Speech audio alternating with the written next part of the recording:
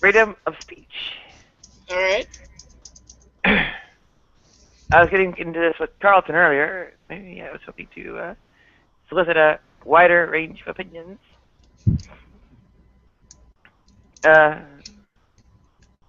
Well, ultimately, the basic thesis is that, well, why don't I start rewind a bit earlier?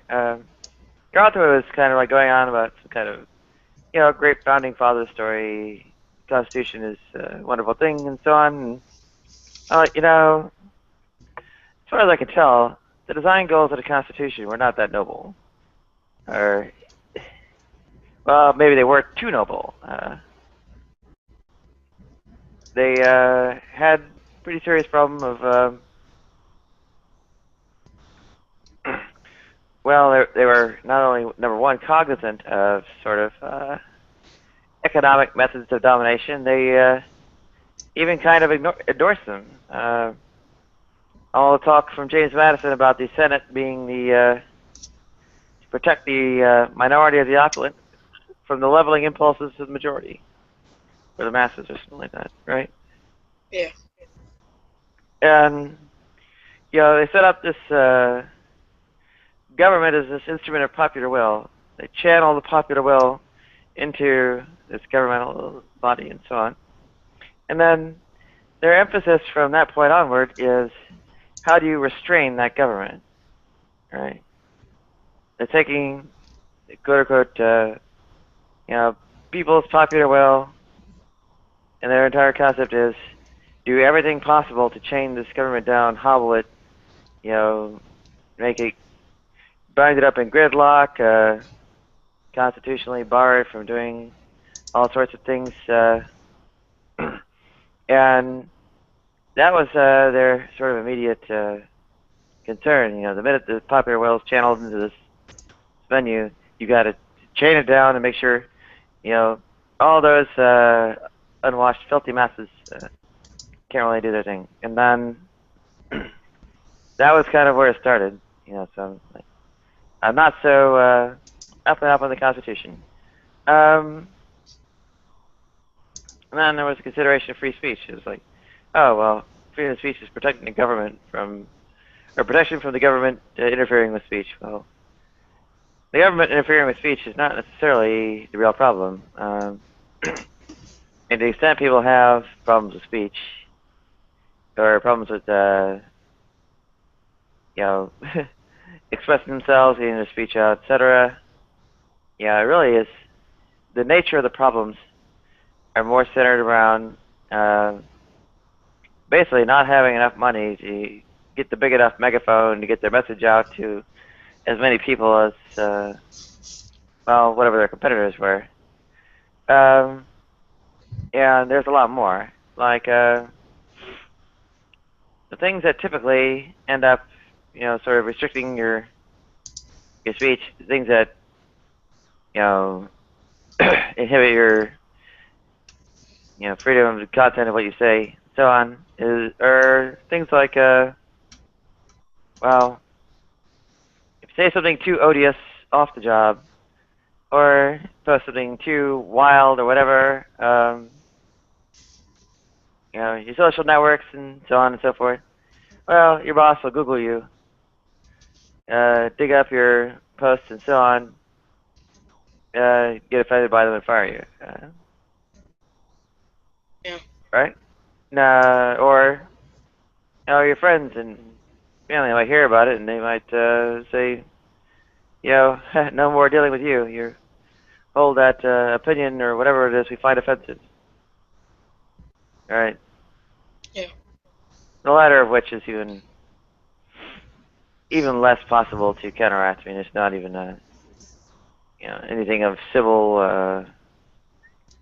that a civil suit would have any kind of stake over, right? So I think at that point, you're pretty much at where free speech can't exist, but you also have the problem that maybe it shouldn't exist. There's fire in a crowded theater, the usual thing, which actually has a rather odious history. You need to check that out. What? Well, the fire in a crowded theater argument is actually used to justify kind of court decision upholding racism or something. But anyway, the main thing is, inciting panic, inciting riot, inciting suicide. Those three things are considered actually criminal offenses, not just civil. There are notions of hate speech, slander, and libel, which, while not in the U.S., or at least slander and libel, not in any effective way, are considered to be civil liabilities or something on that order, and they actually are pretty serious harm. The way the U.S. is hobbled, things like slander, libel, and hate speech, prohibitions, or not even instituted them for hate speech, as a sort of failure to recognize harm more indirect than things on the order of immediate and physical harm. Right? Because incitement of riot, incitement of panic, incitement of suicide, right? Yeah. It has to be essentially lethal and immediate and physical, and they're kind of trying to bolt down or fence off any kind of real governance of communication, right? But you can't get around it because hate speech and libel, or sorry, slander and libel are in the books in the U.S., even if they're effectively unenforceable. Incitement of riot, panic, and suicide are on the books in the U.S. and prosecuted. And historically, even the fairness doctrine was there to govern, the economic domination by, large media organizations. And this is in the U.S. where, the free speech is supposed to be a sacred cow above all. And the Constitution is a sacred cow too. So I think I pointed out all the problems of free speech, and well, the solutions are in some ways obvious, in some ways extremely difficult. But essentially, you do have to step in. Go ahead. Well, it's kind of hard to enforce. If there was no freedom of speech, it's kind of like who can enforce what you can say. They'd have to be the arbiter of basically every spoken word. Well, actually, never mind. That statement didn't. Well, North Korea does that. Well, that's the trick, right? Yeah. You want to have some element of freedom and so on, but the notion of a freedom of speech is not really defensible, right? Even the governmental interference with it is, tremendously difficult. The government is an employer, right? To the extent the employers do something, the government's doing it too. The employers exert this kind of, holding you hostage pressure. Either you don't say the wrong thing, or you get fired, get put out on the street, and starve to death. The government is actually the employer, so you can't even make it the somehow hobble the definition to say the government or only the government actions, because you have that much already, right? The very idea is logically incoherent. That's kind of where some of the argument goes. Other parts of the argument, of course, is that there's actually a need to govern communication, even if there's some difficulty in, like you said, figuring out who, what, when, where, why, and doing this in a way that's not odious, like North Korea and so on. And Europe's got hate speech laws, but they don't have a hugely impressive environment. So, we have some examples of people not having this absolutist freedom of speech still getting by. So.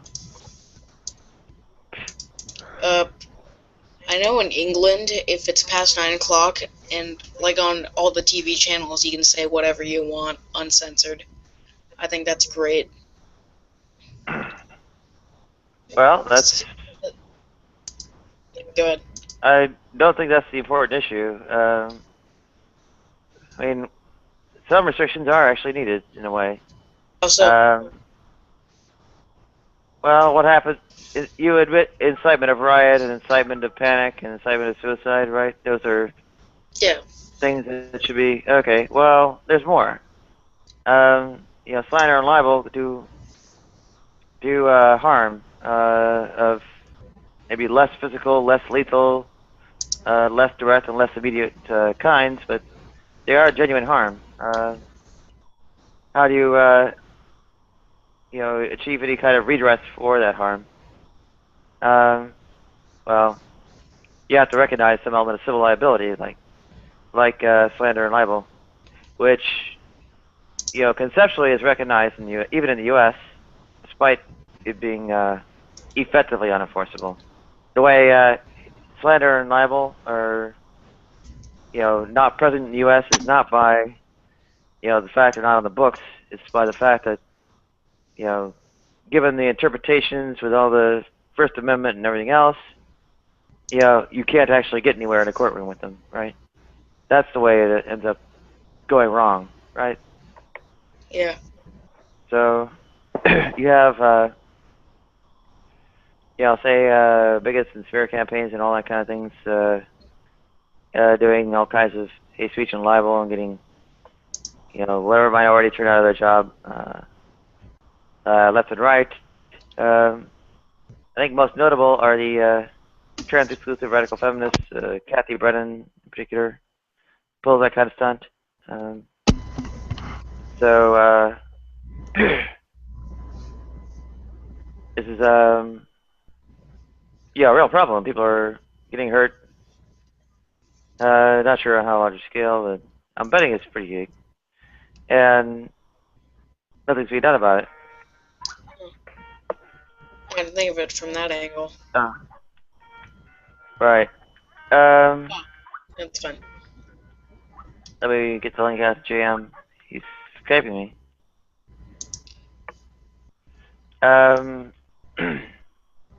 Yeah, there's more, of course. I mean, you have things like Fox News and Rupert Murdoch and Roger Ailes are, pushing some kind of right-wing line to the entire country with, effectively no opposition because of basically their power and wealth and so on. That's a serious issue. What happened to the fairness doctrine? Welcome, Wyatt. And whoever complained about the fairness doctrine?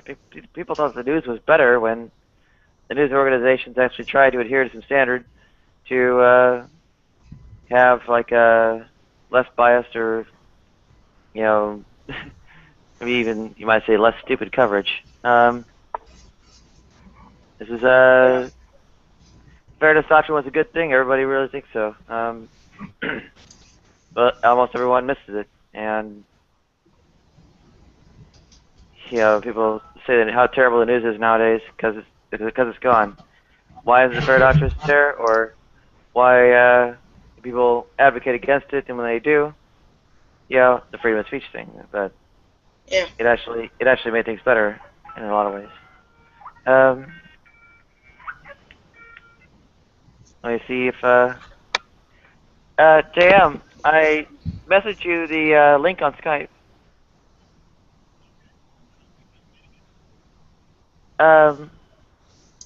Yeah, you're not showing up as online on the Skype on my laptop. Okay. Not sure why you're not. Maybe this Okay, is. hold on. Yeah. Let me work this out. It shows I'm online on my side, so let me double check. Yeah, I'll send out invites to your Slim Jim account. Like noisy invites, whatever. Yeah. I wasn't aware of the fairness doctrine, like I haven't heard much of it. It was repealed in like 1985 or something. Yeah, I'm just reading up on it. 1987. Oh, 87, yeah. Either way. Oh, because like talking about controversial issues, it kind of has to give you like, oh, I think of this, or I think of it this way. Yeah. But I think it's good for people to have their own opinions. Yeah, some way of dealing with the fact that there is an enormous imbalance of power in terms of outreach and getting the message out. Wayne and JJ, I am literally arguing against free speech, against both its existence and well, some legal frameworks that try to uphold its impossible existence as everything else. Go ahead. That's interesting, I guess. Well, it's a controversial position, but I think it's pretty defensible. I'm not sure how much you might have heard of, like the video before we got to this. I was trying to draw an outline of all this. Slim Jim, did it get through Skype, or was it the unquiet invites in G+? Yeah, let's do the invite to my Slim Jim. That worked excellent. I don't know what's going on with Skype. Yeah, looks well. From what it looks like is my phone is actually getting kind of a two-way connection or whatever, but my laptop is somehow not actually connecting with you. So I'm not sure how that works.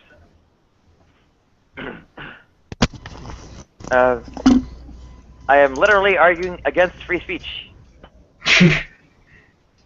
Okay. Why? Yeah. Well, there are two major things. The first one is that the idea itself is actually sort of incoherent.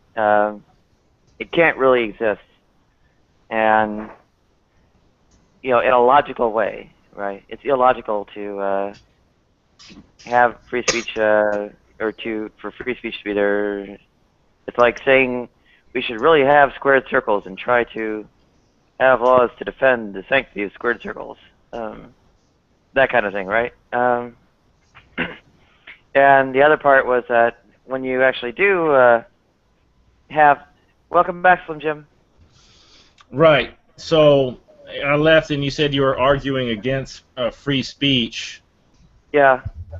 And it seemed like you were arguing against it because you don't want to take some of the good aspects of free speech with the bad. You just want it to be all good, and that's where we disagree. Mm. I mean, listen, if you're gonna yell fire in the movie theater, I mean, you can do that, and then the fallout ensues, right? And then you learn your lesson. Yeah, but that's actually by standards now that uphold free speech. Still banned. Let me see. Fire, crowded theater. Yeah, I just have a problem. Go ahead. Oh no, sorry. Go ahead. Yeah, just I mean, when we're talking about people inciting riots and stuff like that, it just follows that mantra of not taking responsibility for your actions because if I'm at a protest or whatever and my intentions are to be peaceful and the guy next to me is like, listen, fuck peace, these guys are pussies, let's fuck everything up, come on, join me, brother, let's do this shit. I mean, listen, if I succumb to that, that's on me. But are people truly so, well, immune to cause and effect? Or is I mean, speech in itself not one of those causes? Yeah, I mean, you get the whole group mentality thing going, and it takes in a different effect. But ultimately, we have to make these decisions on a personal level, and I think the actions are important. The words, I mean, I don't know. Words to me are very lightweight, and they can hurt, but the words only give the power that you give them. That's all the power they have. You give words power. Individuals give words power. Outside of that, they're really nothing. Yeah, Schenck versus United States, I think, was a big suit for fire in a crowded theater, and it's actually not pretty, if I remember right. Yeah, it's an absolute asshole thing to do. It's a douche move. It's a dick move, and people like that should be dealt with. But we don't indict free speech over a few dick moves. Yeah, it looks like Schenck was being prosecuted for, I think, arguing against the draft or something in World War One. Right. Printed and mailed more than 15,000 leaflets to men slated for conscription during World War One. They urged men not to submit to the draft. And then the court's decision was to convict Schenck for, well, doing something bad, and use the phrase shouting fire in a crowded theater to somehow justify putting him away for that. Right, so the history of that case is not, or of the phrase fire in a crowded theater is a bit tricky. And not only is it tricky, it's old. I mean, these days, if there's a legitimate fire in a movie theater, there's going to be alarms going off. Hopefully, there's going to be some authorized personnel actually being the ones doing it. If some jackoff sets a fire, that doesn't mean it's a fire. I mean, hopefully, there's things in place. We have safety codes. We have all these regulations. You know what I mean? So today, when you talk about controlling speech, it's often shrouded in this whole political correctness that you can't say certain things because it's just not politically correct. And I got a big problem with where it's going. Yeah, I would actually advocate on behalf of regulating or otherwise restricting hate speech. Welcome, Danielle. Go ahead, JJ. I was just saying, like, now there are cases where someone makes a bad joke online and they can, face some charges and stuff for that. Hold up, wait. Oh, Yeah, it's getting real scary, especially when you're talking about getting the criminal justice system involved over some words. And the internet has always been the place of anonymity, and people generally go there so they can say the things that they can't say, face to face. And now even the internet is not a safe haven for this political correctness, and there's nowhere to hide from it. It's very oppressive. Well, the political correctness aspect is, not the only way where this already exists. Actually, it's one of the elements where it doesn't really exist. There is no actual sanction in the U.S. for hate speech. There's no hate speech law. Not civil or criminal, not federal or state. On the other hand, there are laws in the books for Danielle. You watch out for background noise. Yeah, there are laws in the books for slander and libel. And what one finds is that people that are genuinely aggrieved, seriously being hurt by slander and libel, find out that because, welcome back, Wyatt, good to have you on. People that are genuinely hurt by slander and libel are actually not able to effectively pursue their cases, not because it's not really on the books, but because the kind of free speech arguments used makes it almost impossible to pursue those or for them to be recognized in court. This is a little bit of a different story from incitement of riot, incitement of panic, and incitement of, in particular, suicide. The news cases, I think, have been going over incitement of suicide, where people are like harassed until they commit suicide, and that's recognized criminal offense. And I'm not sure people really want to make an argument against that. I think people mostly will, let that stand. I would never support prosecuting someone who is displaced by the internet and who may text you or make a video and then you proceed to commit suicide. I would not support a criminal prosecution. That's again, we see this trend toward just distancing ourselves from personal responsibility, and it's a douche move, no question, to harass somebody to suicide. I mean, and everyone can condemn that, but when we start bringing in the power of the state to say, okay, now we're going to start throwing people in jail for posting on your wall or tweeting about you in a way that caused you to commit suicide, that's just, I can't get behind that. Well, okay, even if you personally aren't, it seems that by, majority or whatever of people that they kind of deem this harassment until somebody commits suicide is something legitimately harmful, whether in person or But online. what happened? What happened? But from the start, because we're talking about social media. I mean, people see this stuff. It's not just A and B. There's a lot of outside influencers who observe this and say nothing. Are they not just as guilty? I mean, there should be a bunch of people thrown in jail if I'm on Facebook and you're harassing me and people see all this stuff and nothing happens. I mean, you're gonna throw somebody in jail. Well, what about all the people who are egging this on behind the scenes? Are they not culpable? Well, in a logical sense, yeah. In a legal sense, perhaps less so. I mean, But see, that's the problem. We wait till someone's dead. We wait till they're dead.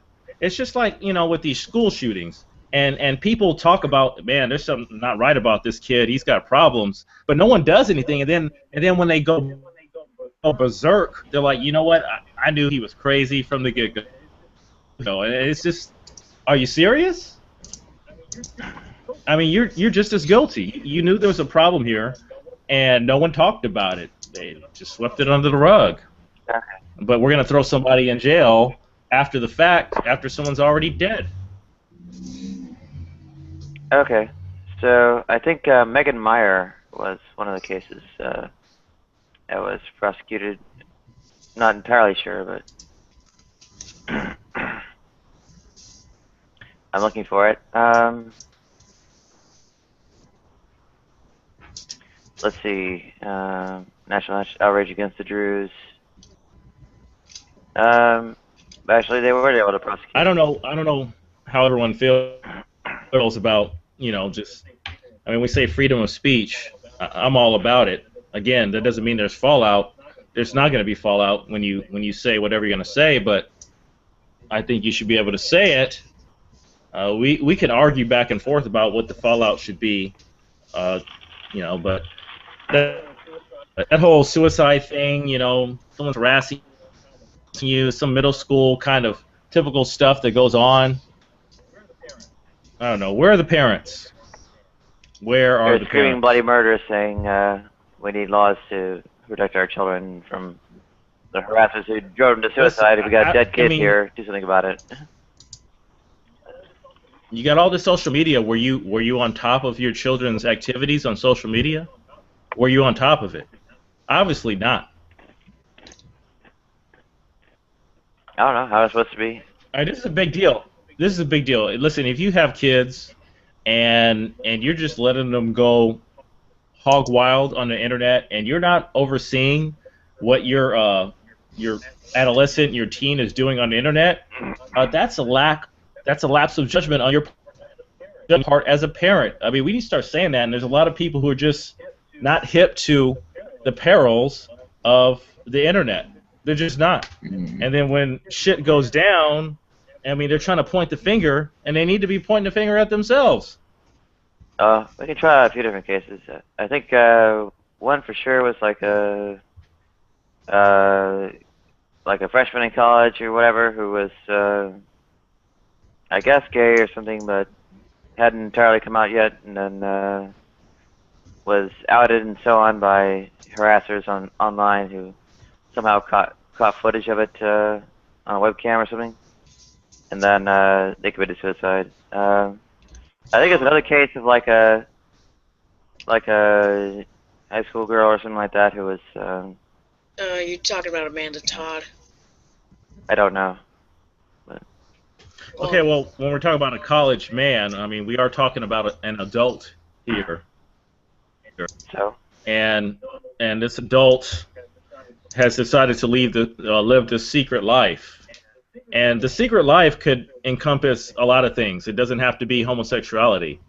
I mean, when you live a secret life, and then you get busted on it, and then you kill yourself, I mean, I don't know how you're throwing people in jail for that.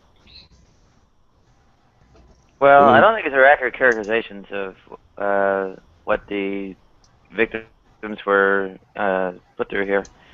Also,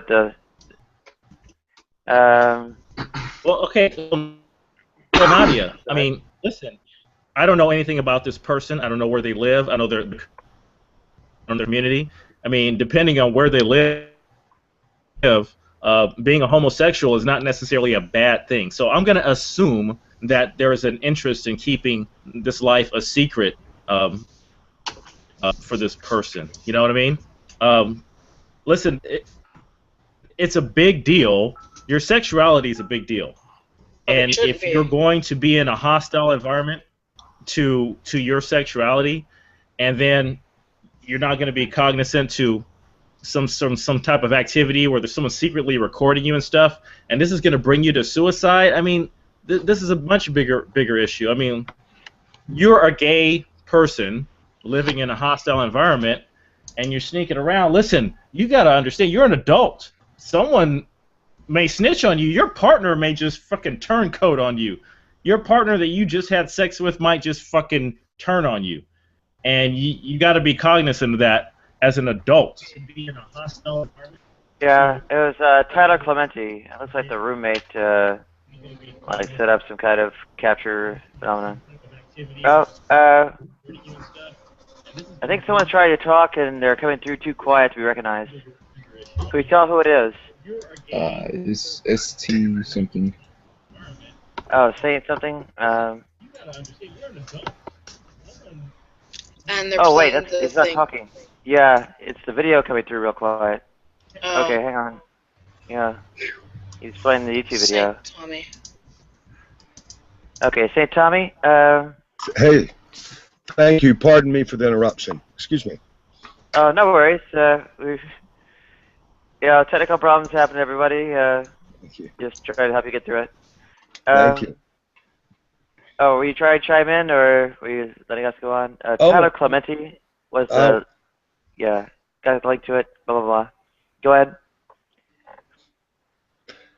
I'll wait for a juicy opportunity to chime in. All right. Well, as far as maybe broader society is concerned, they actually do take this seriously, and they are pretty much willing to take on some kind of, I don't know if it's civil liability or what for that kind of harassment. I mean, the outrage over, Tyler Clementi and Megan Meyer and so on and so forth is, pretty big, and I don't think people are, tremendously worried about the freedom of speech aspect of it. They think that's a little bit too odious to be considered truly free. And as I mentioned before, you're already screwed from the get-go, right? Like your boss is holding you hostage for anything you say outside of work. They can fire you, cover up the reason, if they even have to say one at all. And they can, of course, Google you and see all your social network stuff. And, to the extent the government has its hands off, you want to say, okay, well, the restriction only really applies to the government. Everybody else can restrict you like crazy. Well, it doesn't work either, because the government has employees. And the government is doing the same kind of thing any kind of other employer does, right? So, not even the government has its hands clean here, and it can't have its hands clean. You can't quote unquote wash it clean. So, I mean, it's not just that, these attempts are going awry to ensure this right so to speak. It's that the rights actually cannot exist in reality. It's kind of a logical contradiction. And you have kind of a law, or laws, or constitutional amendments, or whatever it is, set up to, defend the, right to a squared circle.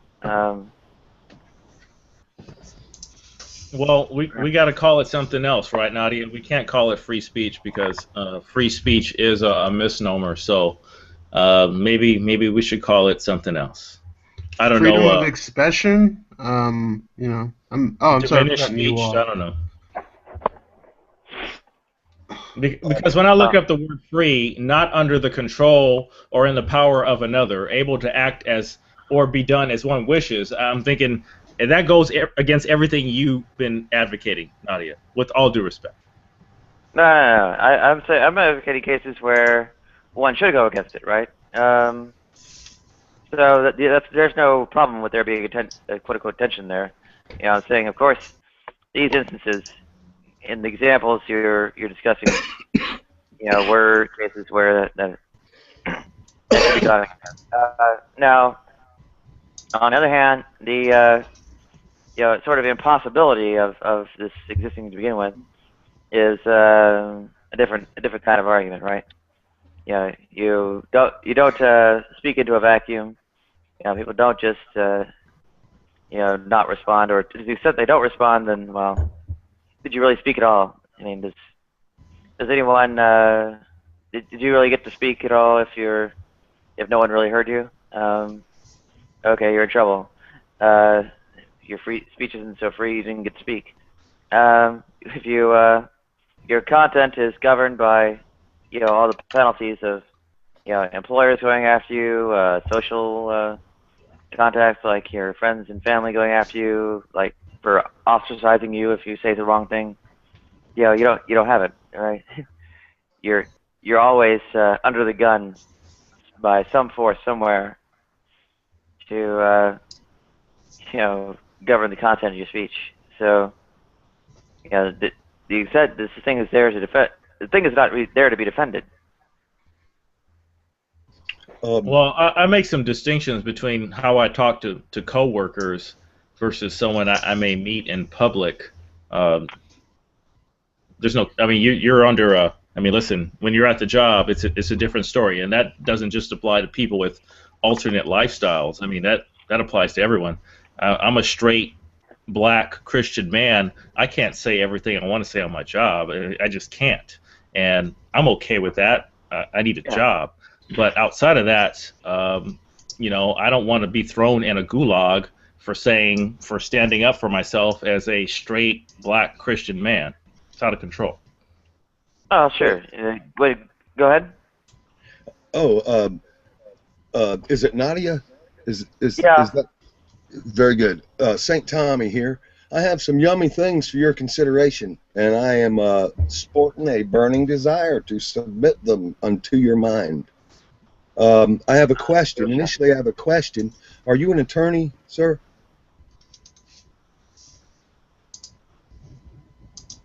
I'm sorry. Are you an attorney? I believe Nadia is a she. Oh, excuse me. Are you an attorney, ma'am? No. Would you like to be? I'm desperate enough for a job. I'd do it, but Well, not qualified. I offer you a certificate of certification to operate in certain districts, perhaps not in Pakistan, but perhaps in your district, and I'll get back around to that sincere offer. I have another question for you. Are you authorized to argue your rights before Supreme Court Justice Roberts? I believe I'd have to be an attorney. I see. Well, you're most certainly not authorized unless you see that you are indeed authorized. And I submit for your consideration that you are indeed authorized to argue your rights, your case, and your interest before a magistrate, before a circuit court judge, on up the stepping stone food chain, right up to Judge Roberts himself, to his bar, and you are authorized to upbraid the living shit out of him in the name of God or the flying spaghetti monster or yourself. I submit for your consideration. Well, it might be nice, although my rhetoric skills are not so advanced as to really hold up against, well, experts like those. Says who? Says you? Well, it's not So you really a don't matter of certify what anyone yourself? says. Sorry? I hear you saying you do not certify yourself nor see yourself as qualified or competent to argue certain causes, cases, or interest in front Are of you? such. Well, And, I would say that my level of skill is such that if I attempted, I would be defeated. and you see that as a probability or a definitive fact? Well, everything's uncertain, so it's always a probability. Yeah, amen, amen. Are you an intellectual, ma'am? I wouldn't call myself such, or I I'll would let other people. certainly call Nadia an intellectual. I would give her my vote as a straight Christian man. I would definitely certify Nadia as an intellectual, at least when she's awake. At 3 in the morning, when she's sleeping, or whenever she sleeps. Yes, yes, I am, sir. 15 minutes. Thank you. Yeah, I would definitely certify you as an intellectual as we speak, but not at 3 in the morning when you're snoozing. Intellectualism or genius perhaps is something that one warms up to after a good hearty breakfast, and you seem like you've got it going on, ma'am, the times that I have beheld you. And although you may not certify yourself as smart or brilliant or sharp or smarty pants or any of those things, and 2 more flowery words, I get a feeling like you might feel like you are brilliant at times. Let me ask you, are you brilliant at times? Yeah, maybe once or twice back in 2004 or something. I hear you. Well, let me tell you, it definitely takes chutzpah to admit it. It's not false humility. It's not prideful boasting to admit you got it going on, sister. And that's the way it is. Can't help it. You may be tempted to view yourself in relation to others, to view yourself as substandard or above others, but perhaps the truth is that you are what you are, and incomparable to any other thinker, to any other attorney, to any other jailhouse lawyer, to any other ambulance chaser. Which brings me to this point. Are you familiar? Have you ever heard that term, ambulance chaser? Yeah, of course. If you set your mind to it, do you believe that you could see a good service to humanity by embracing the vocation of ambulance chasing? And I'll repeat that question. Even I didn't follow. Yeah. Yeah, as things are set up now. The fact that it has to be done to recompense various victims is not a great thing, but to get them recompensed now, they're needed. How much could I buy your services for, sir? Let's say 40 hours. If I wanted to contract 40 hours, what would you find difficult saying no? 40 hours of computer work at a location of your interest, stretched over as long as you want. How much cash for 40 hours, sir? Ma'am, I hope. Excuse me, ma'am. I'm sorry. Yeah. I trust. Thank you. My voice is only so good, but well, I'd hope at least minimum wage, probably more. Well, I let's say at least double minimum That's wage. your first mistake right there, Nadia. Listen, once you engage in negotiation, you don't start at the bottom. I'm just putting you up Highball. on game here. Continue. Well, I said 1,200 double. bucks. That is 1,200 great. bucks. That is a great tip, sir, to highball. Highball influences vision. Now, Nadia is what she is, you know, and her time is as valuable as she sees it and as valuable as she declares it to be. It is impossible for Nadia to rip off anybody. If she wanted to charge $1 million an hour and the market would bear it, then hey, it reminds me of Picasso. A Picasso original, what, $1 million? Easy, $1 million. Amen, amen, brother. What is it, Saint? What? What is it, It Saint? is What? Saint Tommy, yes, sir. Okay, Saint Tommy. Amen to that. Be advised, Nadia is a communist. Well, I'm happy for her that she has political vision of and entertains wholesome and good political concepts. Not that I would be so presumptuous as to endorse some grand generalization such as the word communism or communist ideology or socialism or social blah blah blah blah blah blah. But hey, Fascism. good for her. Good for her. Do you endorse communism, sir? No, I was trying to hire you for 1,200 bucks. You seem to need some legal advice for 40 hours. Oh, you were going to hire me, or are you applying for the job? Yeah. Amen. I could use 1,200 bucks, 30 bucks an hour, man. A retainer? Do you accept PayPal? Yeah. Good.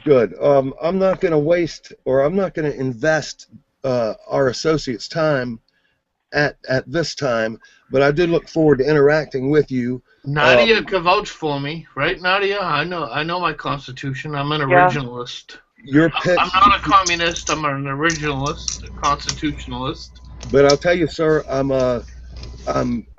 in some ways there's no reason for you to pitch me anymore. You and I have negotiations scheduled, albeit it is on the itinerary. But I'm actually like to continue to pitch Nadia if she would have it. Yeah. Oh, sure. Sure. Hi, Nadia. Sorry. No trouble. Nadia, Wait, Nadia, you don't apologize. That dude tried to undercut you right now, whoever that. He tried to get into your business right now. Nadia You need to kick that guy under moderator privileges. You need to kick him out of the chat. I'm just kidding, of course. Oh, come on. Slim, you made awesome points earlier. I wanted to talk. I was a joke. I was just joking. I would have kicked you out, though. When you were talking about the parents being held accountable, I was like clapping my hands on mute. You know, I was finishing up a legal brief, and I was clapping my hands for you. You were making awesome points. Awesome points. I redact my prior statement because he has endorsed parental responsibility, and amen to that. And Yeah. I'm sure even Nadia can get behind that. Oh, sure. There's a lot of conflicting directions things need to somehow find a balance between, and just denying that there's one of those things in there doesn't really help the situation. Finding the solution is generally more involved in that. Yeah. I mean, at best, when you have something like the harassment or incitement to suicide stuff, or the other forms of considered dangerous speech and so on. Ignoring it doesn't make it go away. It just leaves the problem unresolved, right? So you're you might propose like a different kind of solution. Amen. Yeah. Amen. Now I've heard the analysis. If I've been listening sharply, I've heard the group collectively think tank law and the current laws, Bill of Rights, free speech, that kind of thing. But needless to remind you guys, there's a different venue in which good can be done other than through the legislative branch, and that's through the judicial branch, through litigation, civil litigation. And activist judges. Yes. Activist judges, you're a fan? Well, you know, judges should be more activist. Yeah.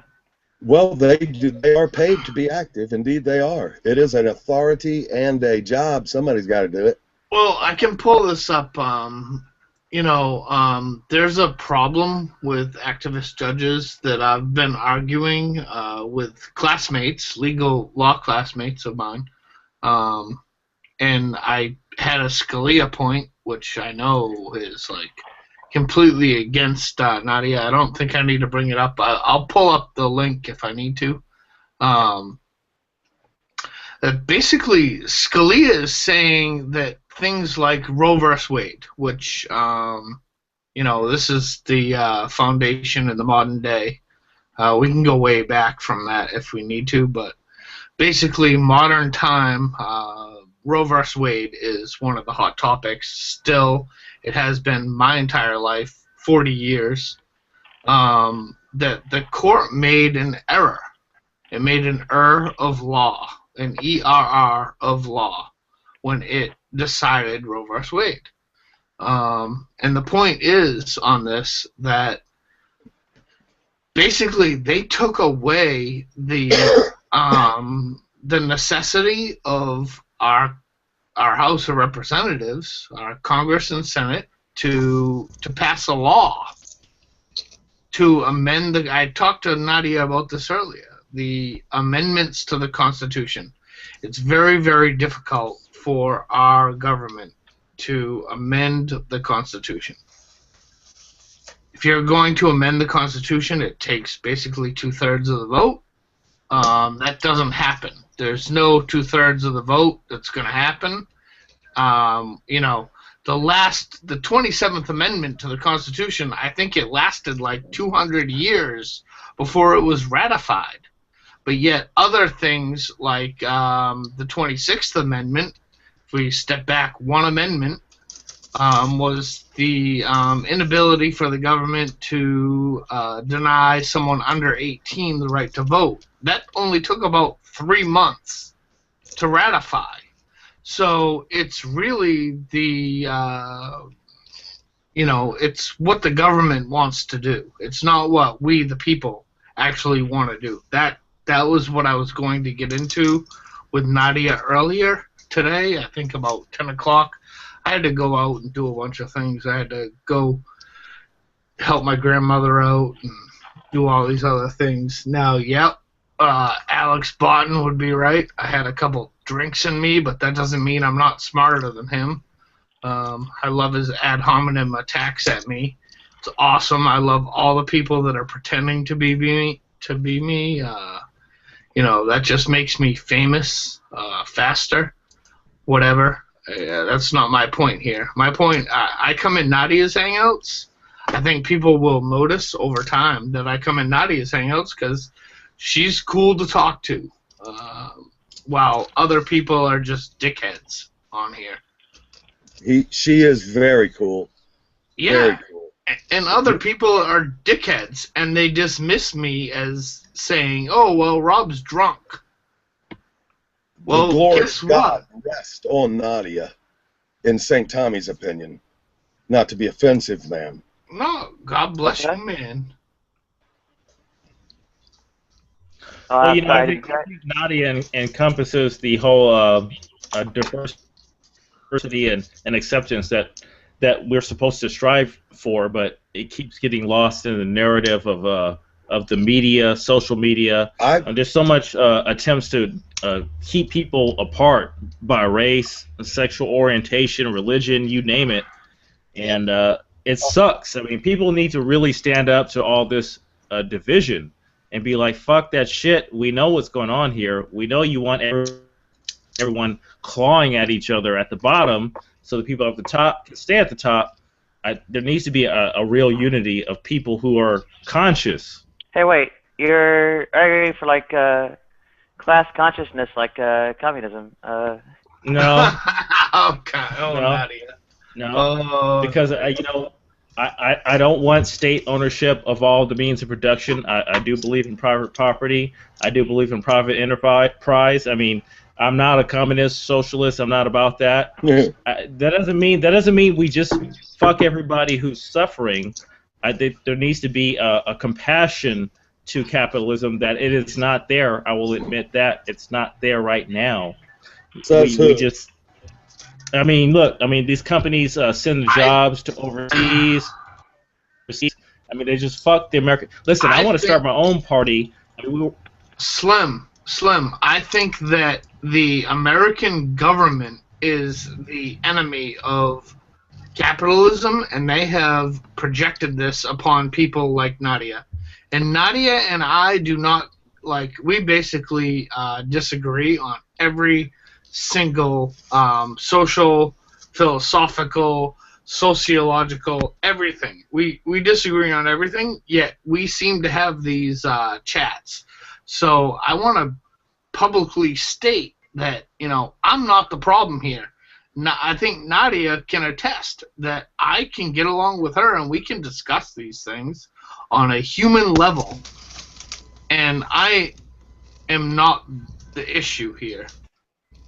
I was attacked. If you guys are party to some of the other hangouts on here, I was blasted tonight, and I'm still here. I don't care. Alex Botton's sound asleep, but he blasted me, and he's still claiming I'm someone I'm not.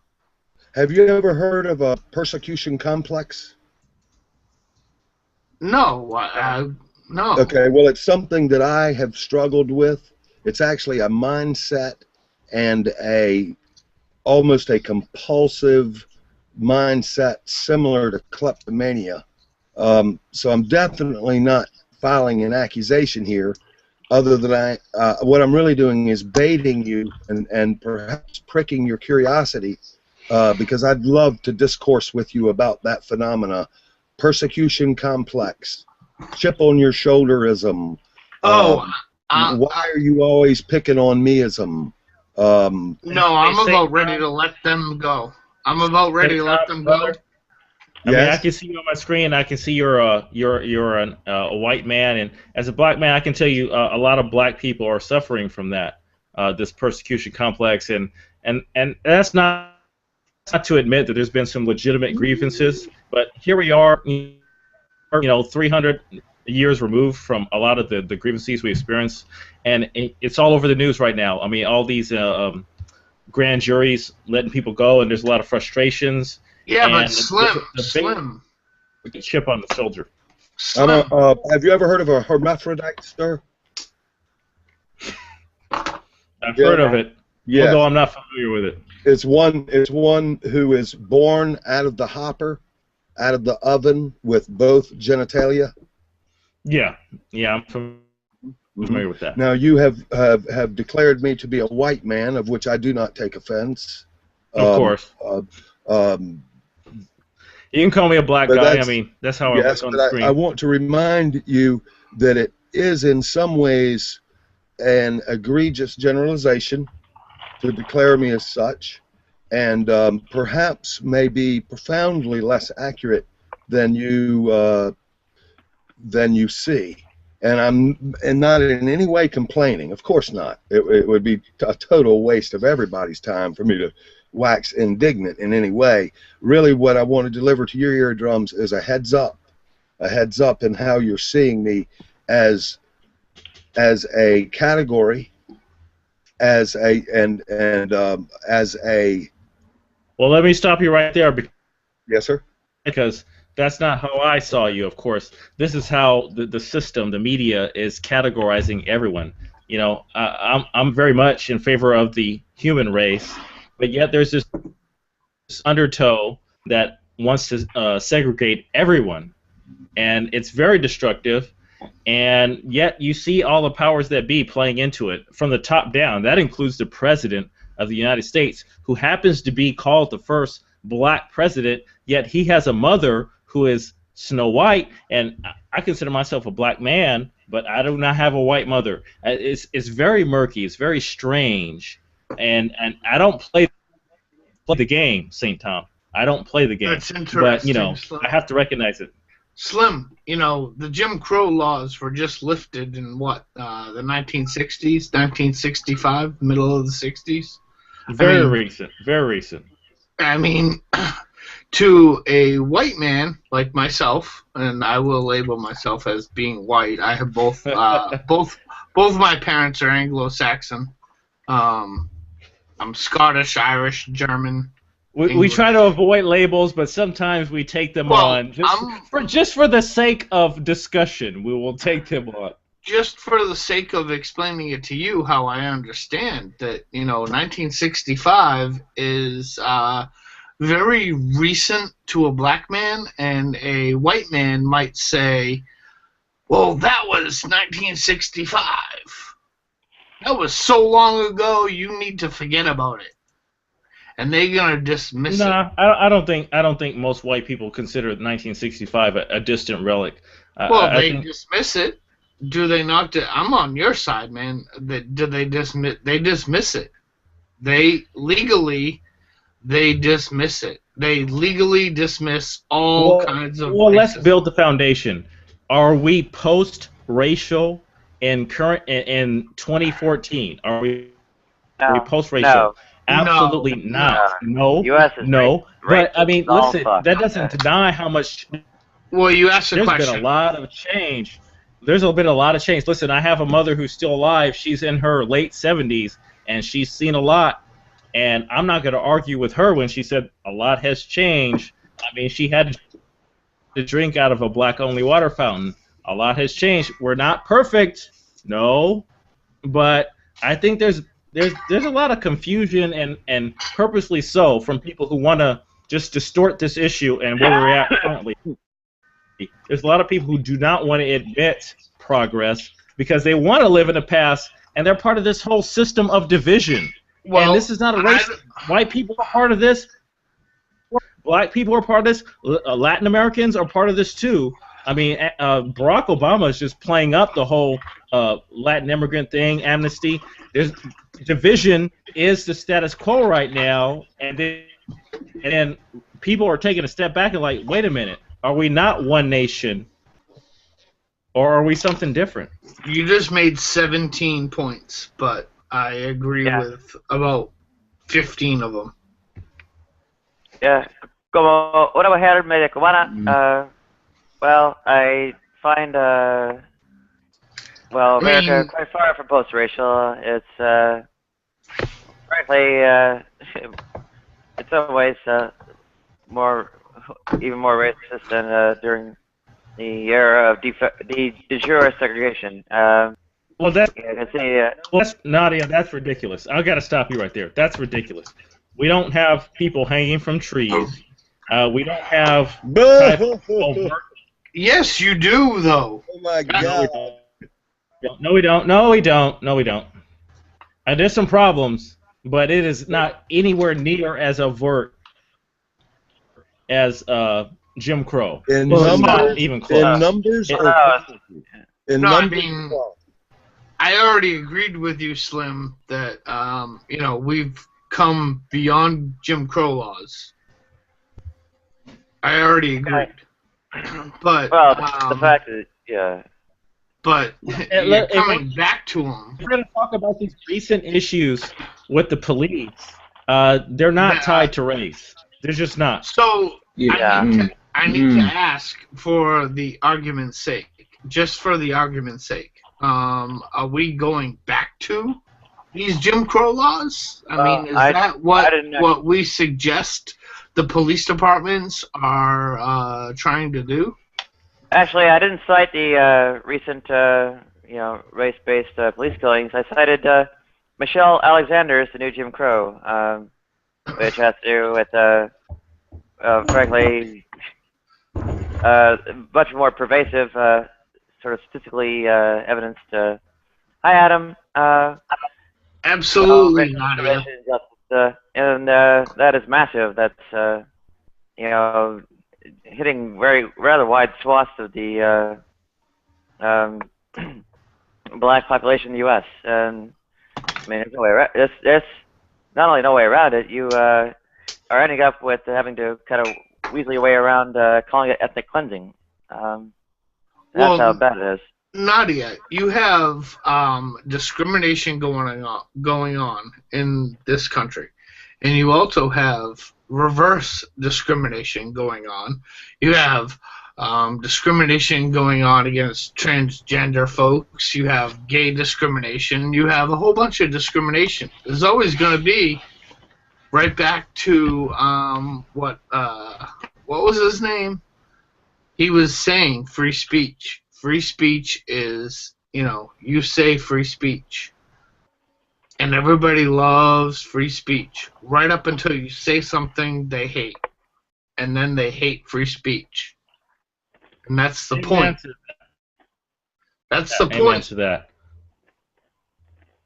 St. Tom, you got anything on that? Because that sums it up perfectly to me. Well, I'll tell you, I'm not here to commiserate.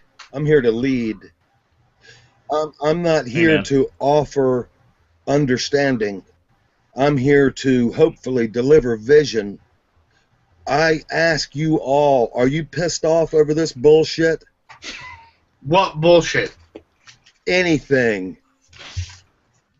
You know what? I think everyone in here is somewhat ticked off. I don't think pissed off, but they're ticked off. Okay. And that means something, because there's a lot of people out there. Most of the people out there do not give a rip. I mean, honestly, you walk the streets and they're all into reality TV. They're not even conscious, dude. Do you give a rip?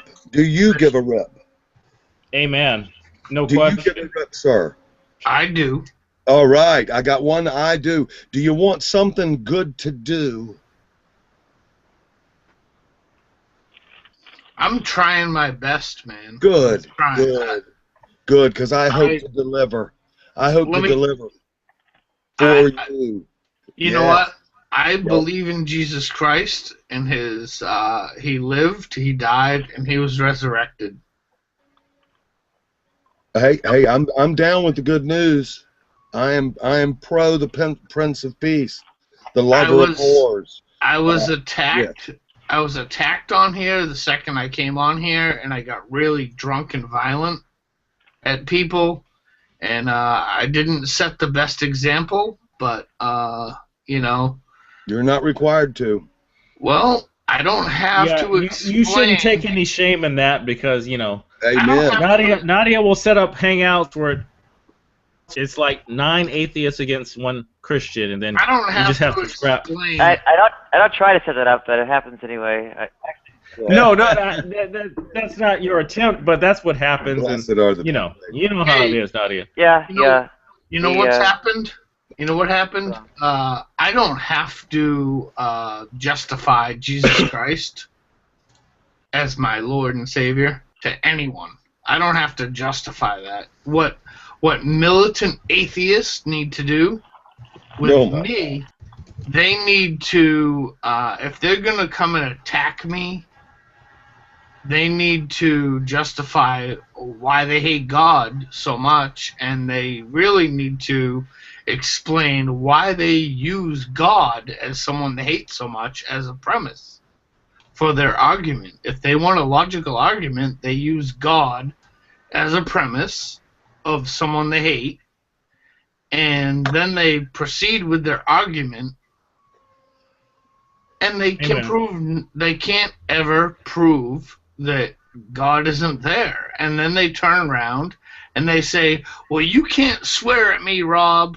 You can't swear at me because you're not being a Christian.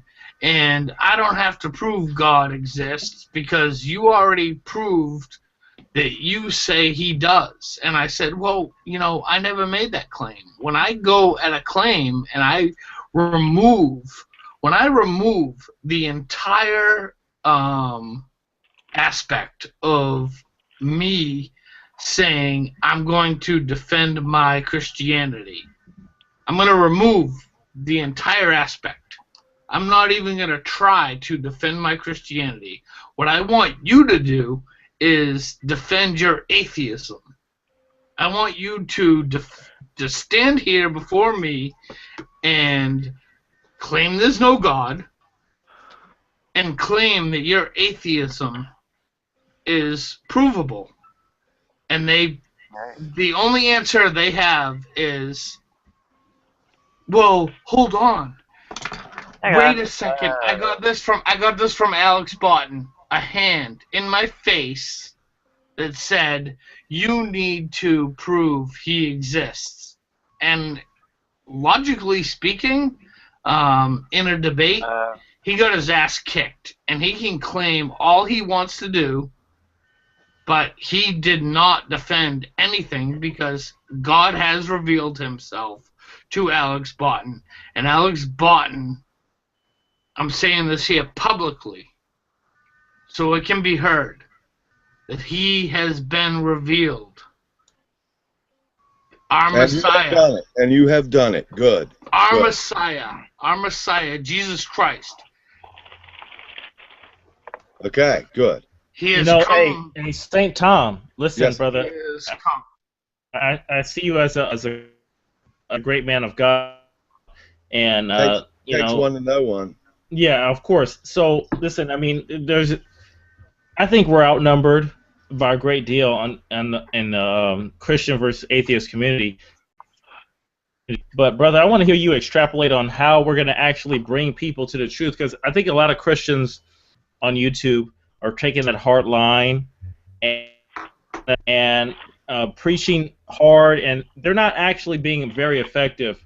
I think Christians as a whole need to take a step back and not be so kooky, crazy. I mean, be like Muslims and stuff. I mean, we have a lot of work to do to actually bring people to the faith, and I wanted to hear your opinions on. Well, it's presumptuous to think that God, the great undefined higher power, flying spaghetti monster concept, Yud He Vav He, Father, however it is that you care to conceptualize it, him, her, whatever, God.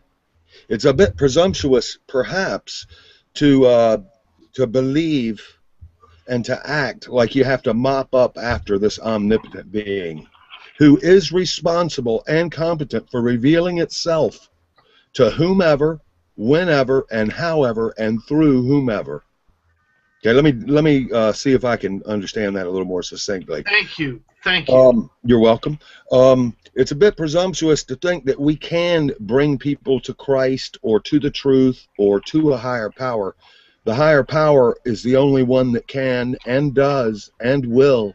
Everyone that comes to him it comes to him by his power, by his drawing. And so right there, let us relieve ourselves of the burden of having to do anything for him, mopping up or save anyone.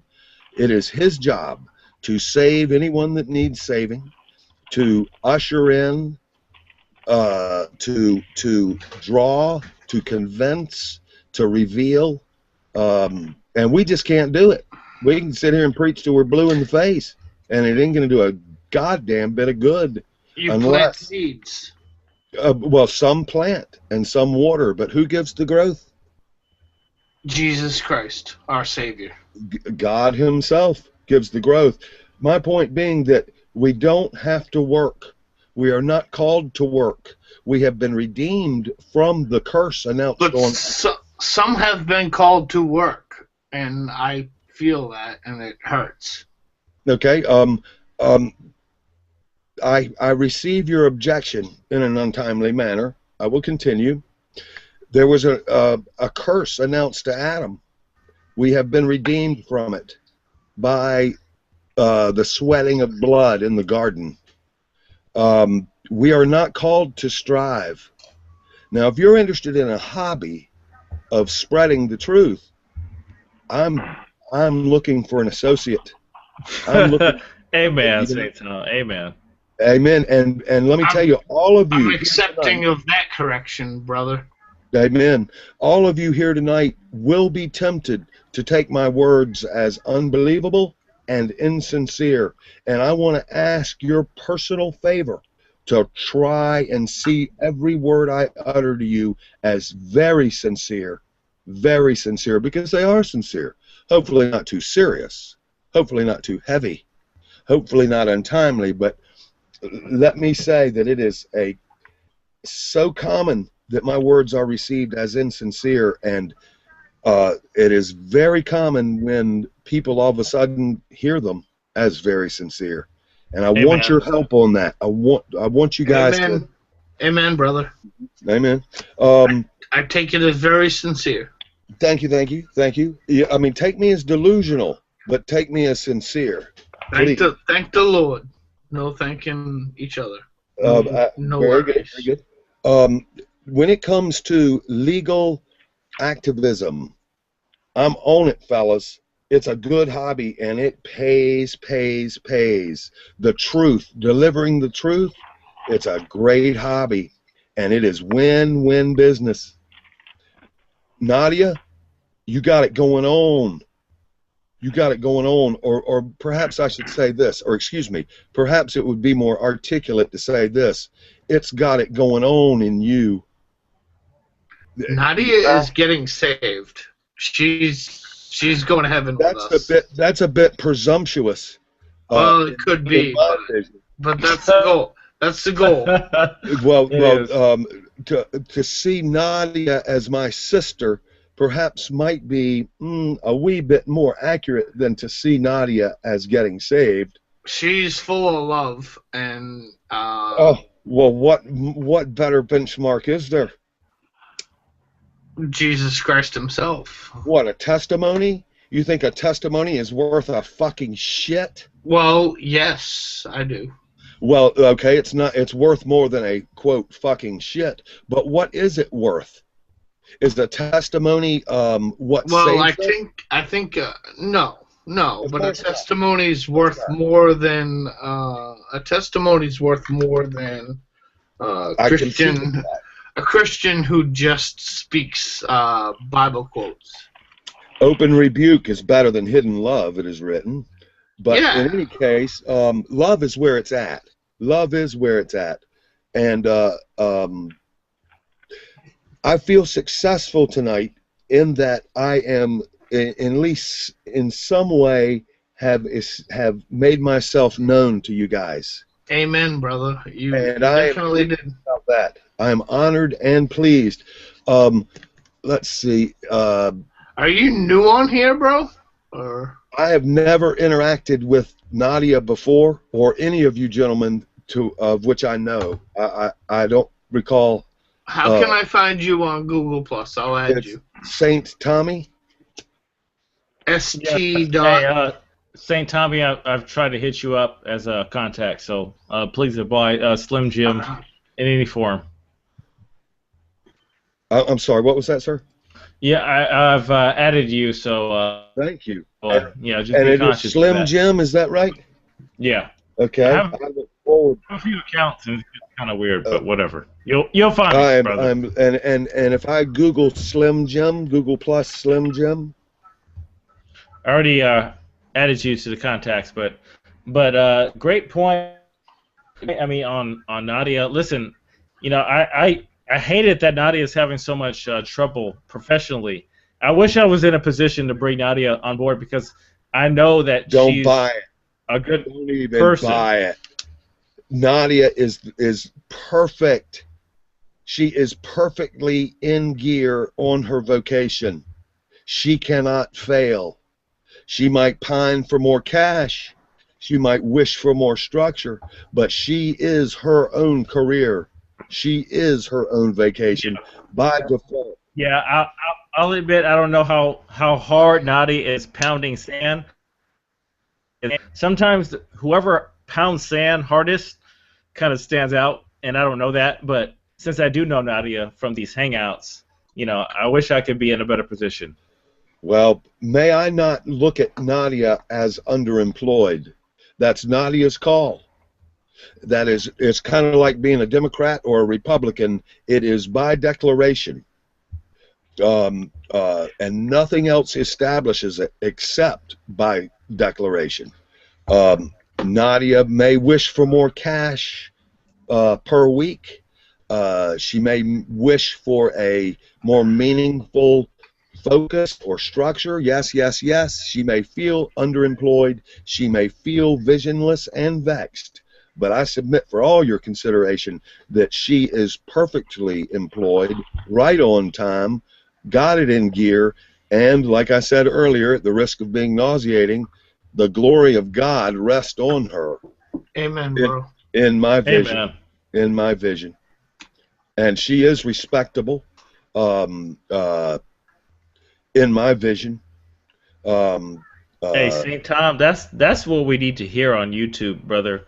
Straight up. I mean, we hear a lot of the hard line when it comes to the faith, but that's not bringing people closer to God, and it's a pleasure hearing you articulate it as well as you have. You hear it. You hear the truth. Grace and truth. The law came by Moses, but grace and truth came through Christ Jesus. It's all about grace, truth, and love. Religion sucks. Religion sucks in a bad kind of way. Yeah.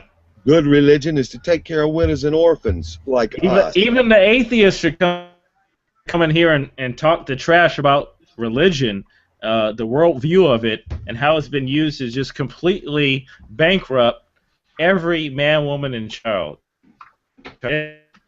It's disgusting, bro.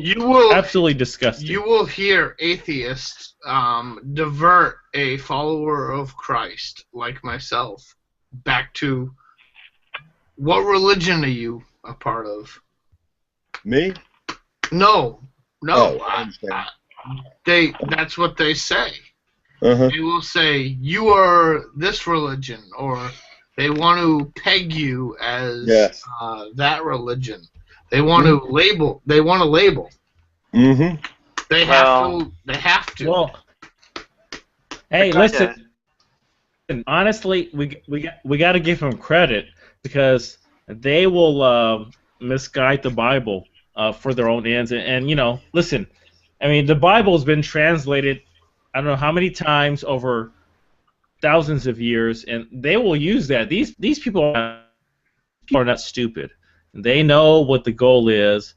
They know how to achieve the goal, and it's about creating confusion. And it's very difficult for people of faith to counter the whole issue of confusion. Are you proposing that all atheists want to promote confusion? Surely atheists are honest men promoting the truth. Listen, no, you know what? I've been in too many hangouts with real people who are seeking that call themselves atheists. I'm not gonna paint a line in the sand. I'm not gonna do that. But there's a lot of militant people, and I've had dealings with them. I'm not gonna say names, but they're real. And these people hate God. They straight up, they hate God, or the concept of God, more accurately. Absolutely. And they're not going to stop. I'm going to call bullshit on that one. As an atheist, I don't hate the concept of God. It just doesn't make sense. I don't hate Amen God. And amen. I don't hate the concept of God. I just don't believe that it exists. Ecclesiastes 3:11. He hath made everything beautiful in his time, and he hath set the world in their heart, so that no man can find out the work that God marketh from the beginning to the end. You never let the right hand know what the left hand's doing. You never let the left hand know what the right is doing. Amen. Amen. God bless you all. Wait, what verse was that? Hold on. Ecclesiastes 3:11. Oh, okay. Give me a sec. Well, let me start with you. Hating God is normal. He understands. He understands. He expects it. He engineered this reality. If you don't experience emotions of hating God, along with how he has set up this unbelievable, unimaginable reality, then you've got some damn good anesthesia. Or you've got... St. Tom. Yes, sir? Amen, brother. Listen, I'm 37 Amen. years old. I've been a teenager, and sure enough, you can bet your ass that I denied the Lord Jesus Christ. BFD. I completely denied everything, bro. I mean, I was all caught up in the science. I was all caught up in what the world was telling me.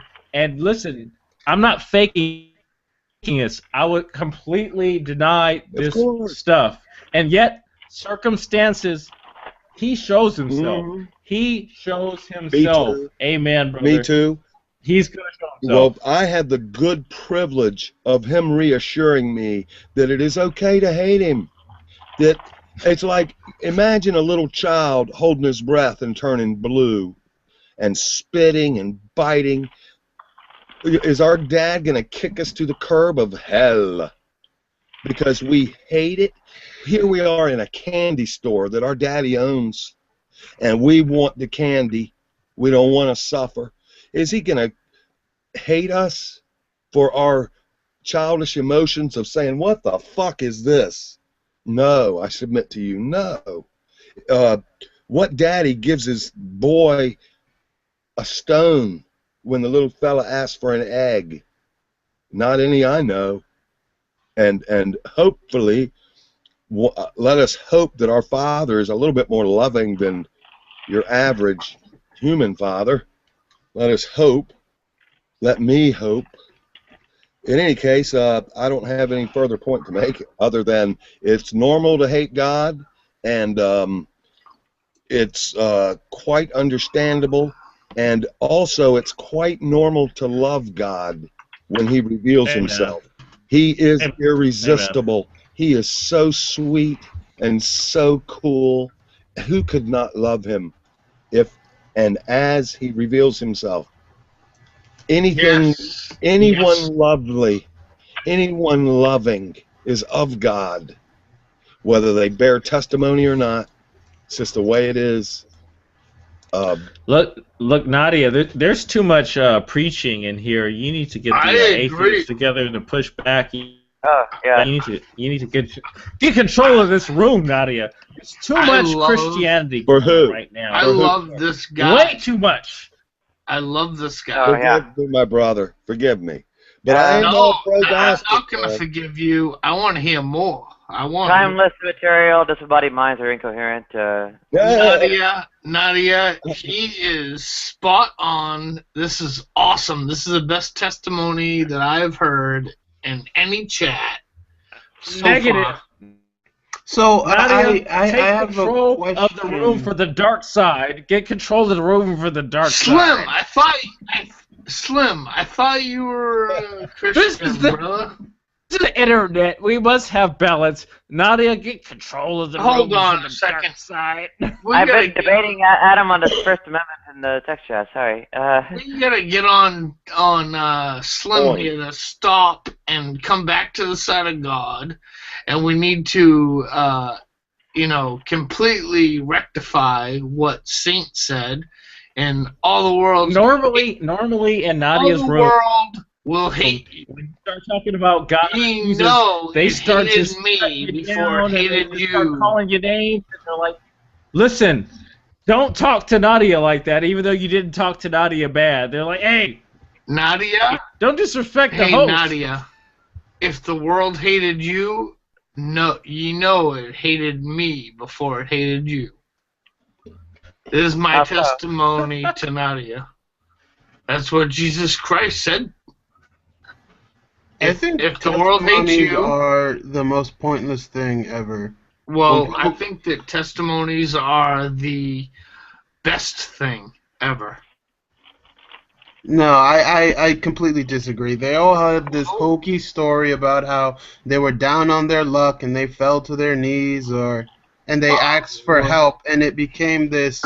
I was on top of the world when emotional. Jesus Christ came to me. You want my testimony? I mean, you can move some parts around, but it's almost always the same story. Well, do you have a testimony, Apocalypse? No, I'm an atheist.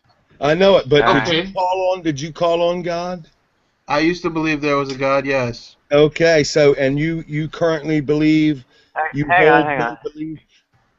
Let's slow this down so we can hopefully hear more from Adam. Okay. As far as I can tell, Adam's maybe got a bit of expertise in the area and had some pretty enlightening views on First Amendment and such. Ended up getting, well, a little bit tricky between like sort of the right as you want to abstractly conceive of it and kind of what is actually chosen to be granted in the Constitution, but it's even more than that. You want to maybe come at it with a summary, Adam, or?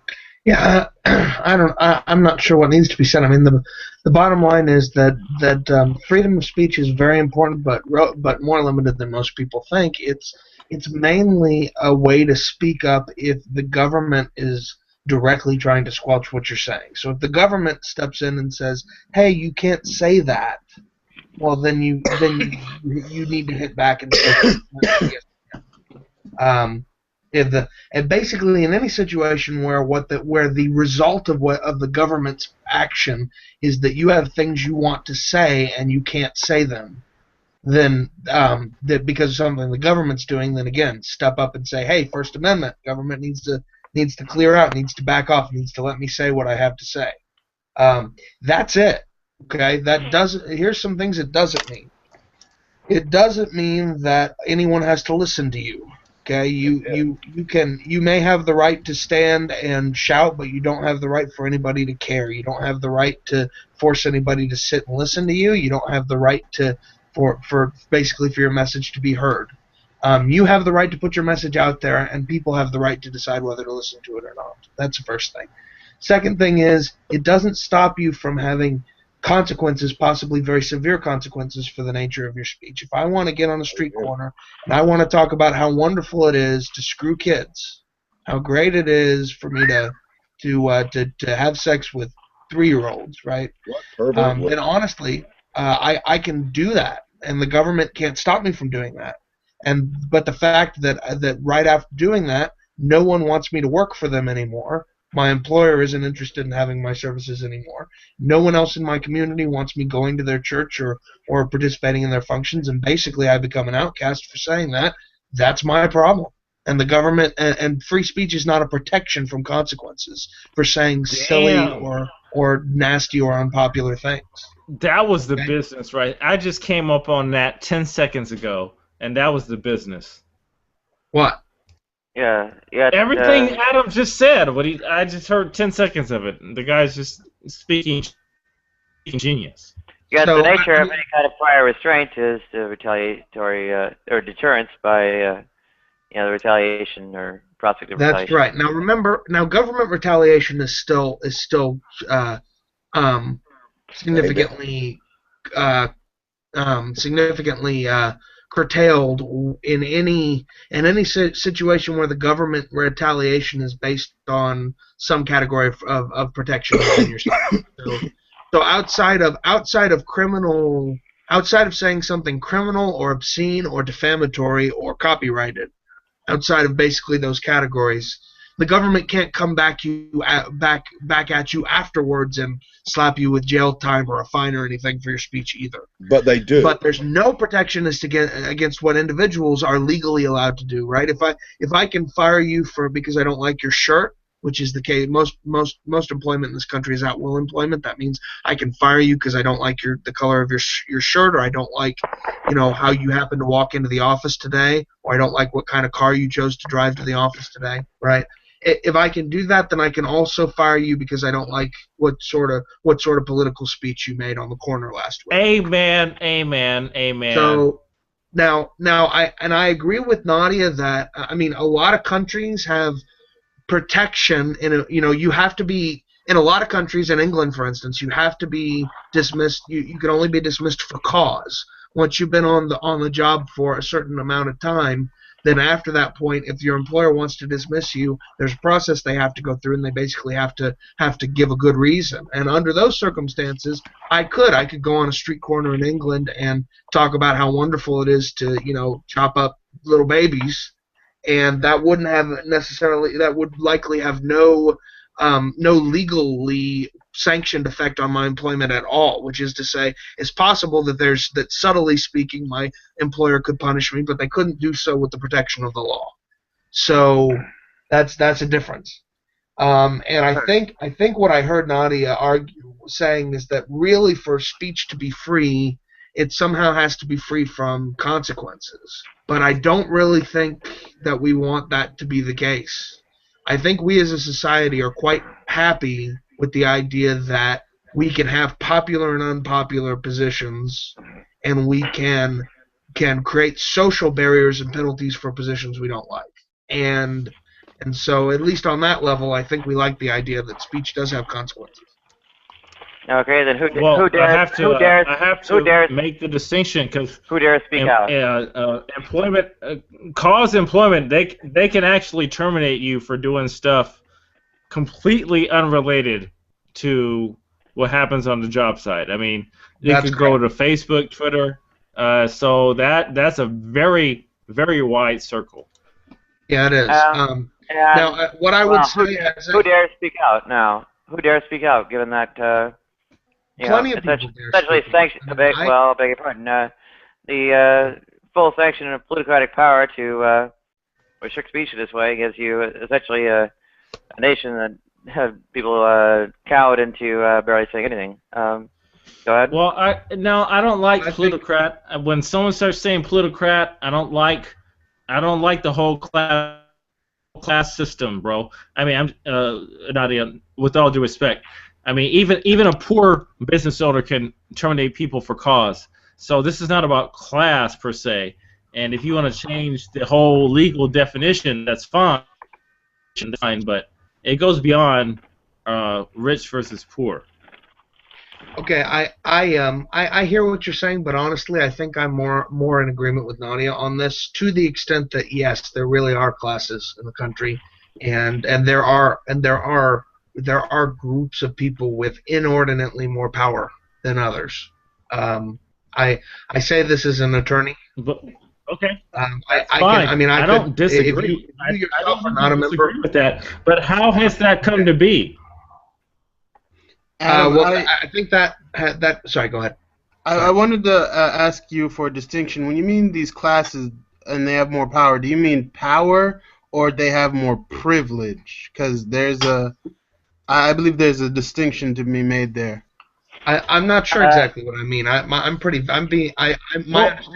Money is privilege. We got to break this down to the ridiculous. Money is privilege. Do we not disagree with that? Disagree with what? That money is privilege? I think it is. Well, money has become power and privilege. I mean, with the removal of discrimination based on race, gender, sexual orientation, power, I don't money. Know seems time when money was not privileged at any time. Fuck the 20th century, 19th century. I don't know of a time when money was not privileged. Can you tell me when it wasn't? It was always privileged, but now it's being used more. It's being used as the default basis of discrimination. Anyway, to answer your question, there have always been specific points in history, typically times of war or other strife, where wealth could very easily become a liability and not be a privilege for a period of time. Whenever you have political uprisings that basically say, we're going to redistribute wealth, or we're going to overturn whatever the current system is, then when folk basically come in and say we're going to deal with wealth and power by force, and during those specific periods, wealth can potentially not be privileged. But generally, it has been, I think. And I agree. I mean, there's always exceptions to the rule, but generally speaking, when you're wealthy, you have the means to protect your wealth. Yeah, and it's not just, but it's not. I mean, there is part of why I say there's a class involved is it's not just about pure wealth, which is to say, I'm a professional in a professional field. I have, even though I am not right now wealthy because I'm still young and paying off debt, I have a lot of privileges that come with my position and the people I know in this industry that a lot of people, other people probably don't have, and I think it's fair to say that. So, also I think, as from what Nadi was saying in terms of, I feel very free to speak out on whatever subject I want. I'm Adam, not. you want to back that up? What? You want to back up your bar status? What? You want to prove your bar status? My what status? Your bar status. Your certification. Your bar Yeah. status. Yeah, Your sure. certification. Hold on a sec. I'll link you to the Ohio Supreme Court website and show you my Okay. registration All right. number. Hold on a sec. Perfect. You're very well spoken. I'm not doubting you. I just like other people to see it. Actually, this was, well. Well, no, let him do well, it. Hey, there's a real point here. Well, other people might, Adam might be able to, I don't know, feel comfortable disclosing his identity and so on. In general, most people aren't. So. I'm right behind Adam, and I generally disagree with him on a lot of, the purposes of asking for credentials that would, in the course of proving disclosed identity, is something that's not fair. The second part is something that's not fair in general to. Well, he could say no. I would have said that's fine. Yeah. You know, it's kind of like asking him if he's circumcised to show his Johnson. You want to see mine? Probably, but I'll hold back. Thanks. I'm circumcised. If it were important that I were circumcised, I wouldn't show you my Johnson. I would show you I would show you the receipt from my doctor from when it happened. Well, it's really easy once you pass the bar and you're certified in a state. And now I'm navigating working. Once you're working as a professional in the industry. Yeah. Rob, I knew there was a form on the website to do this, but I'm looking for it now. Counselor Pugh. Yeah. Yeah. What's up? And name's Adam, by the way. Counselor Pugh, I have a question. Yeah. Are you interested in authority? Interested in? Yes. Don't know what you mean. Okay. Are you curious about the concept of authority? Probably. You suspect you might be? Let me share something with you. That it is such a beautiful vision to see when and how to upbraid a judge viciously with excellence. It's so beautiful, counselor. It's so beautiful. And to bring them to heel, to see how to do it when they slip, and they will slip. Amen. It's so Amen. human. Amen. It's so human. Anyway, that's I have in some ways baited you, sir, and I hope that you have heard me. And it was a type of an application to you, and I truly hope I have pricked your interest, because it is so beautiful, sir. It really is. Do you practice criminal defense? I do not. I'm a patent attorney. And a fine trade that is, sir. Thank you for saying so. Yeah. So. Anyway, I gave the link, and I'm sharing the result of that link as well. So you can fill out the form yourself if you think I'm spoofing. All right. So. Is that pretty clear? to diffuse all this with humor might be to quote the Mitzvah Train from In Living Color, a skit back in, I don't know what year it was, but it was good, at least 20, 25 years back. It's where That was a lot of spoof. Hey, Nadia, that was just an awesome skit show. Yeah. In Living Color. That You show remember is the just so awesome. I never You gotta watched go it. on. I never Anyone saw it. on here needs to go to YouTube. Yeah, it was a great show. I mean, back when people were centralized about TV and music, nowadays people are so fragmented. Everyone's on their own thing about TV and music. But back then, that was a great show. But to get back to the topic about free speech, is free speech really free? I don't think there's a consensus on it. I think everyone agrees that it's absolutely not. Well, the Mitzvah Train was a skit about I guess, dating service for black men to date Jewish women, and the black man was really getting into Jewish culture. Yeah, and he had like Hasidic kind of like hairstyle and one of the hats and everything. And he was saying, "I'd already been circumcised twice, and I'm thinking of going in for another cut." Okay. I didn't get that. Damn it.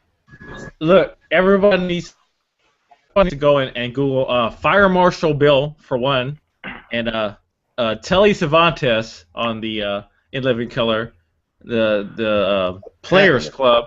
That one's hilarious. And then of course the two gay black men. What is that one called, Nadia? You know, Nadia. You're supposed to know this. It's like men on various things. Men on film. Men on film. Hated it. The reason that's self-deformation. It's freaking hilarious. Yeah. So yeah, it was a great show. Great show. Great show. Yeah, great show. Back in the 90s. Yeah, in some ways, I've been circumcised twice, and I'm definitely wanting to go in for another cut. So. Yeah, that's very poor quality, but it has the clip you're talking about. That's a YouTube link I put up. Oh, the Mitzvah Train clip, yeah. The Mitzvah Train clip, yeah. Well, I hope you. I hope I have the good opportunity to behold your countenance before you have anything clipped off, ma'am. Well, I think if you're talking about my countenance overall, I am. You won't be able to talk or won't be able to tell if anything's clipped off or not. Well, of course not, but I would consider it a personal loss. Some things already have been, too. So. That's okay, too. That's okay, too. Let's see. They're not quite a picture of... I can get a picture of those and see. Now, granted, this is a surgery picture, so if blood and guts are bothersome to you, don't follow the link, but... I am well familiar with genitalia of all different types, stages, and blah, blah, blah, blah. Yeah. Unfortunately, I didn't get the nurse to take a picture of me standing next to him, but anyway. Congratulations. There may be many like them, but they were mine.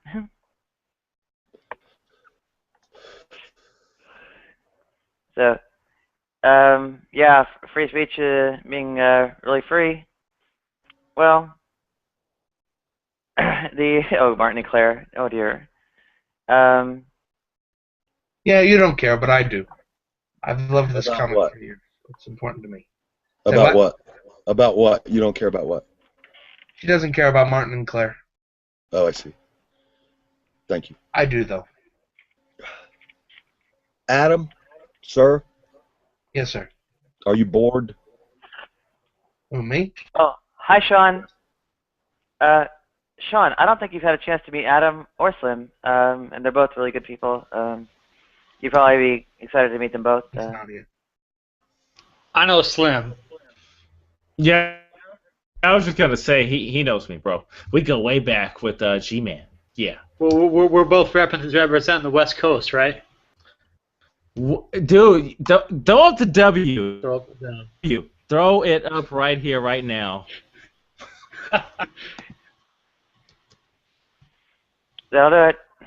So, in the meantime, we were going on about free speech and so on. I was saying, well, the government interference stuff from the First Amendment isn't really quite enough to make speech free. Number one, so, well, once you go beyond that, you see that no speech is truly free.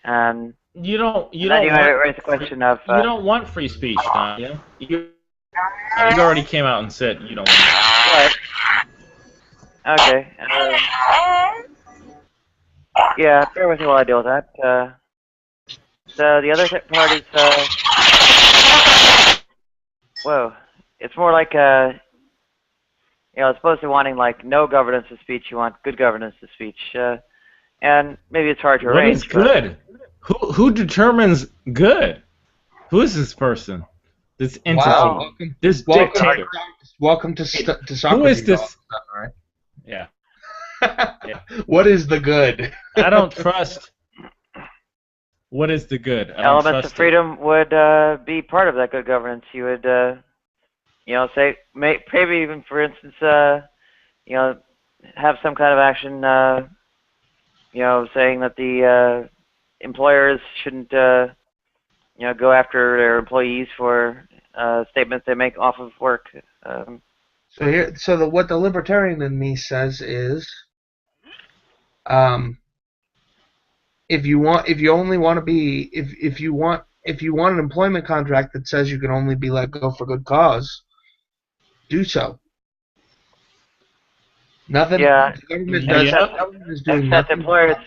Yeah. Except you're being held hostage by your employer. You're always held hostage by the employer. Sorry. You're always held hostage.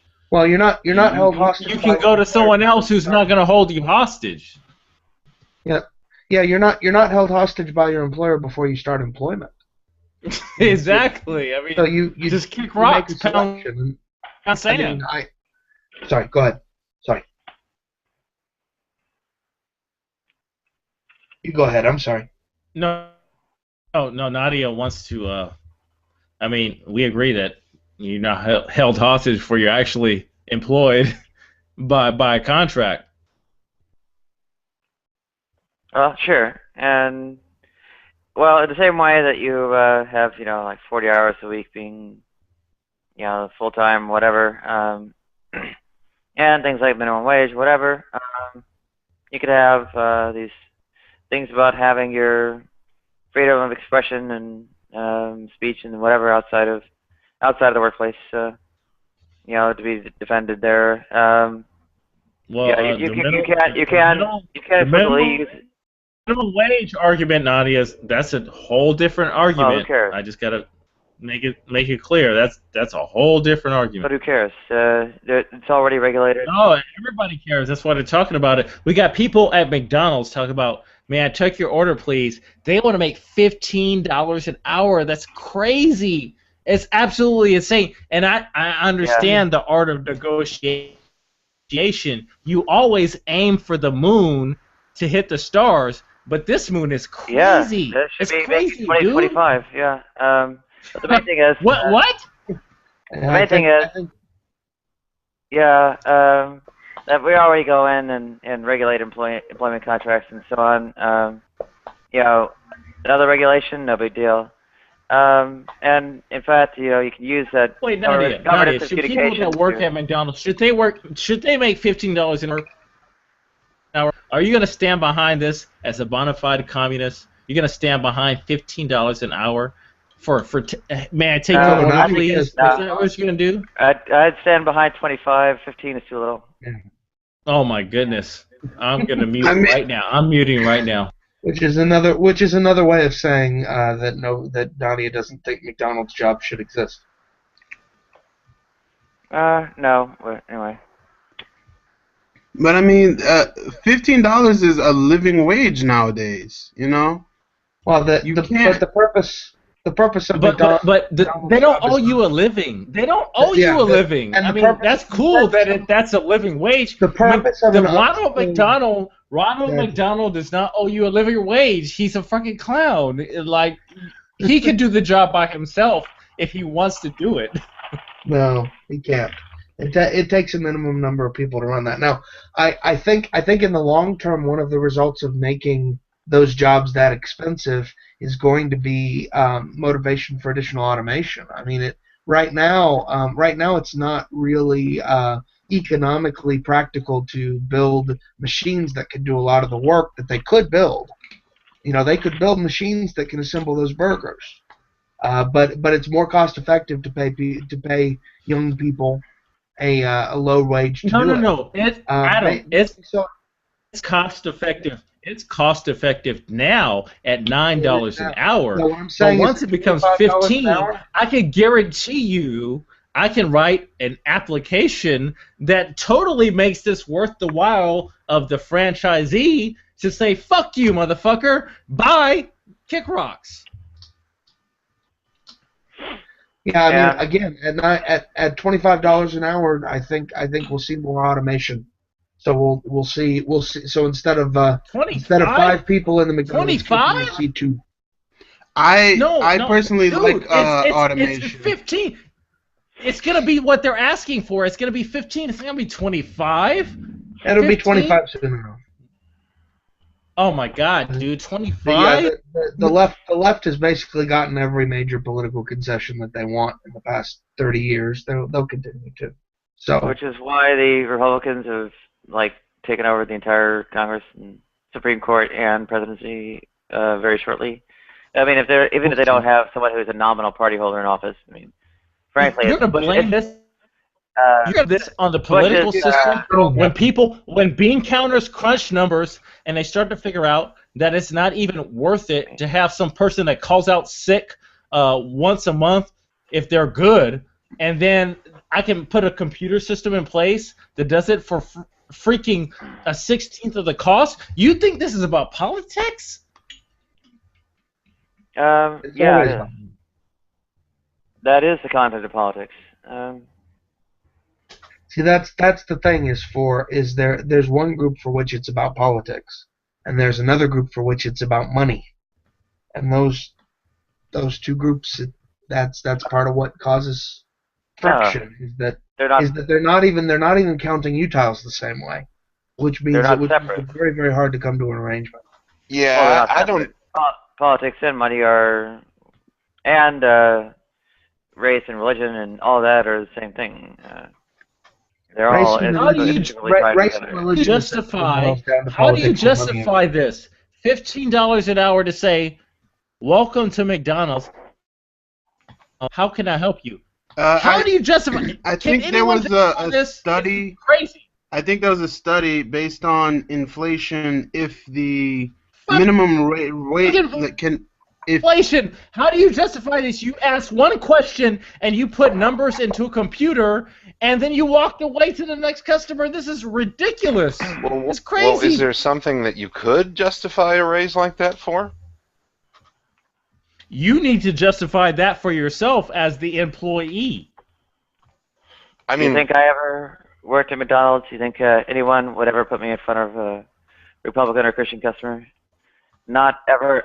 Yeah, I would. Well, I mean, listen. If they don't want to buy here, they're just gonna go to Carl's Jr. who charges like $2 more for the freaking. But I have been desperate plenty of times in my life, years and years on end in my life, and not once in my life have I ever encountered a hiring manager willing to take me on for any customer-facing retail, food service, anything position.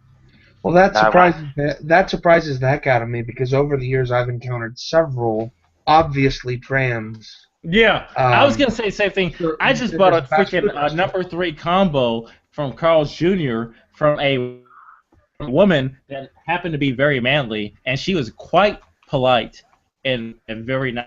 Yeah, I've encountered this for years. This is nothing unusual to me that those people are working in food service.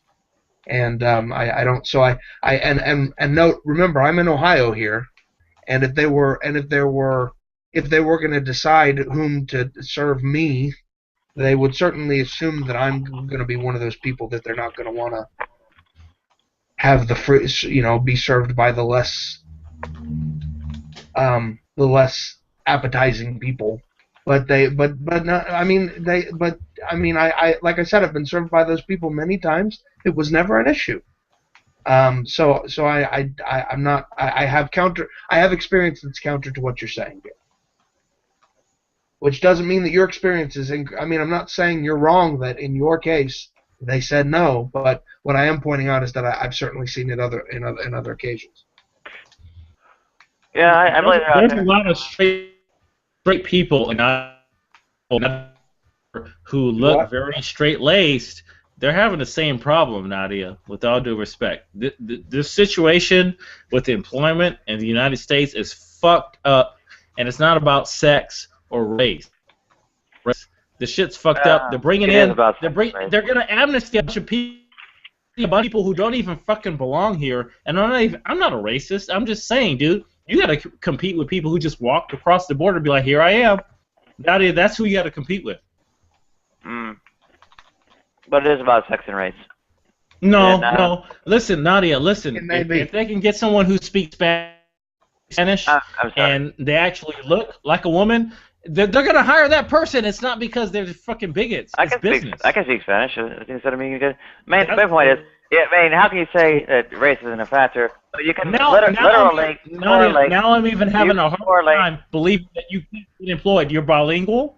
You can't get employed? That's ridiculous. You can literally correlate. You can literally correlate skin tone to probability of hiring and wage promotion, etc.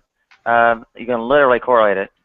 How dark of black you are has a correlation you can get numerically to those things. You want to.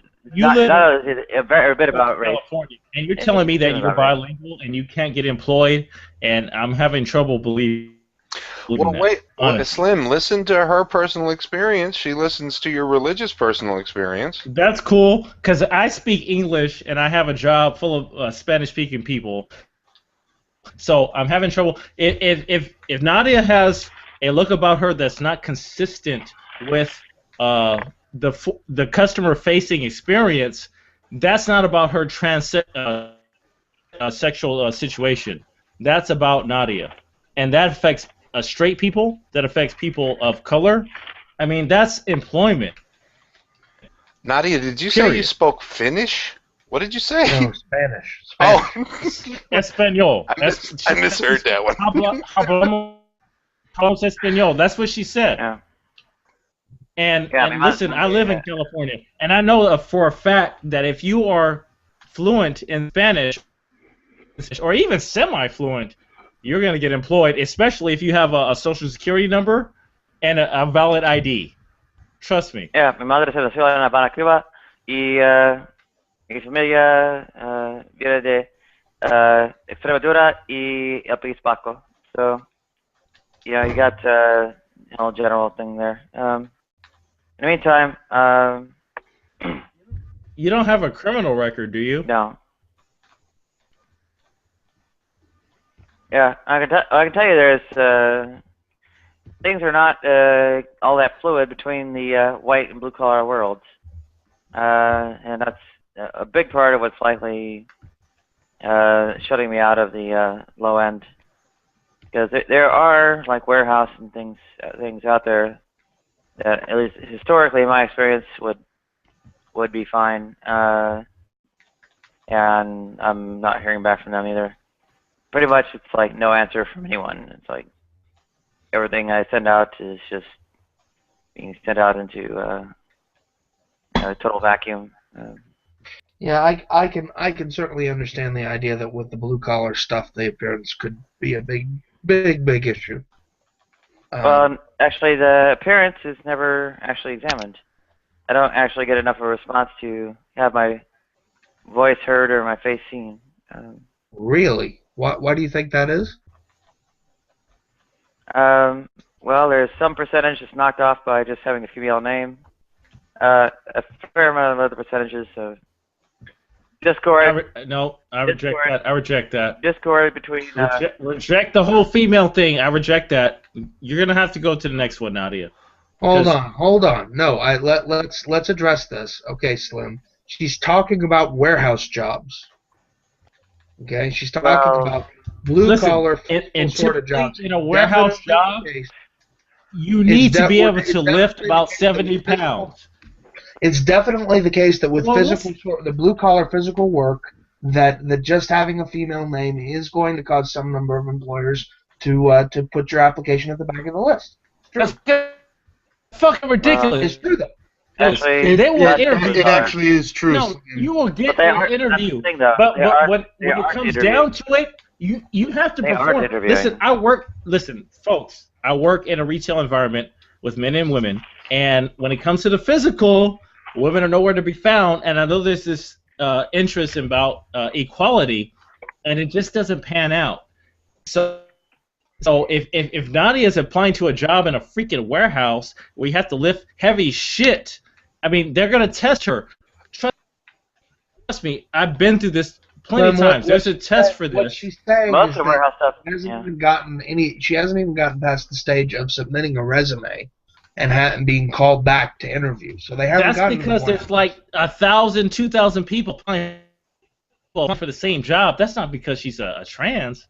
That's because there's a bunch of other people who want the same job. I think she's saying it's more likely because she's woman than because she's trans in this case. Well, there has to be something they can see on the resume, right? Most likely because she's a woman that she can't do the job. And when you're an employer and you have literally 2,000 applicants who might be able to do the job because they're men, this is a red herring. Literally, seriously, if you evaluate everyone, and then it turns out that about 10% of the women can actually do the job, you're going to streamline the application. This is not. Who cares? That's gender bias. What little they can see on the resume, and that's all they're seeing, because they never call me back, they never have me in for an interview, is basically my name, and Nadia, sorry, my name. Don't do warehouse jobs. Okay, fuck warehouse jobs, Nadia. Fuck it. You know what? I cannot go. There's certain jobs I can't do as a melanin-enhanced man. There's certain jobs that I just can't do, and you need to fuck them. Yeah, I've actually been going for a fairly wide variety of different kind of things. The main point is what they can see on the resume is basically the name and the work history. They can see gaps in the work history. They can see white-collar work history. So those three things: the gap, the white collar, the name. Those three things are all they have to go on. It has to be one or more of those three things, and it's probably all of them. So why don't you just fake the funk? And I'm not saying that. Listen, why don't you just pretend to be X, Y, or Z, get hired, and then fucking show up everybody who's in it? Because once you get hired, Nadia, you're gonna find there's a bunch of slackers who don't even give a shit. It's part-time. They don't even give a shit about the job. Why don't you just get hired and then just start showing up everybody? I don't know what you need to do to your appearance or your interview. I don't know what you need to do, but you need to make some adjustments, Nadia. She Straight can't up. even get past the part where she submits the...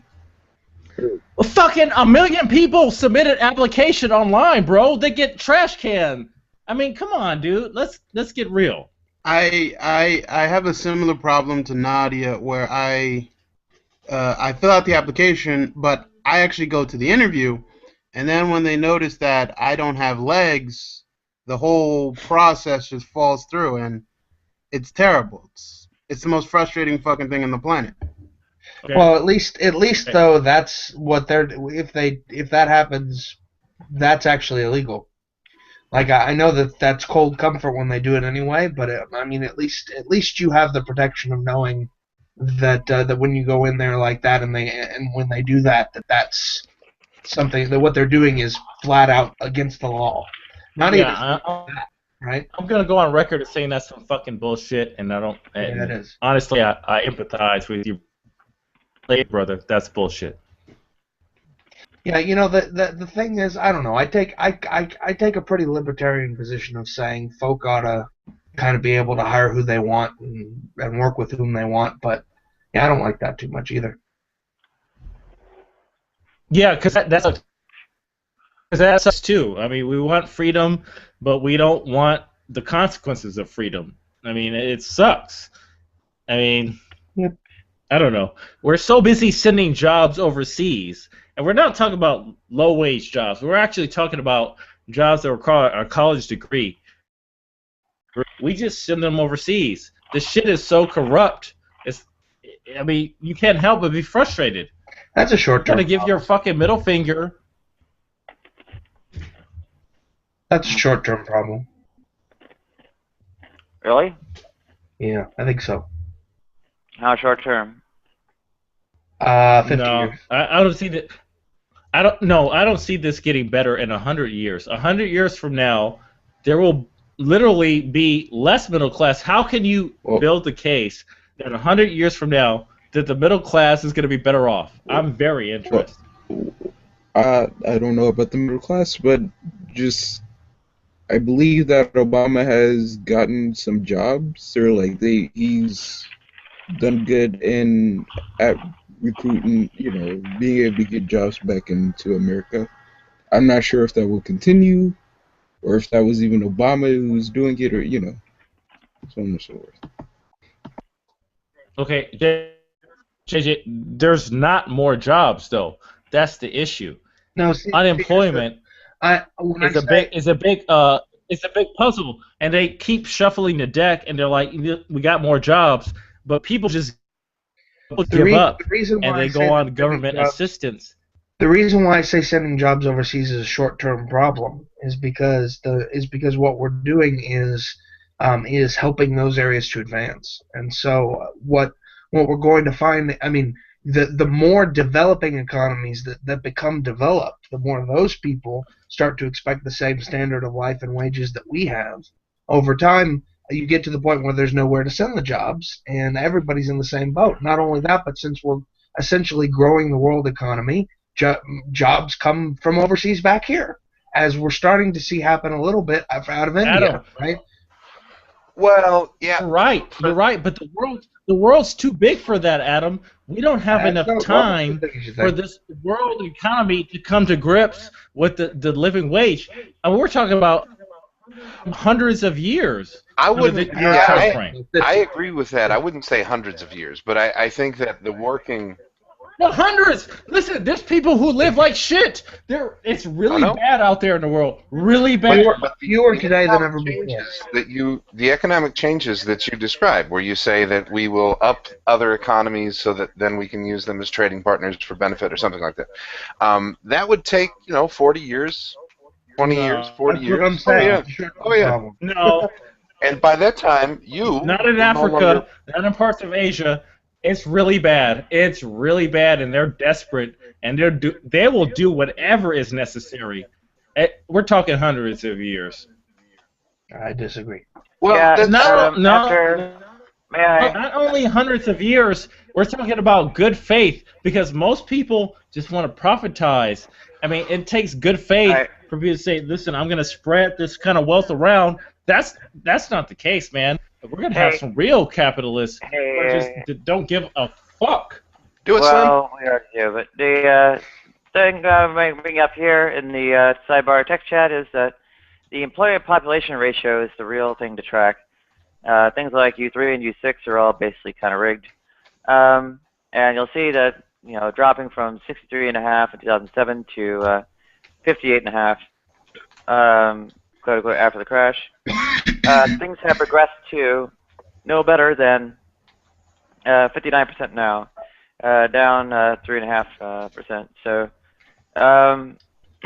this actually is, essentially no advancement in terms of improving, unemployment, etc. In the U.S. I totally agree with that. It is basically as bad now as almost as bad now as immediately after the crash. So. Yeah, listen, Nadia, here we are in the 21st century. We are the most technologically advanced ever. And the divide is greater than ever. That tells you that there's some real corruption. People do what? And people do what? What'd you say? The divide, listen, this is the 21st century. almost everyone should be living relatively comfortably, but they don't. Why? Corruption. And it doesn't matter the system, communism, capitalism, this shit's all fucked up. And well, Slim, what do you mean by what's going to happen? Violence going to happen. What do you mean by corruption? Listen, when we have the divide between rich and poor, it's because of corruption. It's because of influence. It's because of lobbyists, and that's bona fide corruption. I mean, listen, I'm all about national capitalism for the United States. If there's anyone in here who's not in the United States, you're not included in this. But in terms of outsourcing labor, outsourcing skills, I'm not with that shit. No, I disagree with you. I'm for global communism. No, you're for state ownership of all of the means of production, Nadia. You're not even. I'd rather stick with the status quo and just tweak it a little bit. So. No, I'm a capitalist. Nadia's the communist here, and that's not going to be the answer. We've been there and done that as people. Well, we haven't.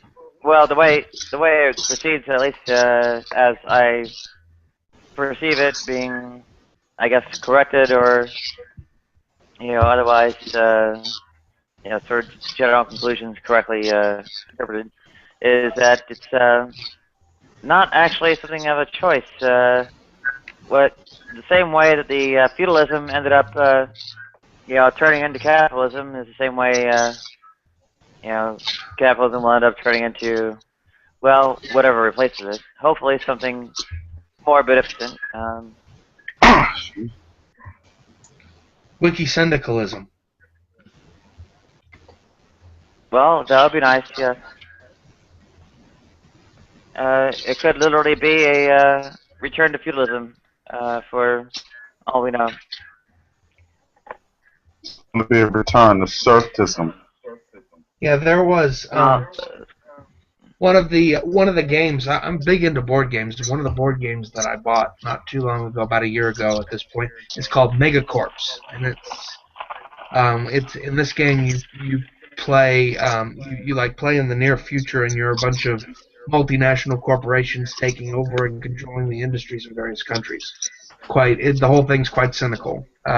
As a matter of fact, when you can trigger democratic countries, you can trigger them to have an election, and then each corporation gets a vote for each media, for the media of each country that they control, and that's what determines who wins the election, based on control of the media. So that's just the tenor of the whole game. But one of the things that they noted is they had the idea for a future government that really isn't well defined, because they're like, it's a future government, we don't know what it would be, but it's called wiki-syndicalism, and it's something that certain governments in the game can evolve into, and if they do, basically they're untouchable by the corporations or elections or anything, or pretty much anything. It's pretty cool. So. Wiki-syndicalist governments are on their own. You can't mess with their countries, and you can't. I mean, there's no possibility of them devolving into despotism or anything. It's cool. It's a neat idea in the game. Yeah. Totally. Sorry. Sorry. From my point of view, the state has to wither away before any of the rest can really go on. So essentially, the whole one world government has to be there before you can deal with really the means of production, etc. Go ahead. Well, we're going in the wrong direction there. The government's getting bigger and bigger. Fuck. Yeah. If I may interject, I'm not with one world government. Fuck one world government. Do it, Slam. Can you see this? This is how I feel about one world government. I'll give you a better picture in a minute. Got you on that one, Slim. Becky, right after you, brother. If you look at the history of the world, it's always been a world of rulers and those who serve rulers. and you can call them kings, you can call them family, but the plan has always been for the few, I mean the many, to serve the few. And they're rounding it right back to that, where the many will serve the needs of the few. That's always been the plan of the ruling class. It just takes on different forms, every time it's reincarnated. But that's always been the end game for the many to serve the few. Not in the U.S. It's always been the plan in the U.S. No, In no. the US, In the U.S., there was a period of time, the time of Jefferson. There was a period of time where it was honestly believed that there was going to be enough land and enough space that people could mostly tend their own stuff and rule themselves. no, but if you read the writings of Jefferson, if you read the writings of George Washington, they've been telling us from the beginning that there's always been this subclass, this subculture, and they both named it by name, Illuminati. They read their writings that have always been working behind the scenes to eventually bring us back to this period of the ruling class. No, Jefferson had a strong belief in the idea of an enlightened agrarian society where the main unit of power was basically the farmer and his land. So, but what we're talking about, you're speaking upon noble men with noble ideas. But these men always had an understanding that there's always been this subculture working to do the complete opposite. Listen, the subculture can get a semi-automatic pistol for relatively low money. This is what distinguishes that gun the means subculture. anything? That's cheap. No, it means something. That gun compares to that gun means nothing when you compare it to the armament. No, it does mean something. It means something to the fucking. You'll run out of bullets in a week. Thug that comes to my door. It doesn't mean something to the government, but it means something to the government who sends somebody through my door. I'm not playing. Well, it's not just out of bullets in a week. In a week, you'll be out of bullets. Yeah, that's fine. In a week, I will be dead, and they have to pick on another motherfucker with a gun. That's how it goes, bro. Exactly. They are willing to trample over thousands, millions of lives. Because you know what? They have sisters. They have cousins. They have parents who are about the business, brother. You don't understand how deep this runs. My friend, you just have no clue. Out fighting in the street, they'll be in their bunkers. They'll be in their yachts. I'm gonna be in the bunker. The government's not gonna be in a bunker. You're gonna be dead. You're gonna be dead. I'm the one that's gonna be in the bunker. You're gonna be waving your little pistol around. No, I got more than this. But this is what I do for fun in the hangout. But go ahead, continue. And you're gonna get a 50 cal right between your fucking nostrils from about a mile away. Maybe the guy at the 50 cal gets sniped, and then I take his 50 cal. What happens then?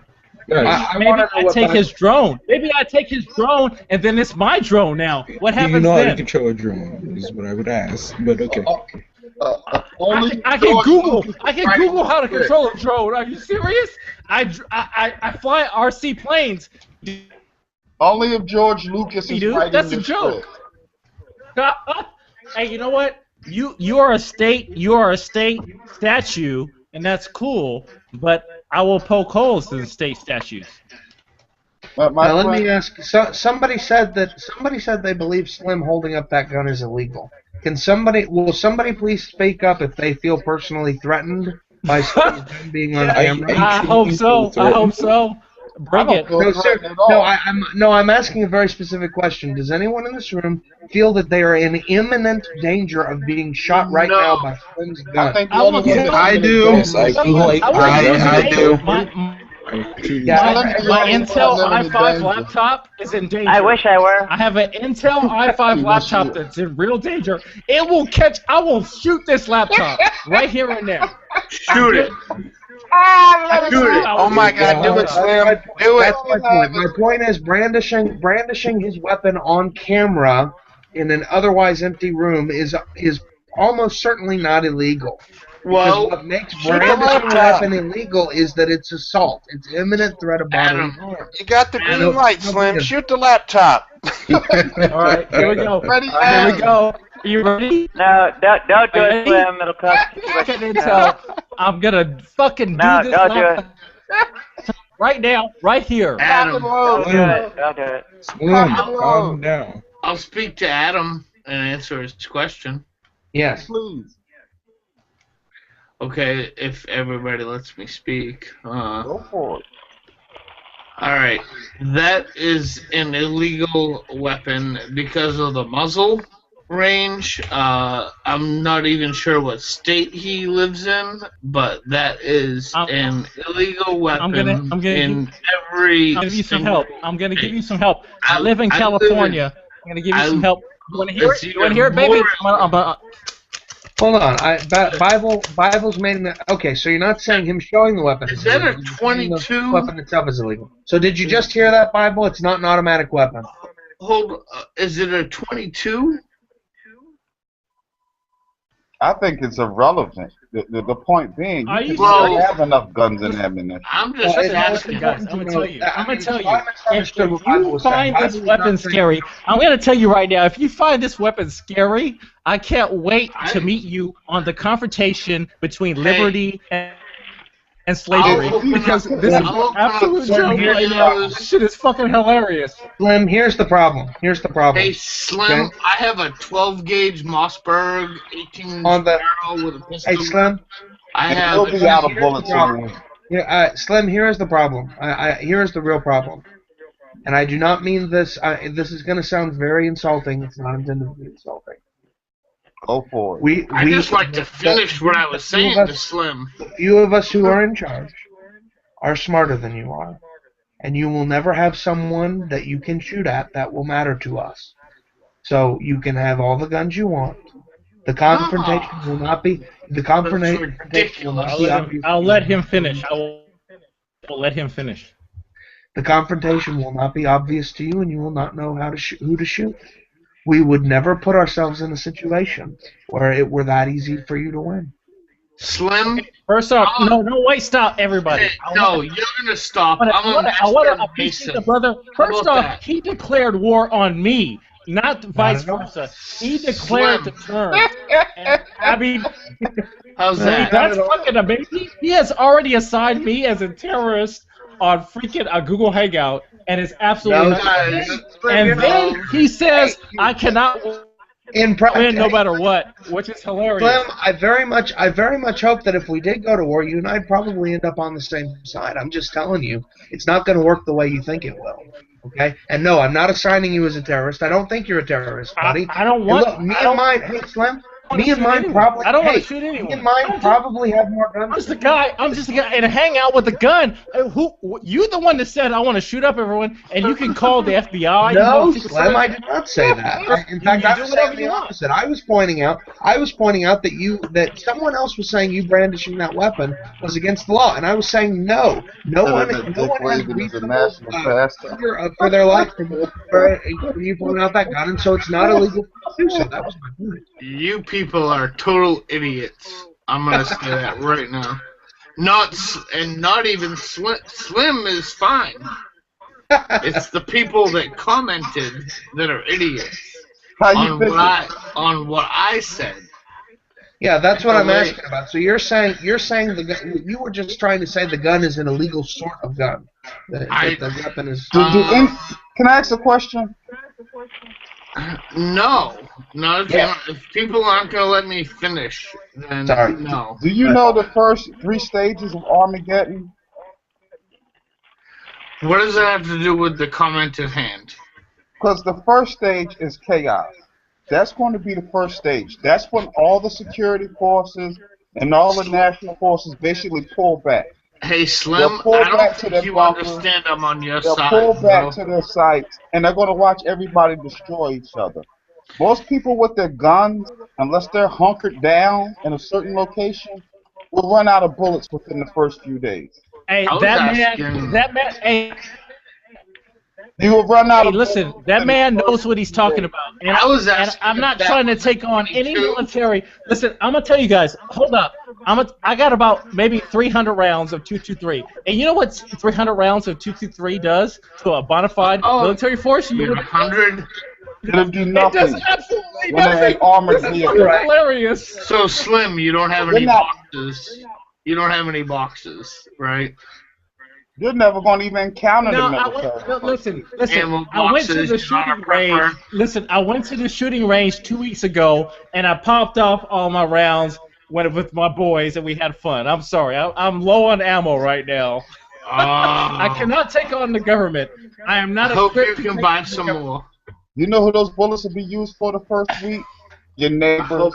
I hope you can buy some more, Slim. People fighting for food. People fighting for water.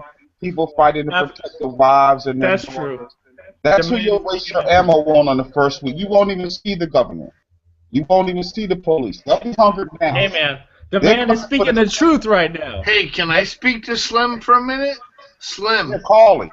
Get a crossbow, bro, and save those arrows, man. Learn something from Daryl. You know. If you've ever watched any of these, Daryl might be crazy, but he knows what's up, and that is where you're pointing that thing, man. Listen, bro. Look. Camera. This is not The Walking Dead, man. I'm not gonna walk around with a crossbow. I will have a pistol for you and a rifle. And when I run out of ammo. I will fucking head for the hills. I'm gone. You're gonna see my back. This is what you're gonna see right here. I can't. Back. Right here. You can see some dude's back. I tried to watch The Walking Dead in the I'm hospital, so and I just offended. slept right through it. That killer, that death stick that you're holding in your hand there, that cigarette, that's so offensive. I can't believe someone would wave around that deadly thing on down, Slim. You better listen to what I'm saying. If you only got 100 rounds left, listen to what I'm saying. Get a crossbow. No, listen. I got a 380. No, you listen. I got a 40. I got a 45. If I need to get 2,000 rounds, 2,000 rounds tomorrow, but that's not the point. Anybody. I'm not gonna beat people on 2,000 rounds. I'm not one of those trippers. I'm not one of those guys. You guys put the label on me because I put a gun in my camera, and then you guys started labeling me all of a sudden as this fucking weirdo prepper guy who's gonna shoot up the government, that's gonna shoot up everyone. You guys done that. You done that. If I can answer, I said one thing. I said that muzzle is not legal. And Hey, Bible, ask your question. That muzzle is not legal. But let me see You that don't gun. even. You have no idea what you're talking about. I'm gonna show you some muzzles that are not legal, but I'm not. Well, that would not be a legal 223 muzzle. I'll settle for a revolver. If you ever watch any of these, You got it. Hey, Nadia, come down to Southern California. I read in this last month's listen, magazine that the revolver's I want coming back. Nadia to come to Southern California, and we're gonna make a video of me and Nadia shooting some fucking illegal shit in the middle of nowhere. Nadia, I will. I think your sound cut out. You're better off with a knife and So a plant. Slim, you're acknowledging that that's not Notice, a legal gun if it shoots Craziest 223s. people got guns. Notice it's Yeah, all I'm gonna talk Bible. I'm gonna talk the Bible because he's bringing it up. Have the gun. Bible, listen to me, brother. Listen, I am not an illegal gun merchant. So any guns that I have in my possession have been acquired legally. I have no idea what you're talking about, brother. I need you to really clarify what you're talking about. Well, when I hold up a gun on camera, I will explain it. You know, I mean. I don't need to. I don't explain that. Are you serious? Listen to me, brother. I went to the freaking gun store and I bought the gun with this big ass banana clip. I mean, I don't need to explain that to anybody. That looks That's like a absurd. 22. It's not a 22. It's not a 22, brother. You don't have any idea what It's you're not talking a 223. No, It's a 9mm. It's a Tech 9, bro. It's a Tech 9. It's a bro. Anybody Okay, who knows so you weapons have knows a- this. You have a semi-automatic. I'm Tech talking to a 9. noob right now, and not only am I talking to a noob, you're talking to someone who thinks I'm in violation of the law. You think I'm a freaking felon, and that's freaking hilarious, dude. You have no idea what you're talking I'm about. living in New Hampshire, first of all. Second of all, I'm vaguely familiar with California law on handguns, and I'm pretty sure that's in violation. I could probably pull it up. I'm not sure how you possess that, other than in federal clearance, which you could have, which I'm not going to deny. I'm not going to say you don't have federal clearance. Maybe you do. I think he got another gun. No, that one doesn't need federal clearance. He's okay. Well, it depends. I mean, you're going to have to pull up the state law. No. He's in California. Send me a revolver, like with the cute girly grip or whatever. I mean, New Hampshire has. Okay, listen. I'm really getting tired of you commies. I mean, commies are really getting annoying. So I'm in California, right? And Slim, I'm gonna show. I can own that in New Hampshire. Listen. I'm gonna even show a more vicious gun that you think is illegal, and you're out of your mind. But you know what? I love making you guys piss your pants. Because I've had guns for over 30 years, and you know what? No one's been shot by the guns. Can you explain that? Hey, Slim, I like that one. Well, actually, if you're talking to like real commies, like we're like all into guns. In fact, especially AK-47s. No, you're not, Nadia. Nadia, Modified? Don't lie, Nadia. You're not into guns. The commies are not into guns. Don't lie, Nadia. Don't Is that a lie about Ruger it. Mini 14? Dude, we who made is that? Kalashnikov Hey, a wait general. minute. The guy just identified the gun. Who is that? That's Pyongyang, baby. Yeah, I like that gun. It's a good gun. Pyongyang knows his weapons. This is a tactical Mini 14 with a Gen 1 red dot sight. And you can have that in California. What's something like that worth? So props to that man. What's something like that worth? Slim Jim, we In made California, it's worth a mint. Yeah, excuse me. Hello. Slim Jim, we made Kalashnikov a general, and we even had a brand of vanity vodka after him. No, well, listen. Kalashnikov became a general because he helped the cause by making a very deadly weapon. I mean, that's cool. The AR-15, it's not that awesome, but I respect Kalashnikov. So here, No, he made the AK-47. Kalashnikov made the AK-47. Not the AR-15. The M4. I didn't say Kalashnikov. Well, you can reverse it. No, I didn't say Kalashnikov made the AR-15. That would be Eugene. I think you Stoner. I know that much. Well, Eugene what? Eugene Stoner. Kalashnikov is the AK-47.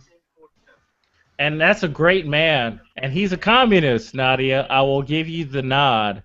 But, you can throw that thing in the mud. You can throw that thing anywhere. That is an awesome weapon, the AK-47. What you have right there, I saw. Don't shoot your neighbors. Listen, bro. I have way more control over the record than that. So, I'm not gonna pull my guns up on here. I have videos. Yep, and I guess I get to I be didn't a know. notorious I really. Redland. Can I say to Slim? But listen, you had guys in the chat saying, Slim, I don't think your gun's legal, and you're scaring me in this hangout right now. You're scaring me, bro. Slim, I didn't say I was scared. I just said I don't think that's legal in California. I think you need to get a grip on, like, Slim is more than two people being in the room. Well, no, Slim is adding words. Rob. Well, Rob, actually, you need to get grip on, like, the fact there are more than two people in the room, like you and the person you're talking to. I was talking to kind of let a Slim. few more of us. We know you are. None of the rest of us can get through, and plenty more of us have things to say. Oh yeah. So, actually, looks like Reclan might have something you were going to say.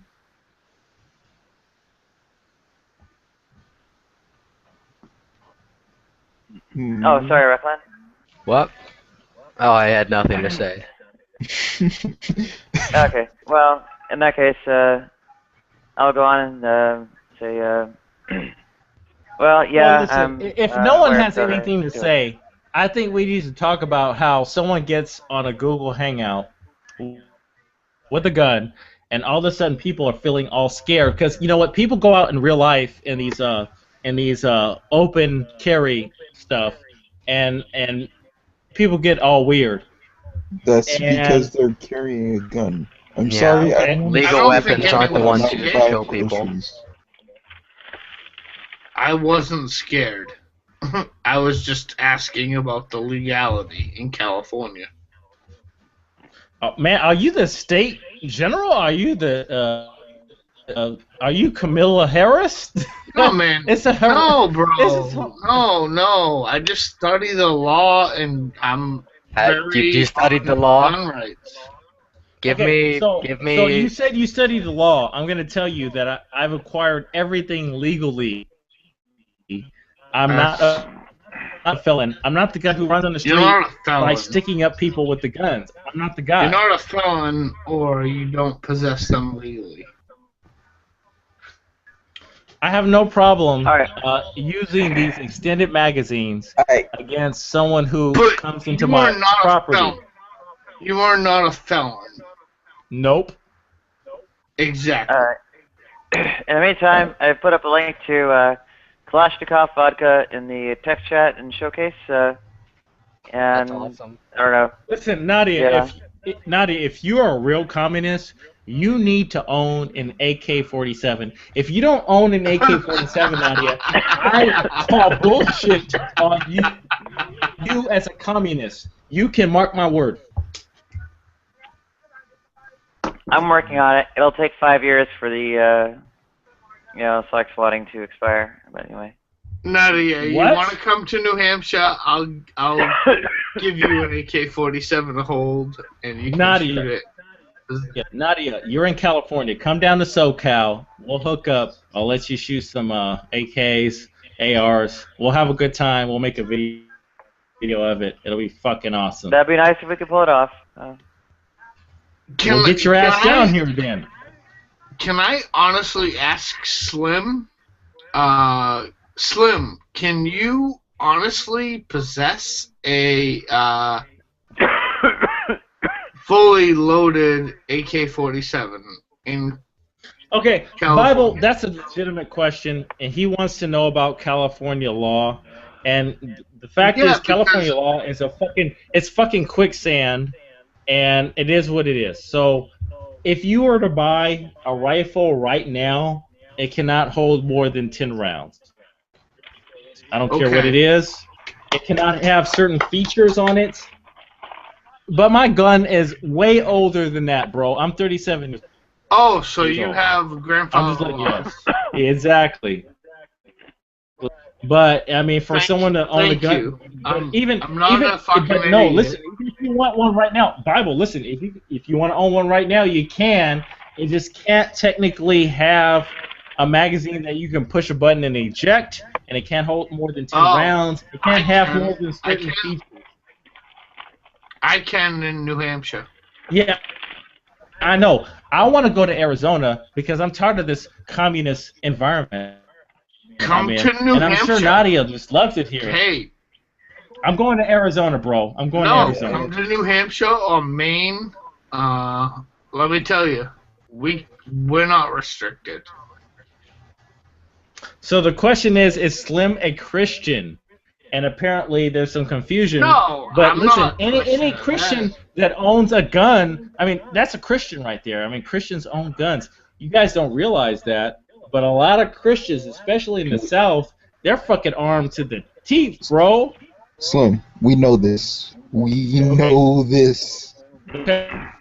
Okay. Cool. But Slim, are you a Christian? Hi, Benna. Hello. Okay, so when it comes to that question, I have to be very succinct. I do believe in the life, death, and resurrection of the Lord Jesus Christ. That's and all that's I all I need will to say know. about that. That's all I need to know. It gets kind of weird when you talk about, are you a Christian? Are you a Christian? It gets kind of weird, and then we get into the Bible, and Can I ask one more question? I agree. I accept all those three things he said as being a Christian, but I like to add one more in there. Can I add one more to that and see if you agree? Absolutely. You believe? Is that shameless? Yeah. Do you believe? Yeah, bro. Do you believe Christ is deity?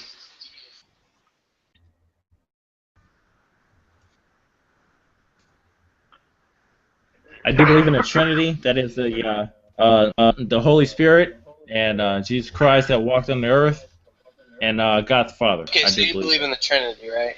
Absolutely. Okay, cool. All right, gotcha. Does that exclude Unitarians and such? No, listen. I mean, that's an easy one. There's more harder questions than that, and I'm not about the judgment, even though I don't endorse certain lifestyles, but I am not the judge, and I totally recuse myself from that shit. Bottom line. So how do you? And Sorry. that's why Nadia invites me to her hangouts. I really think that she's beyond that. I'm beyond that. I think we're all people, and I don't know all the answers. I'm not pretending to know all the answers. Not even close. I mean, honestly, if I followed the Bible 100%, I wouldn't be in this hangout. When Nadia sends me invites, I'd be like, you know what? Fuck you, bitch.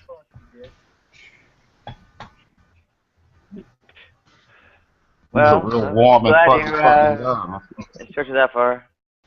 Aren't there historians or something that don't accept the Trinity? Can't remember exactly where they are. There's some kind of really ancient schism and floating around some kind of like weird part of the Middle East. Oh, Macedonian or something like that. No, Nestorian. Yeah, I can't remember it offhand. Historically, there were Aryans. I think the Vandals and maybe Visigoths or something like that were Aryan. All right, I gotta let Hypothesis know that there's been a few minutes, about 15 minutes past, no accidental discharge at my house.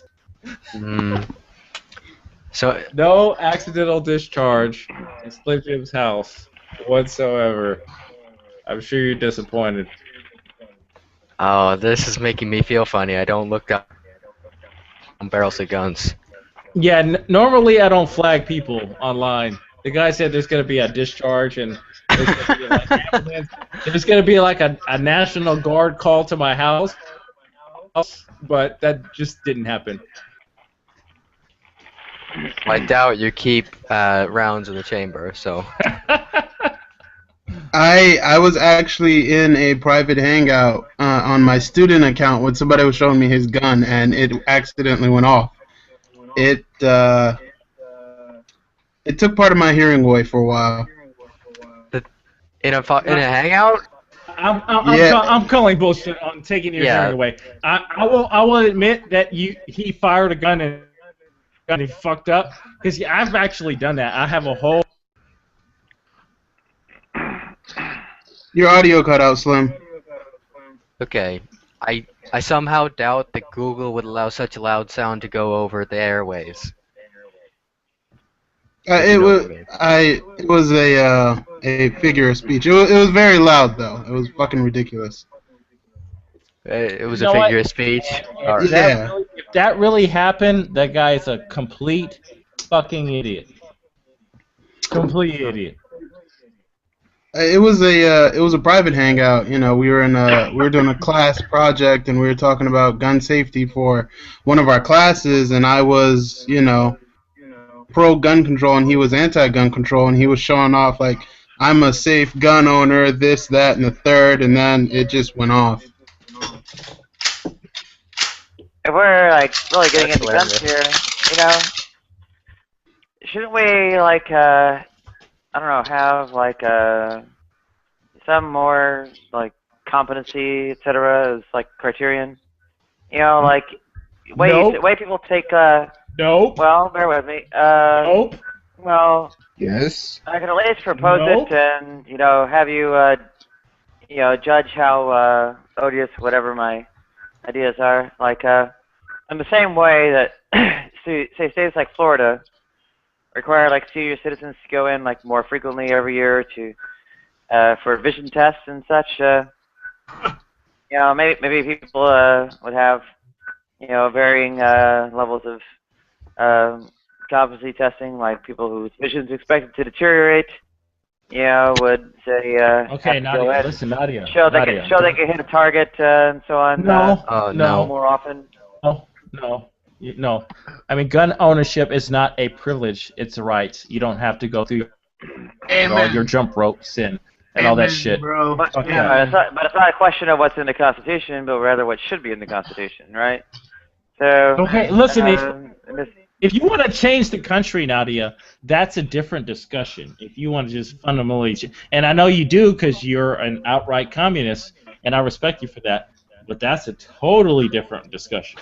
No, Nadia, I agree. I own guns. I've been around guns my whole life. I've hunted. I've killed things with them. I know what they do. They're for killing things, and I have no problem with having safety requirements for ownership. That's not the law. Nope. But I have. That's what you do for privileges. I'm actually going a step further. That's what you do for privileges. It's not what you do for rights. Well, yeah, but I'm going a step beyond safety. I'm going a step beyond safety, saying competency. You need to be able to hit a target. You need to be wait a minute, Nadia. Listen, hold up. You just told me that you want restrictions on freedom of speech. So that means you want a competency test for my speech, and I must be safe with my speech. So are you setting up an organization for free speech and government authorized speech? Well, the governance and communication I proposed actually didn't include that, and for good reasons. Generally, incompetent speech doesn't result in the same kind of harm. I mean, when you're trying to defend yourself and you can't hit your target, you end up hitting innocent bystanders, right? I do not want to interrupt you. You just told us that provocateurs. You just told us that provocateurs in a riot situation can cause real damage, and now you're saying that speech is not a viable weapon. You are double talking. I would like to ask Nadia. I said no such thing, actually, but go ahead. No, you said people who provocateur in a crowd type of environment are in violation of the law. You did say that, Nadia. You did say that. Well, that's actually a matter of fact. The law is already there in place now. Go ahead. Well, I would like to ask, what do you mean bystanders? Because there are a lot of restrictions on gun ownership, and in the state I'm in, if you want to concealed carry, for example, you do need to pass competency tests and hit a target. Yeah, I endorse that as a standard that should be more broadly applied. I reject that shit completely. Yeah, I think whatever your state is. Listen, I mean, great idea. if you can't even hit the broadside of a barn, like if you can't hit a man-side target from 3 feet away, I still think you have the right to carry a gun. That's some government bullshit. No. How about no? But like driving, right? Yeah, pass driving No, test. Driving is not a right. Driving is a privilege. We got to make these distinctions. And you keep bringing this up because cars are real weapons, but cars are not a right. You don't get the right to drive a car. Well, and in that case, the distinction probably shouldn't be so, stark between the two. You hate America, and that's cool. But just say it. Just say, I hate America. I hate the Constitution. I hate everything it stands for. Just say it. I hate America. Okay, I hate America too. The man is honest. The man is honest. I like what America's supposed to be, not so much what it is. Yes, exactly. Man, come on, dude. Listen, if someone tries to rob you, you should have the means to stop that shit. You should not have to rely on 911 or the police to protect you from violent criminals. And that's the essence of the Second Amendment. And yes, it's also about government tyranny, but I don't focus on I don't think I actually got to answer here. Yeah, I do hate America. There you go. Amen. That's fine, Nadia. I appreciate your honesty. Jim, to protect your house, I would suggest getting a dog and not a gun because a gun can't be used against you. Okay? Hey, bro, listen to me. I don't have any. Listen to me, dog. I don't have a dog, homie. I have this right here. I need to tell you right now that this is much better than a dog. I can tell you right now, if someone comes and they're tripping, and I put this in their face, they're going 180 degrees from this position. Trust me. I don't mean to be offensive, but you use that gun like it's your dick. It's like a phallus. No. No. Listen, if I wanted to show you my dick, I would violate Google No, but I'm policy. saying that gun somehow I would show you my an extension of your manhood somehow. Hey, listen, homie. Trust me. I have a big dick, and I'm not even trying to. You brought up. I don't dick. even care. That's why. I don't even care. I'm speaking metaphorically. I have a bigger dick than you. I'm speaking metaphorically. You brought up dick, you fucking homo. I'm So listen to me. If there's a real, hey, get on camera and measure your dick, dude. Hey, get on camera and measure your dick. Come on, calm down. Get on camera and measure your dick. Let's all calm down. Nice. Take a chill I'm speaking metaphorically. Okay, you're using that gun as a phallus, like somehow it's an extension of your manhood or something. Like you're basing your whole competency of manhood upon this gun. Hey, listen. If you've ever watched any of these survival videos, any of these survivalists talk, they'll tell you that you're better off. The two most important things you need is a good knife and a way to start fire. You fail understand when the shit truly hits the fan, your gun's irrelevant. Most people will run out of ammunition. Hey, Most people will not be able to survive what the federal government and the state will bring that up. Your gun will be irrelevant. Dude, but I'm not telling you. I'm not telling you. Your gun will be made irrelevant within a week. The gun's irrelevant anyway because everyone's got the gun. Who cares? So if you want to talk about survival and defending yourself, your gun. If you're gonna be serious, that's cool. All right, I'm gonna let you talk. Can I? Slim. I'm gonna let you talk, and then I'm gonna poke. Keep it, Slim. Keep going. You know better than they do. No, the guy just said, "Oh, all of a sudden, oh man, you braving that gun? That's like your dick." And then all of a sudden, he's saying, "That's what they always say." If there's a real situation, you don't need your gun, bro. You don't need that shit. I mean, come on, dude. Listen, if you don't want a gun, don't have one. But don't tell me I'm all about my 2-inch dick about my gun, dude. Listen, okay, good. I'm happy for you. He's not going to attack you with a knife when you have a gun. So he's full of shit. My friend, in your condition, I guarantee you, if you pulled out a gun right now, the only one's in danger is yourself. That's That's fucking bullshit, bro. I've been on this planet 37 years, and you know what? I pulled a gun on someone, and it did not result in me being dead or him being dead. Most I've people never I shot know, anyone. most people I know I've never who are shot anyone, responsible homie. with guns, you don't even know they have a gun. No. Most of the people who are Trust me. responsible No, with drunk. You're wrong. you don't Trust even me. know they Don't, have a gun. drunk. You're wrong. Listen, if you're about some trouble and I pull my gun, you're not about trouble anymore. Don't fucking con everybody in this room. If you're about trouble and I pull my strap, you're gonna leave. Trust me on that. Yeah, my friend, I have seen people with guns get their Well- brains blown the fuck out. Yeah, that's right, because the other guy had a gun. And you know what? That's part of life. But you know what? That's the exception, not the rule. If you come onto my property and you're about some bullshit, the drunk, and I flash my gun, you're going to have to make a real decision, and hopefully you make the right one, because I'm not playing with you, dude. And that's not because I'm a fucking evil person. That's because I'm real, dude. Yeah, I You know- disagree with weapons being used to threaten. I don't think that's a good. I'm not good threatening tactic. anyone. I don't No, go on other I know, people's but property and flashing a threaten people with a weapon, gun. That's ridiculous. Flashing a weapon to intimidate somebody, I think that's a bad decision. No, wait, stop. Time out, dude. Time out. If you come on my property and I ask you to leave and you say fuck you and I flash a gun, am I intimidating you? Okay. You intimidated me. I understand. I see your point. Okay. I'm just saying that flashing a gun for intimidation, using it as a threat, is ridiculous. No. Intimidation is when I go on your premises or in public and I flash a gun. I got you. That's intimidation. When you come on my side and you try to be a badass, all right, and I told you that you're not a badass and that I have the means to rectify this and you need to leave, that's not me being a badass. It's about me asserting my authority. Okay, I over got the you. Hands premises. up. Don't shoot. Don't shoot. Slim, I like you, man. I like you. Excuse me. And how is it like everything I ever start up gets derailed like hell? Yeah, no, Slim yesterday it was conspiracy is the theories. man. Slim is the man. Oh wow, you got a cheering section, Slim.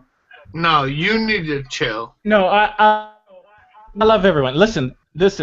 I love everyone. I'm not trying to do that shit. I'm about love, dude.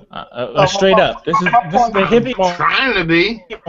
My point I'm about love, but I'm not about that bullshit either, because there's some predators out there. Let's be honest. There's some fucking predators out there. Let's be honest. Okay, most of the people who I know who have firearms, who are responsible people with firearms, you rarely know they have a gun. I don't have a sign on my doorstep. No. Listen, I don't have a sign on my door that says "Beware of owner." I don't have one of those stupid signs, bro. I just don't. Well, it's just like now. You made a point of brandishing your weapon. No, and this there is are at least three of us. Dude, no, homie. This is a Google Hangout, man. This is a Google Hangout, bro. So why are you brandishing a weapon? This is Google Hangout. So when why you are come you to the brandishing a doorstep, this is not what you see on Slim Jim's doorstep, homie. I gotta make it So clear. why are you brandishing a weapon in Hangout? That's a It's nice a Hangout. depression. Why do you feel the need to brandish a weapon in a Hangout? You Because know, it's fun. It's like somehow Because it's that fun. gun is I'm having extension fun, of your bro. manhood. No, brother. That's not fun waving guns My around at people. manhood, no, my That's not fun manhood, waving guns around at people. my manhood extends beyond the Google Hangout. That's why I'm just having fun. See, My it manhood, shows a weak, I have a conscious job. person that this is what you feel as though you have a need to do. No one's in this threatening you. No one in here is coming at you, but yet you feel a need to wave and point your gun at people like somehow this is making you feel good.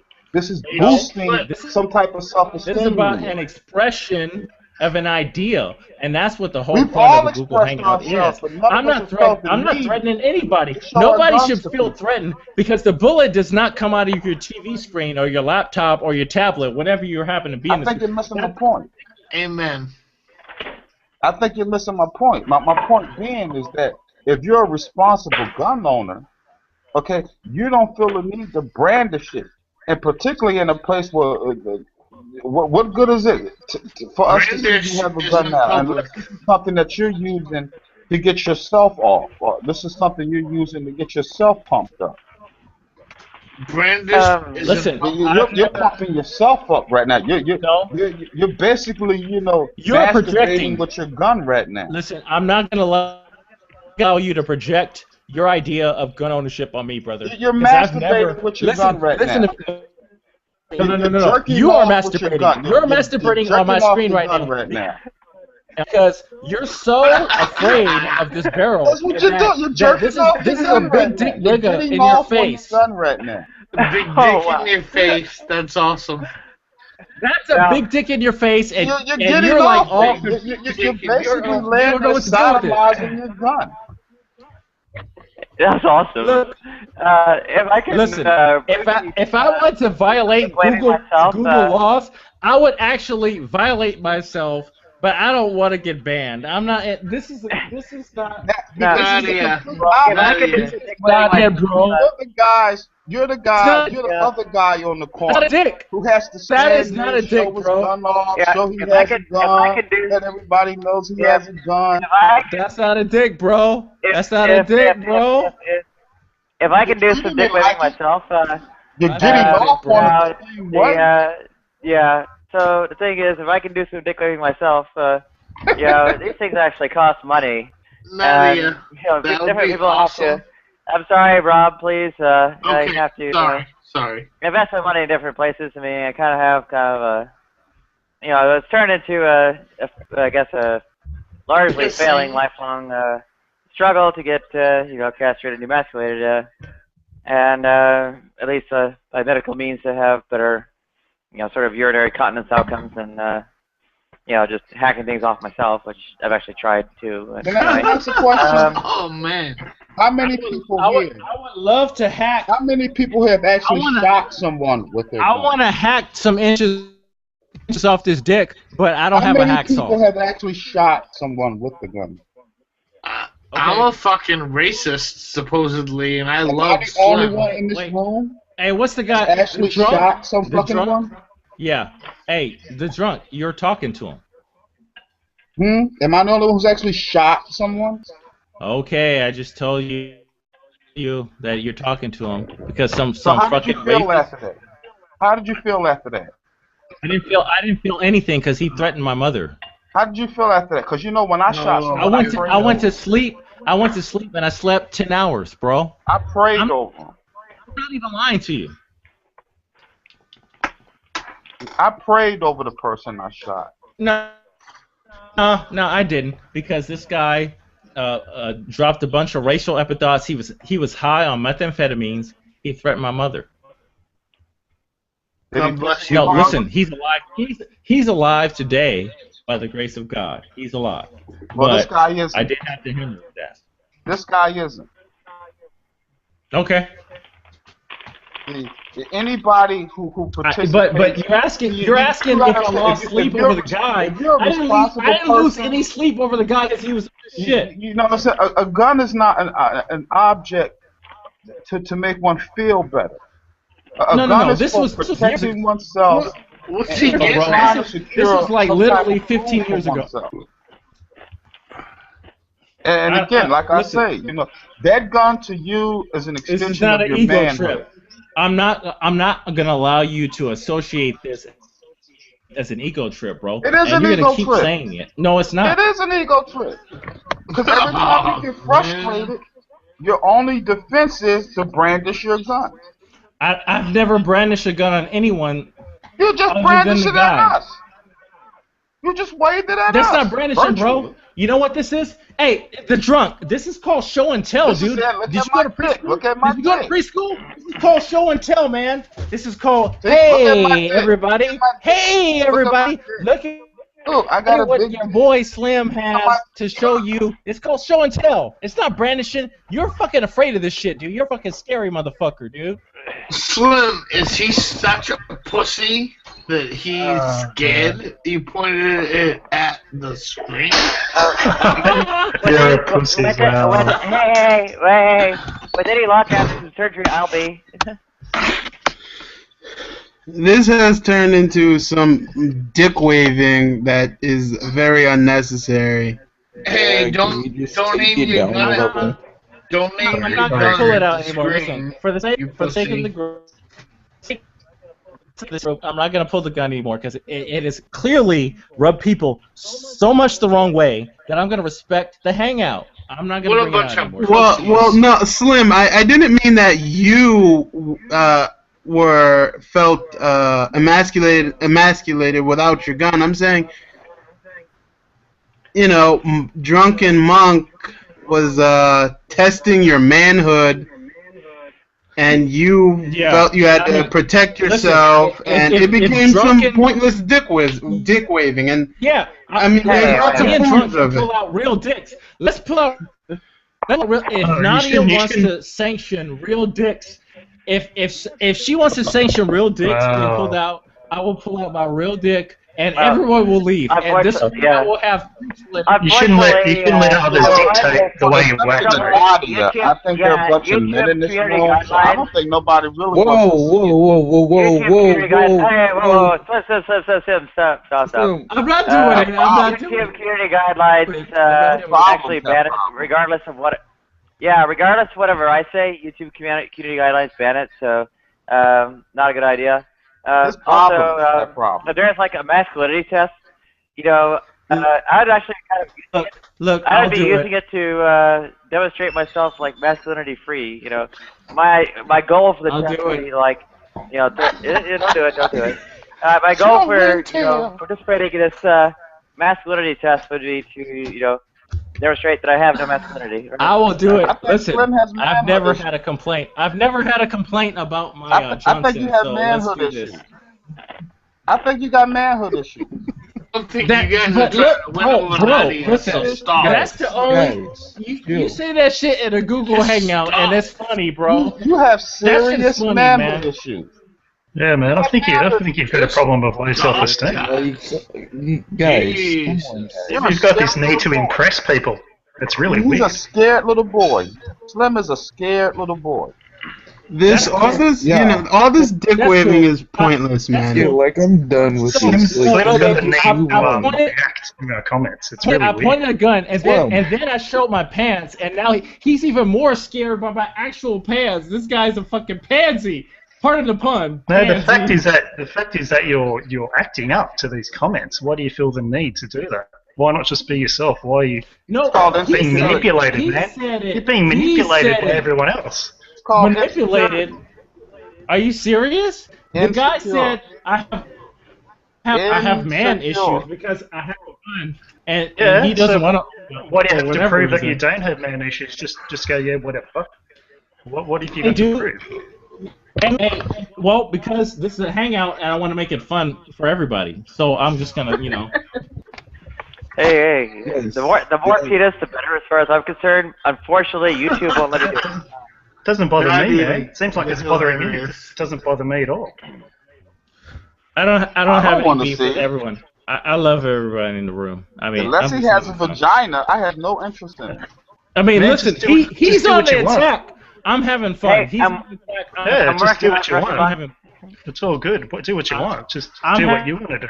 So having unless fun. he has The a guy vagina, I'm really says not the guy says I'm feminine, and trust me, Guys. he wouldn't say that face to face. He would not say that face to face. Trust me. Hey, I think Nadia just said that she wants you to slap your dick off the camera, but basically you're done. You're done after that. That has to be an all-fair hangout. And it has to be huge. If it's not huge, then don't bother. Oh yeah, he wants to pretend like it's his. Okay, listen, I'm gonna be honest with you. It's not. I'll be honest, it's not huge. It's not huge. I cannot enter a career in porn. I gotta be straight up Hi, with John. everyone. I cannot do a career in porn. But, however, I have not been kicked out of I bed. think other than that, everybody should let it go and give it to God. He doesn't want it. Amen. Amen. No. Amen. He Give it to doesn't God. want Amen. it. I'm not letting anything go, and I'm giving it to Marcy Bowers. Well, Nadia, you're awesome, hon. It's good. I'm just saying. No, I'm not taking nothing personal. The brother pointed me out for showing my guns, and There, I'm just having fun. You know, guys, it is. is the penises back into the pants? Can we move on? Slim, you're. I think you're the shit, man. It's cool. I'm just having fun. We need to make this hangout fun, and you know what? There's a bunch of gun owners out there that are fucking idiots, complete idiots. But Exactly. we won't disagree If on it's how not to handle fun, them. then if it's not fun, then what the hell is it? You know? A gun is a responsibility. It's a responsibility, and how you conduct yourself with that gun, it shows your level of competence. Oh, come on, stop that, man. I don't agree. do It's anything not a wrong. responsibility. Listen, driving on the It's streets just is a like that poor responsibility. guy, that video, that poor guy who got his brains blown out by the 12-year-old. He was He didn't more do into, anything wrong. He was more into trying to you know, be macho with this Talk about that child guy. that he Slim Everybody did not do weigh in anything on this wrong. 12-year-old. Okay, listen. He forgot The drunk- his responsibility. The drunk. Listen. Because he was so trying to prove his manhood, he forgot his responsibility. And Are what we I'm talking saying about is, the kid? Are we talking about the kid that was killed by cops with a toy gun? no, Are we talking about we're that? talking. Well, that's another case. That's another case that somehow this child felt as though this was a way of being manly, waving this gun around. And where did he get the parents? I feel like no, he didn't get that from the. He got that from the streets. What? No, he didn't. Get that It was gun a from the toy streets. gun. It was a toy gun with the It was a toy gun. indicator removed. It was a toy gun. His parents. I would say you should look at the police officer who shot that kid. And No, see you should that- look at hypothesis here who said the fact. It was a toy gun. How If you do we aim want a to know that? gun, Amen. if you aim Amen. a gun that looks like a real gun at a police officer, expect that police officer to feel their life. No, let me finish. But Rod, you're forgetting that police officer was declared unfit for duty 2 years ago. He shouldn't have been anywhere near that scene. 2 years Yes. ago. I agree with you. Whatever.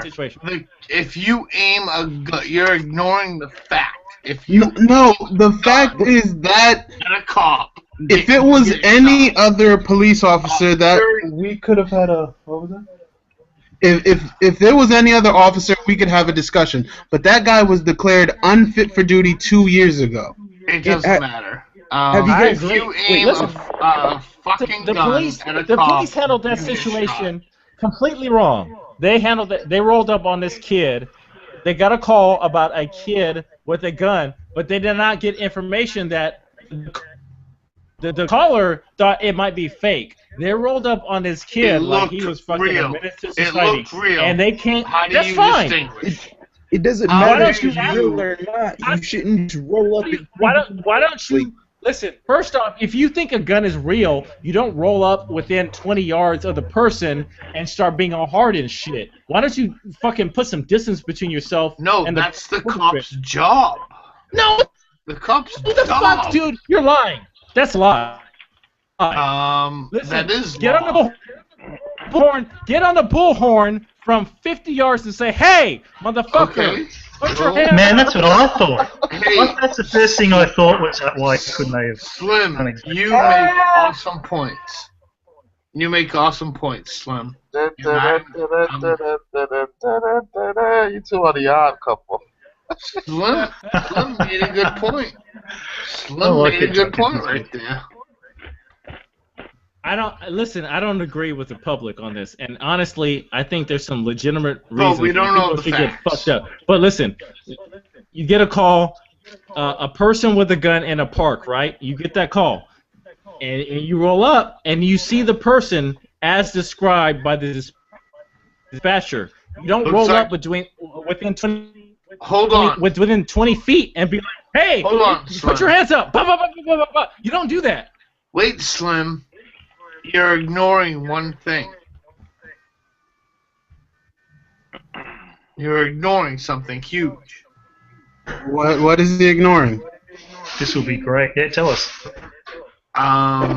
This kid was holding a handgun that appeared to be real. Yeah. Was there anybody we else know around? We know that. We don't know. That's the Yes, we do know because the 911 call was released, and the caller said repeatedly that the gun is probably fake.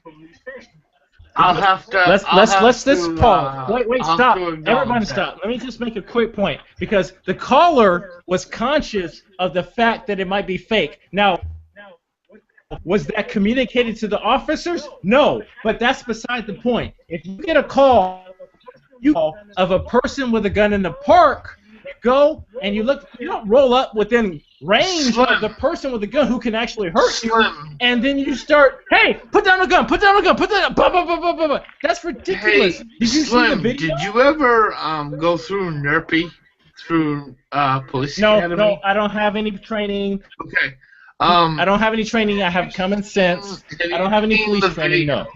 Have you seen the video, training video, from the Chicago Police Department where a drug dealer who was cornered by two detectives lays down an AR-15 in front of the cop in front of him? Man. You're tripping. Hold on a second. Let me finish. This is a kid, I bro. agree. You're tripping. I agree Go ahead with and you. finish. Go ahead and finish.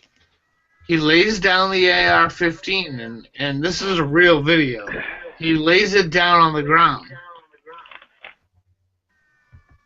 And he has a 9mm shoved behind his ass. Okay, listen. And if you're there's telling a detective me that behind cops- him.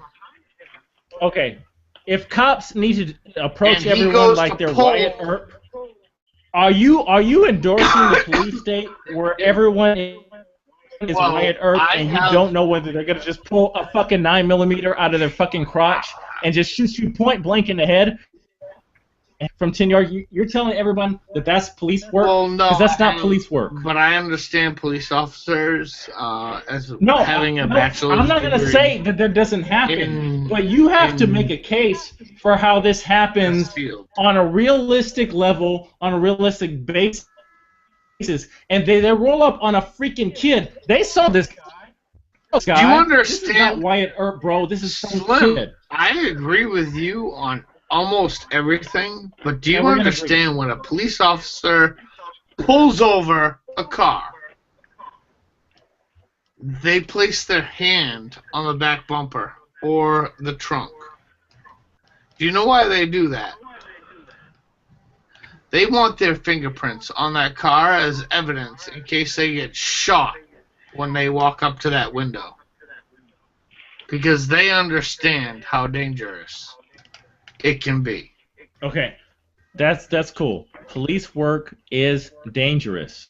And you have That does 1 not get, second. listen to me. No, wait, stop. understand. Please, I did not interrupt you. I did not interrupt Okay, you. bro. Police work is dangerous, and if you engage in the profession of police work, you must accept the inherent danger. That does not give you the right to execute citizens. And listen, I don't want to send people to jail, but if you're a police officer and you shoot someone and you get it wrong, I don't want to send you to jail, brother. But you must be removed as a police officer. Period. I agree. Well, let me maybe break out some This examples kid. from elsewhere in the world, like UK and France. The gendarmerie and the, I guess, UK constables and so on. But Nadia, we were Actually, talking. beg your pardon. They're not even. Hold on, we were talking about this beg your kid. pardon. Beg your pardon. Not even necessarily distinct from the military. Beg your pardon. They're not even necessarily distinct from the military. I'm trying to think of gendarmerie as regarded the branch as such. Yet their protocol for the patrols and such doesn't even have them armed. They do have armed units. But they're not so the- when someone hey, this is still going on here. They do have armed units when guns or so on are found amongst offenders, they call up the armed units and have a protocol for. Beg your pardon. They have a protocol for surrounding and welcome, Amber. And in this case, as you can actually see that the shooting deaths by police in the UK and France are vastly lower than the US. They have much better results in the US by means of their protocols, and perhaps but their methods would be they don't have the same issues. And I feel like I can speak on this as an actual black person. They don't have these social. Everyone talks about how there's no gun murders in Japan, and let's be upfront. There's no Michael Browns in Japan. Why do you keep saying this? They don't have the same dynamic of problems. There are racial minorities in Japan. Oh, get the hell out of here, man! I'm going to Japan to serious? I can. Come on, dude. Michael Brown is a good example. Now we can't even have a decent conversation if they think the 0.01% of minorities in Japan are equivalent to what's going on in the United States. That's just Michael Brown is a very good example. Michael Brown is a very good example. Michael Brown is a very good example, actually, because he was not carrying his own gun. The contest and so on was over the gun of the police officer. And are you saying that police officers should not own guns? Should not have guns? Because that's ridiculous. Well, listen, fuck the gun. Fuck the gun. Michael Brown was a big ass nigga. And when a big ass nigga. Oh, stop. Stop. I will use whatever language I like. I will use whatever language I like. Can I say something? I grew up. Bullshit, Slim. I grew up in a That's fine. That's fine. That's fine. Okay, I grew up in a very ethnic city. Okay, I saw Irish kids fighting with Italian kids. Okay, I saw the Irish kids fighting. So I saw ethnic fights, and it didn't have anything to do with black or white. You look at a country like Serbia, okay, or Bosnia, or Croatia now. These people look similar, and they're killing each other. Irish fights where? Listen to me. If you're if you're an officer, if you're an officer of the law, and someone who clearly is physically imposing on you decides that they do not want to be arrested, what are you gonna do, bro? I'm gonna mute. What are you gonna do? You're gonna take their ass down. How the fuck are you gonna take them down? How you gonna do it? You're gonna do it by any means necessary. Okay. But the point being is, there should be an understanding that cultures are different, and most police are not trained that way. It's just like when I talk to Italians. No. But this is not about culture. Listen to what I'm saying to you. Listen to what I'm saying. Have you ever talked to an Italian? If you talk to an Italian, when they get emotional, a police officer? When they get emotional, they start waving their hands a lot. Because your emotion. I am an officer of the law, and I've informed you. I have informed you that you are detained. You are officially detained at this time. Turn around. Put your hands behind your back. Have you ever been arrested? You are gonna. Have you ever been arrested? I've been arrested. Yes, sir. I've been in jail. Next question. I've been arrested several times. Okay? Very cool. And it didn't take till I got to be an adult to learn how to be arrested. Have you been trained how to arrest someone? Because I have. You understand what I'm saying? Have you been through a police academy? To understand how to just calm down. Have you been through a police academy? Do what I'm told and wait till the proper time and place to express my anger or Did Michael Brown do what was going on? Did that? Did what's his name do that in New York? What's his name? And Eric Garner. Unfortunately, that was the cost of Eric Garner do that? Actually, what happened in the Eric Garner situation is completely different. Many people cite the untaxed cigarettes he was selling as the point of them accosting him, but that's a lie. There was a fight at that exact location earlier, and Eric Garner was one of the people who broke up the fight. And the police arrived too late, and they noticed him, and they knew he was selling untaxed cigarettes, and they just attacked him. Go ahead, continue. But can I ask because you already admitted that he was selling. What'd you say? Please, should a man be killed because he sold a couple? But here's the thing, come on, dude. No. Stop. Okay, Let's stop. okay, go ahead. He did not go there. The police did not go there to kill Eric Garner. This is an obese man, and literally his heart is struggling to pump blood through that big ass body. Don't come in here talking about that. Okay, Slim, that's bullshit, Slim. Slim, that's bullshit, and you fucking know it. Okay. Okay. First of all, the untaxed cigarettes. Let me finish. The untaxed cigarettes are the field of the ATF and the IRS. Okay, because I believe there are special taxes that go on cigarettes that he wasn't paying for, and so. The deal with the untaxed cigarettes were the ATF and the IRS. And now to blame the fact that he was killed on his size is bullshit.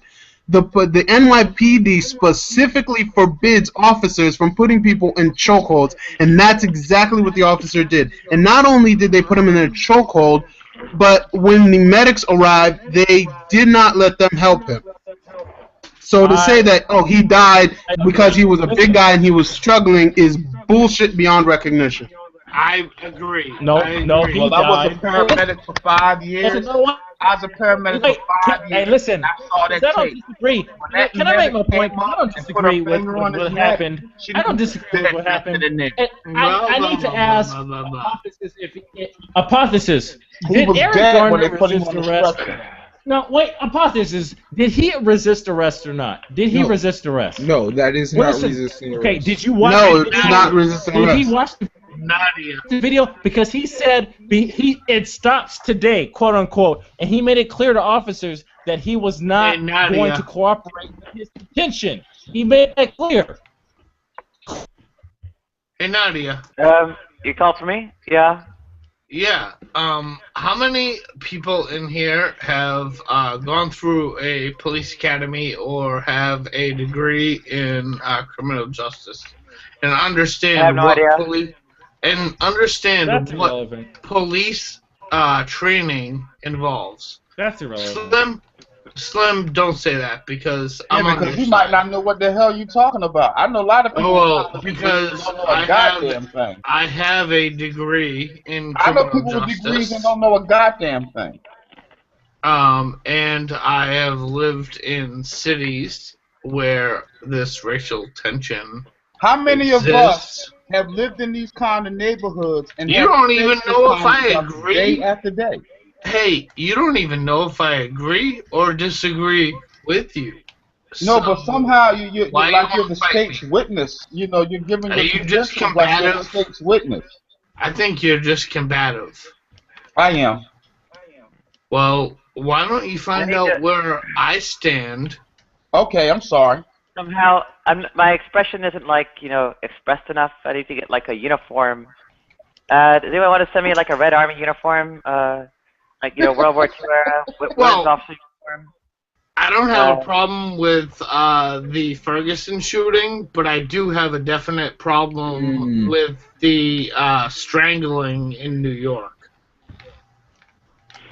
No, the guy said, listen, it ends today, unquote. And he says to the officers, I will not submit to being taken into custody. And when a very Because large they man says harassed to the you, guy.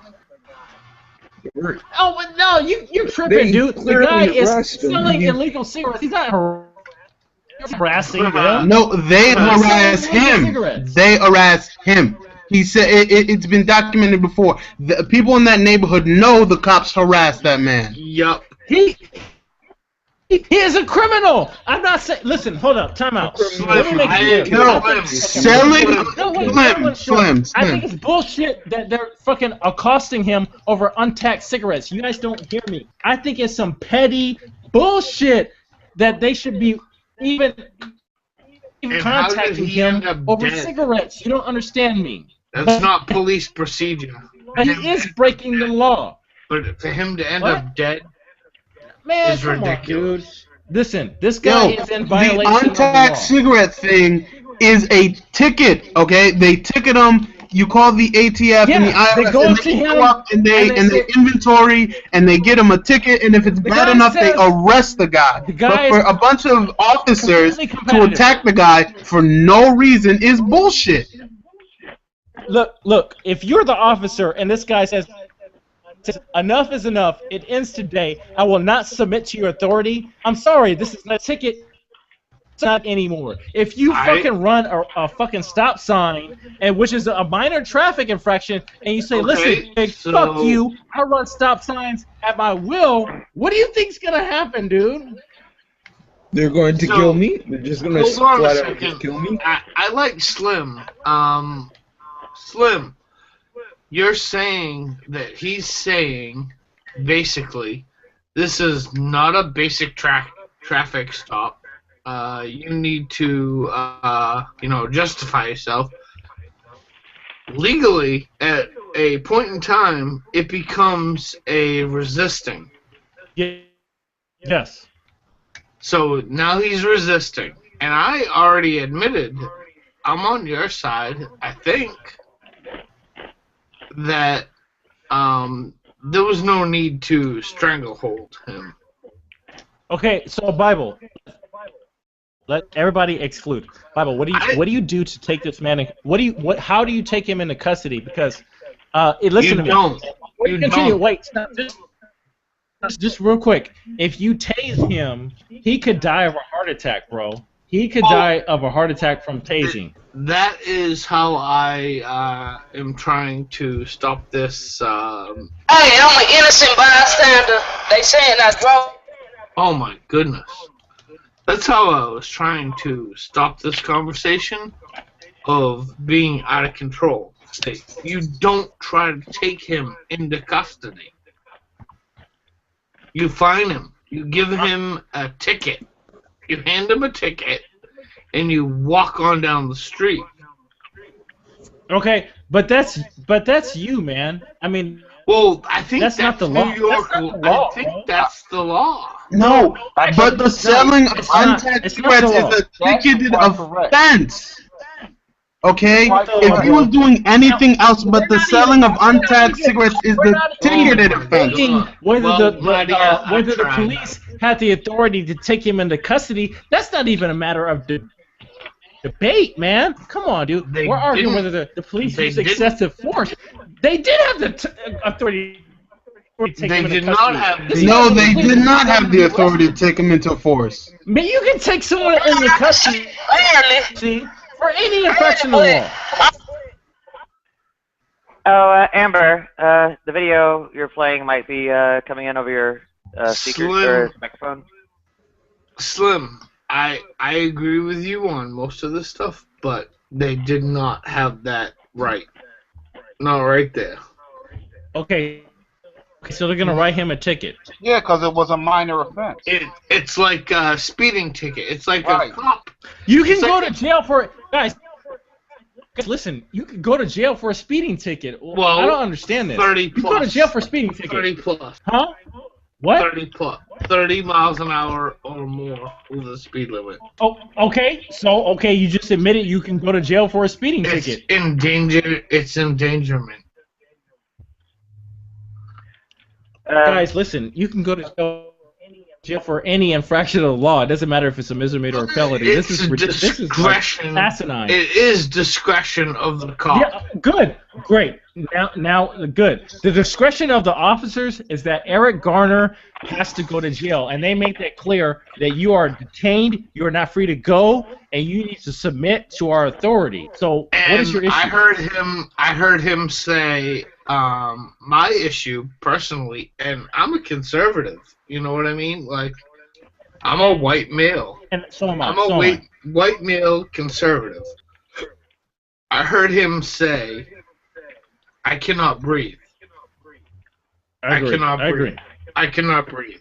I agree. I heard that I agree. so many times I agree. that I had to believe that cop should have let go of his neck. I agree 100%. and that was the point where I changed my mind and said, "Well, this cop is not just arresting. What happened? This cop is choking him out." After the chokehold, aka headlock?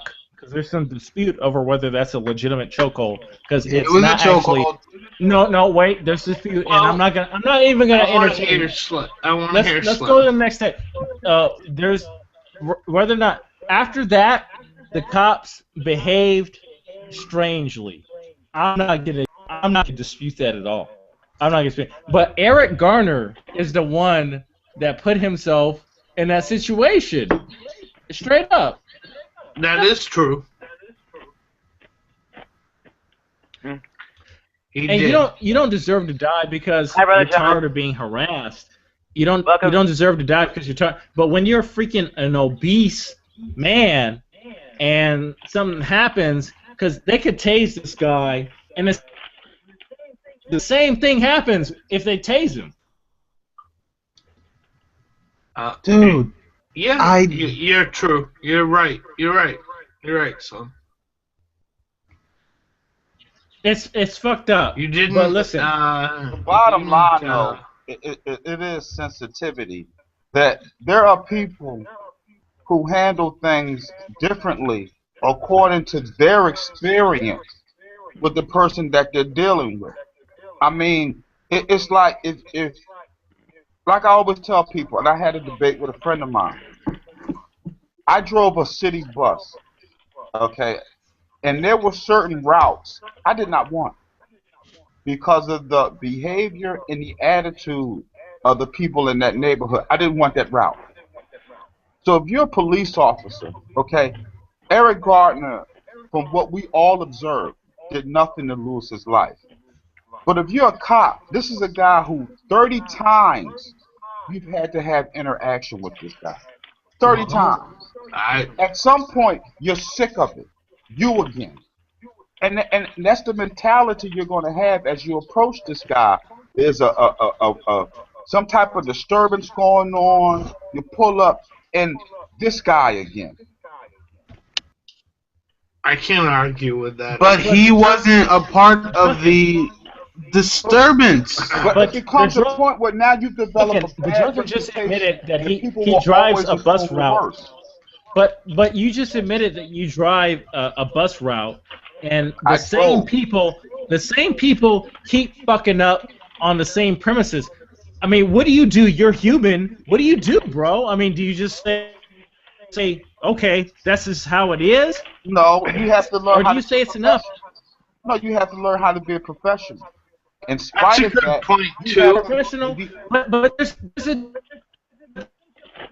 a distinction between a professional bus driver and a professional police officer.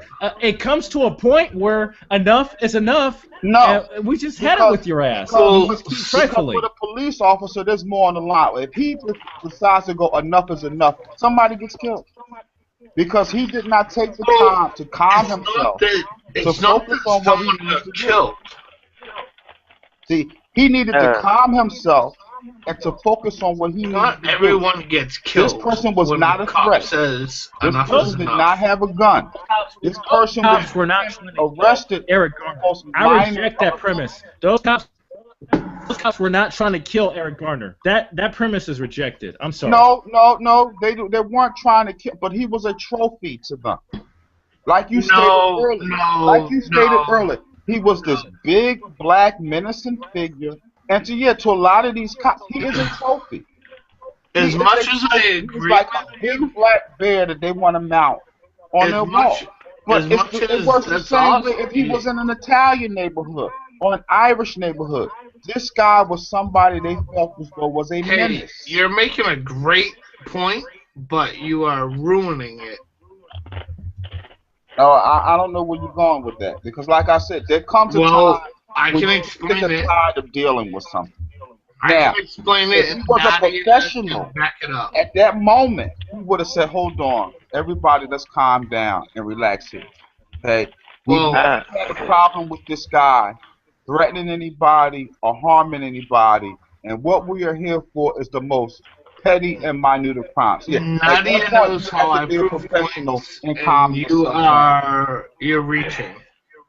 But they got worked up, they got excited, I'll even let and as you Nadia get that way, prove my you point lose. for me. Now it becomes a matter of manliness, a matter of we're going to show you, okay, No, where as a no, no. professional you should have said, hold up, hold up.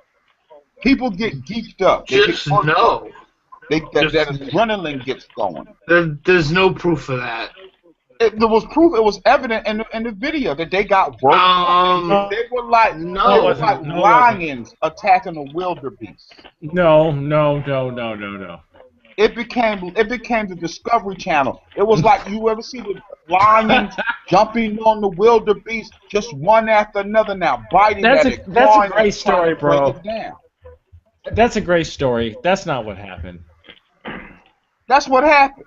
They got worked up, they got charged up, they got excited, and now it's about the kill. Now it's about the takedown.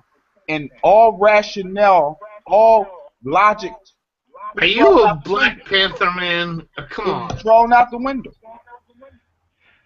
Come on. Okay, listen. One cop said, hold on. Listen, can we role play? This is about cigarettes. Hey, Nadia. Listen, everyone agrees it's petty. Everyone agrees that the cigarette beef is petty. I don't. There's no disagreement on. But the why beef. did it escalate? Because now it becomes a matter of a pissing contest. We're going to take you down. Again, now it becomes a Discovery Channel. The lions are going to take down this larger animal by any means necessary. The gentleman was right. This could have been something. All he had to do was be written a ticket. That's crap. Written a ticket. You're not proving anything. But they got worked up. They got eager. They here we go. We're going to take him down. And like I said, you look at it's like the Discovery Channel. When you see those lions circle a larger animal and they just move in for the kill.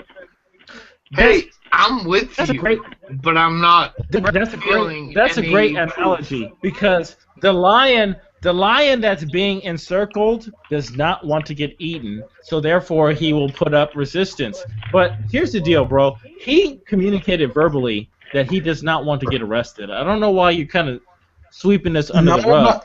Nobody is saying that's the problem. The problem is they're attacking him for no reason. That's the problem. No, there's plenty of reason, and there's some bullshit. Dude, we agree. It's fucking bullshit reasons, but it's not no reason. It is fucking petty, and the state's tripping. We need to end the war on drugs. It's fucking a fiasco, but you can't say there's no reason. They do have a reason. So you need to know where you're at, bro. And listen, when a bunch of cops tell you you're under arrest and you say, "Oh no, I'm telling you this harassment ends today," these cops are not gonna like turn around and say, "You know what, Mr. Garner, you're right. We're gonna leave you alone. Have a nice day." That's just not gonna happen. You want to know something worse? Someone pretending to be me and telling Nadia they have loved her from the first time they saw her. How about that? I mean, come on. It's a mute argument. The problem is that they attacked him for no good reason. I understand. But you gotta understand let me finish. why they got worked up to that point. I'm not justifying what they did, but living in those kind of neighborhoods, I understand. It's a combination of all the wrong things coming together that day. Okay, a guy who's doing what he's normally done, a police department that has already bad attitude and bad intentions. And it was one of those days where all the worst elements came together. It was an unfortunate thing. Now, that being said, somebody needs to pay for that. You live in Oakland? No, I'm not. I'm a northeasterner. North. Well, you live in the Oakland area. No, I don't live in California. I'm on the East Coast. Well, then how can you understand the police mentality or training? Didn't you hear me say I am from the Northeast? I am from the Northeast. New York? How many hours drive from New York? It's all the same. That's why it's called the Northeast region. Anything from New York to Jersey down to Philadelphia, it's all the same fucking Oh, thing. really? Northeast? Because I live in New Hampshire, and you can come up here and be, you know. New Hampshire's left not alone. considered. New Hampshire's not part of that mix. New Hampshire's not the Northeast. It's not the tri-state. The tri-state is well, New York, to me, Jersey, and Philadelphia. It's called the tri-state area. Yeah, and to me, the tri-state is Maine, Vermont, and New Hampshire. Well, my tri-state is New York, And you Jersey, would and be Philadelphia. left alone. You would not, if you want to be a productive member of society, you would be left alone. Well, what's the trouble is, of what's course, the point? the trouble is, of course, that who gets to be a productive member of society is not the member of society's choice. The hiring managers and such who. Nadia, don't make it. I beg your pardon. Hello. Stop. So the hiring, beg your pardon. Stop. The hiring managers and such who, give someone the job and promotions and everything else are the ones who decide whether that person's going to be a productive member or not the person themselves. He's not adding to society here. I'm not sure what you mean, but institutionalized racial discrimination in criminal justice is come on. Pervasive from top to bottom, from every step of the chain, both police to judicial to corrections, and well, I am a Master Mason. I'm Illuminati. I am a member of the Illuminati. I doubt I'll say that in public. I doubt that. I doubt Really? that. I doubt that. I put big, massive doubt on that. Really? Yes. That I'm a third level degree Master Mason? Yeah, I put highly doubt on that. And probably Really? unlikely. I want to hear you elaborate. I don't like the analogy in general, but my well, I want to hear the elaboration. My the elaboration. Well, on excuse me. My bullshit meter is screaming, going wild here. Hold on. Let me go get a something to prove it. What do you think would prove it? I've set it all aside, so hold on a second. My main issue is that it's not about the killing, it's about the justice after it. I mean, the Eric Garner situation, they have video of the man being killed, and there's still no indictment. We can agree on that. I mean, whether they find him guilty or not, there should be charges because there's a fucking video. Yeah, we're agreement on that. We're in total agreement. Yeah. Extrajudicial killing with impunity is rather routine in the U.S. In fact, the police are gunning down more people than, well, I blame Obama. Guns. Yeah, the police are gunning down more people than private citizens who own guns. I blame Obama.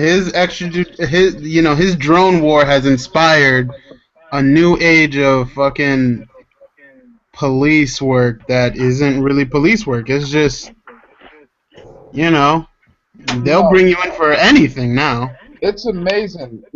People act like this has always been going on. This is nothing new. I know it's been going on. It's just now with the internet, it's becoming visual. This has been happening in the black community since we've been free.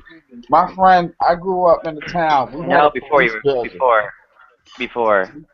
Well, before, but it was legal then. They'd cut off your foot for slamming the door. We had a building called the Roundhouse. Hey, I'm going to prove this to you. And the here. ruling point was, once Right you went here. into the You see Roundhouse, this? you was coming out with a charge. This fucking gets sent to me every day, every week, every month. You want to see some? You want to see You're the on the names? mailing list. Do you know who you're fucking dealing with, motherfucker? You're on the mailing list. Wow. You joined the Elks Club. Yeah.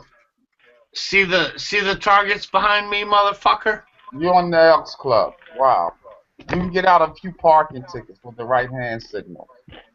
Yeah, that's not the Elks Club, donkey. It's the same thing. The same thing. You see the eye, Elks motherfucker? Club, Nicer Columbus, it's all the same thing. Yeah. The Grand Good luck Poobah. to you. They color us very skeptic. Good luck. So yeah, institutionalized racism is good luck. You know, incredibly pervasive. I mean, it goes quite a bit beyond, you know, the police and criminal justice and everything, correctional systems and so on. Why are Nadia, beg your pardon? you Excuse wanna me. know Stop! something? Stop! Well, I was going to explain. Stop. Well, you don't want to know? Why are stop.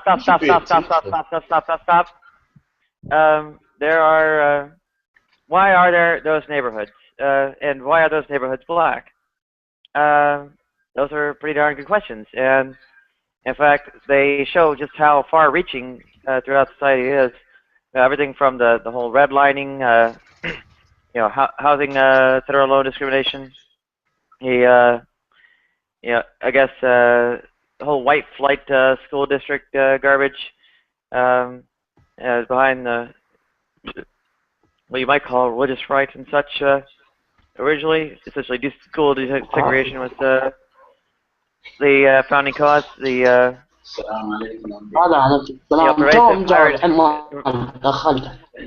for fuck goddamn sake, will people like stop showing up and doing this to me?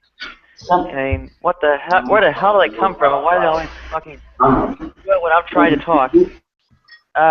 Fuck is that? So the next part is, you know, well, if you're trying to get a career, get out of those places and so on, you got pervasive hiring discrimination and promotion discrimination, keeping you from getting hired, number one, and keeping your paycheck down even if you do. And you can actually, you know, go do sociological studies and find like a literal correlation to exactly how dark your skin is. You don't just, it's not just how black it's not just you're being black or not. It's like how freaking dark your skin is. Hey, they can actually nail. Shut up. They can nail it down that far. They can nail it down to exactly what shade of skin you are, showing how fat your paycheck's going to be and if you're going to get one in the first place. So, I mean, whether that bad, that pervasive, that hostile, I mean, it's like as evil, ugly, and so on as South Africa. Okay. Finally, Nadia. Does it really take shouting down 5 different assailants or whatever you want to call it to get that little tiny point out? Why do you think I'm an assailant? I was about to say, out of the 6 people in your chat here, what if I was willing to try to help you?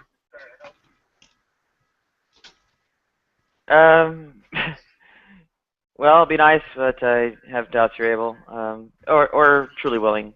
But well, if you keep telling me to shut the fuck up, then I might be not willing. But I do find you to be extremely intelligent and worthy. You know, So. Amen to that. Sounds like a date. Yeah. I agree with that 200%. Actually, my whole account of white supremacism was not a matter of communism. I mean, I guess Well- communism is generally endorses racial equality, but it's not the full concept of communism by far. It's like, I mean, if you want to actually, say you're remotely against, things like racism, you have to actually recognize when it's there. Well, I'm not gonna help you if you're a communist. If you're gonna come against me, then I'm not gonna help you. Yeah, not How are communists? Nadia's not gonna back down on communism. I've already discussed that with her. I think she's a little bit flawed. No, She might. no might matter how much I love her. Nadia might abandon communism if, as a capitalist, I help her. No, I'm she sorry. won't. No, she won't. Yeah, Yeah. jeez, I gotta do that. fucking wings. Oh, come on now. Jeez, they fucking wings. You know what? I don't want to be critical of Nadia, but that could be holding her back. Listen, I mean, you don't have to change who you are, but you do have to at least act, put on the mask. As a and act Christian, normal. Jesus, Joseph, and Mary. I Holy lost shit. my mask. Oh, hold on. You want the mask? Give me a minute. Here we go. You ready?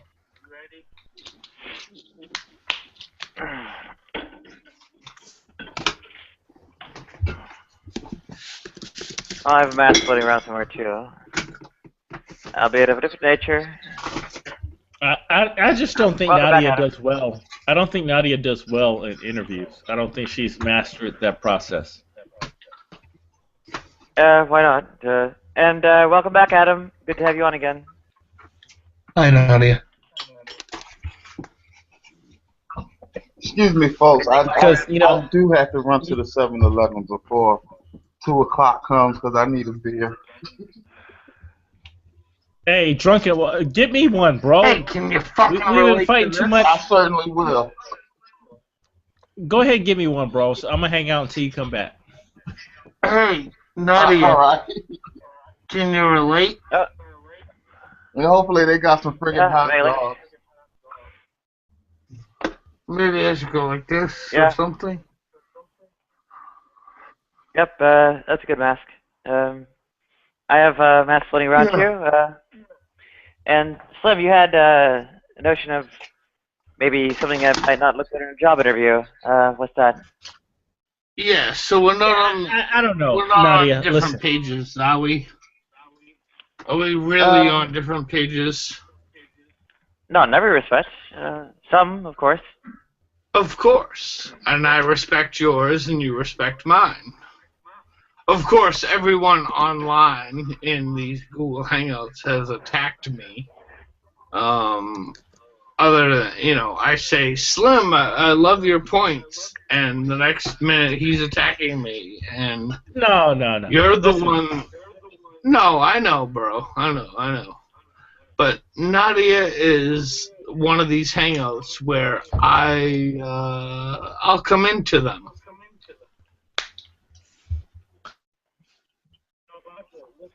no, Bible. Listen, I came into Nadia's hangouts, and it wasn't full of open-minded people like you, and they just tried to bid me over and just rape me, and I was like, okay, I don't give. I'm the only Christian here, and I will take all of you, and it was just. I love it. Just a cluster.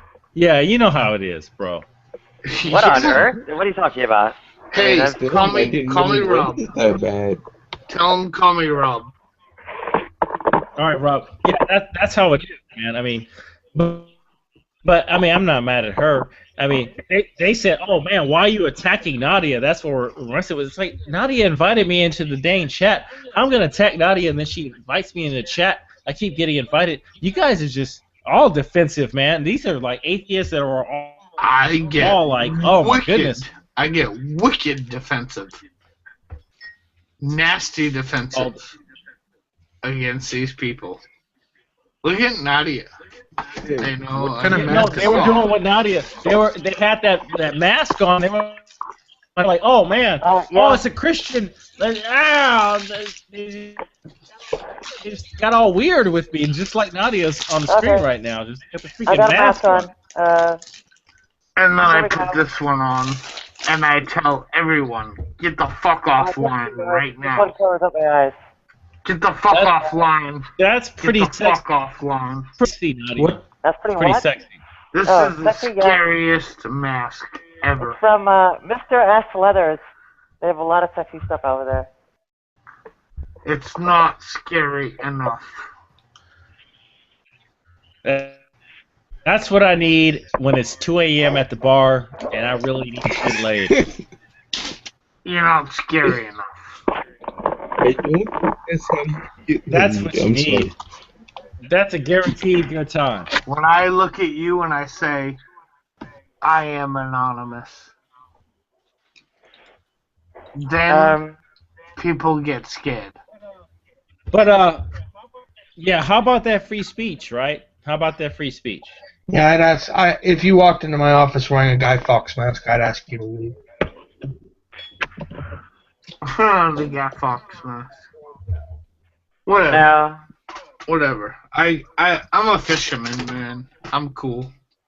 I think Slim has some maybe ideas about my interview. I'm sorry. I think Slim had some ideas about my interviewing technique. Is that right? Well, look, Nadia. Here's the deal. I don't know how you present yourself in an interview, but let me take a step back. How many interviews do you actually get? Very few. Why do you think that is? Well, it has to be something either on my resume or quote unquote about me, so to speak. I can tell. So it's a separate issue from your status as a member of the transgender community. Not entirely, no. I'm actually schooled to fix resumes. I could make a resume better. Yeah, like the gaps in my work history. Yeah, you might need help with that, Nadia, and you should seek out people in the room on that front. But once you actually get in there, I think that matters too. Yeah, I haven't really gotten anywhere in the 4 interviews I've had in the past, I guess, 18 months. But anyway, the gap in a work history, etc. stuff is, kind of demonstrably a sort of result of trans stuff. So. Okay, no, but no. Listen, Nadia, what do you tell them when they ask about your gap in employment history? What do you tell them? I was caring for my husband until he died. Huh? And mourning him after. Well, for the single largest one, that I was caring for my husband until he died and mourning him after. Okay. Wow. Drop that, Nadia. Drop that completely. Tell these guys, listen, I was looking for a job, and it's quite difficult to get employed in this environment. And have some examples of when you are actually looking for a job. Don't tell them you're caring for someone or some like grandiose story. Tell them you're looking for a job, and you're legitimately having some troubles, and then build value in yourself. Because they don't want to hear your excuses, But everyone knows that it's hard to get a job right now. Well, and it was literally true. But okay. Okay, good. You know what? The truth is not getting you employed. So I need you to lie. I need you to fucking lie to people. Because, it doesn't matter if this is true or not. As long as you believe it and the look on your face says, I believe the story, that's what you need to get employed, Nadia. Yes. Slim. Yes. Wait a minute. I was very interested in. Adam. I was very interested in being one of the 3 Christians in this room, but I have the other 2 Christians in the room telling someone to be dishonest. Well, yeah, I get it. Adam, I get it. Listen, go ahead and tell him, Bible. I Go ahead. apologize. I apologize. Is the attorney in the room going to have to be the one to tell everybody else that being dishonest is a bad thing? And Oh, not to do man. anything, but I'm pretty sure the Ten Commandments say do not lie. No, the Ten No, Commandments you guys do not. are- The Ten Commandments say You're do not tripping. bear false And Nadia's witness. tripping. And listen, and Nadia's not a Christian, and all of a sudden she's going to hold herself to Christian standards, and then the advice is all about Christian standards. I didn't ask. This is crazy. I didn't ask about who you were directing the comment to. I asked about you were directing the comment. Adam. Yeah, no, Adam. and I will not retract it at all. Okay, well, I disagree. Can I say something? Always. To Adam. Sure. When we are believers in God, we stand before the judgment seat of Christ. We understand that, correct? Absolutely.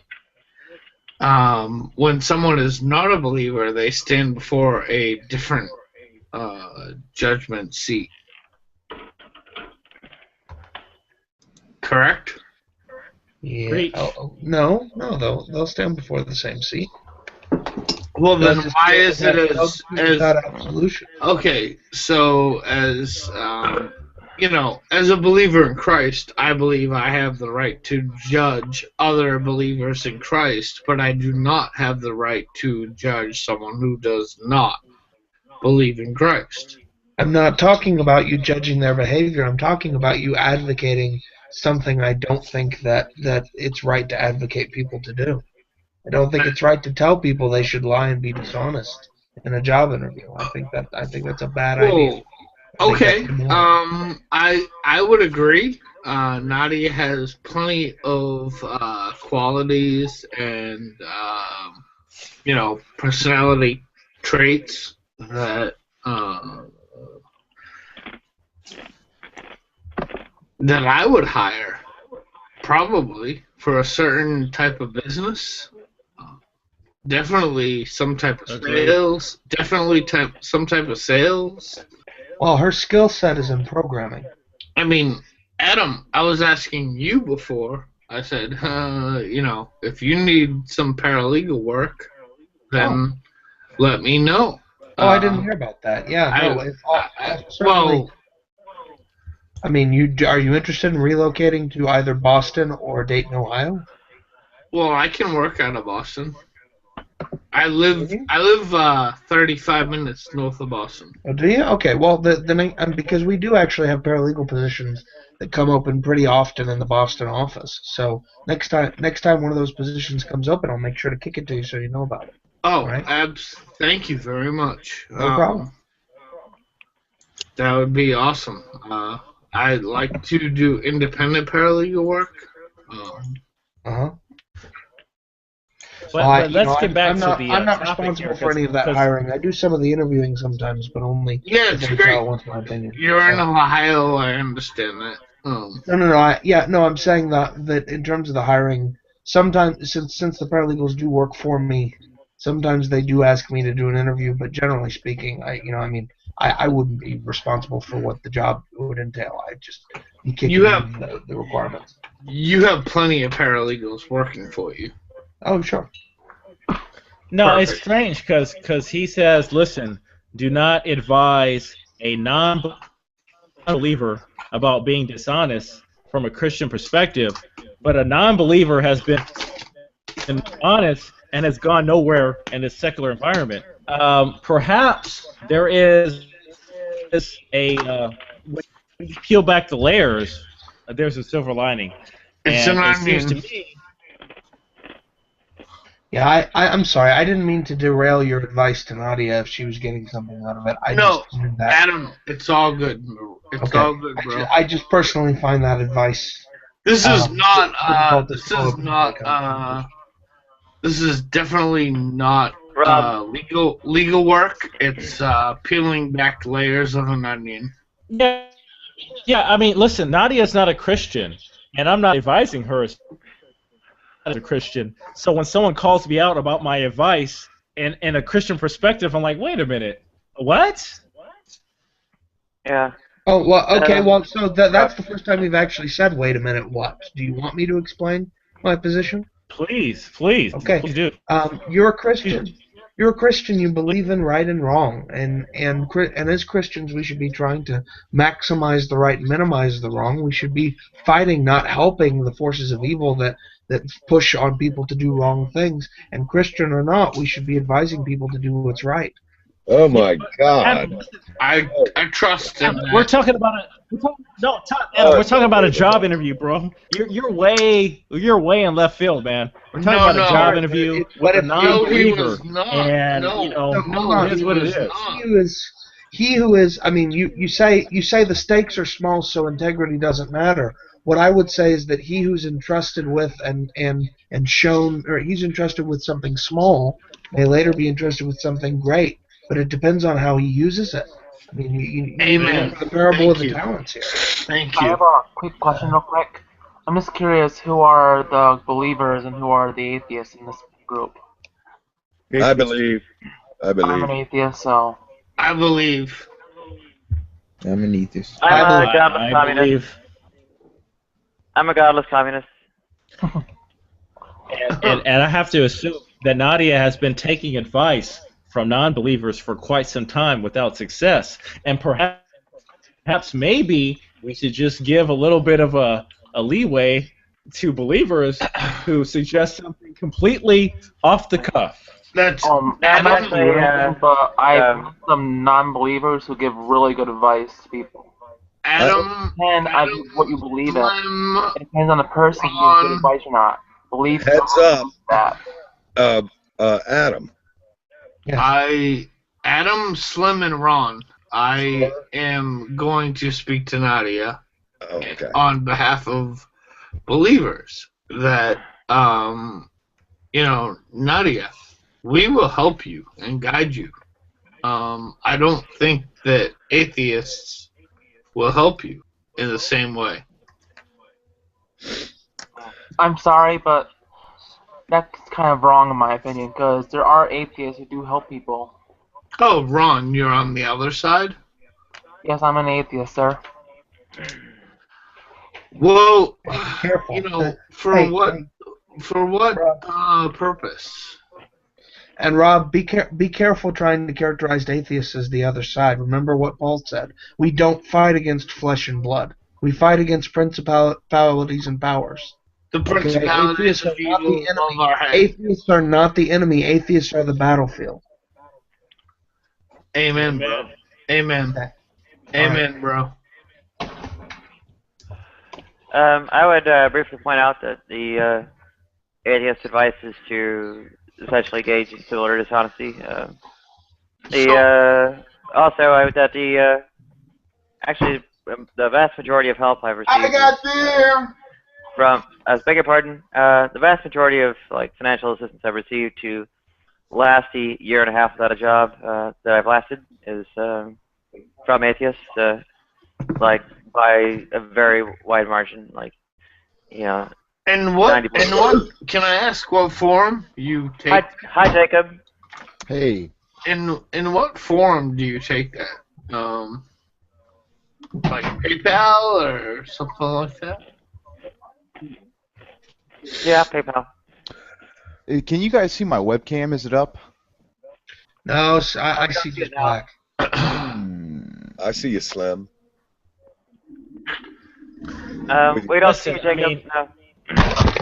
The Saint is immaculate. I love him. Let me see if I can't get this. Hey, Nadia, I can help you. All right. It will come. Give Adam a chance. It will come, but you have to wait for it. Excuse me. Right. Adam needs a chance to talk here. If you could please stop interrupting, that would help. I realize you've had some to drink, but try to calm down, be conscious. Okay, you were saying? Sorry, you were telling me not to interrupt? No, I was telling Rob not to interrupt. Oh, sorry. To Well, give you a chance.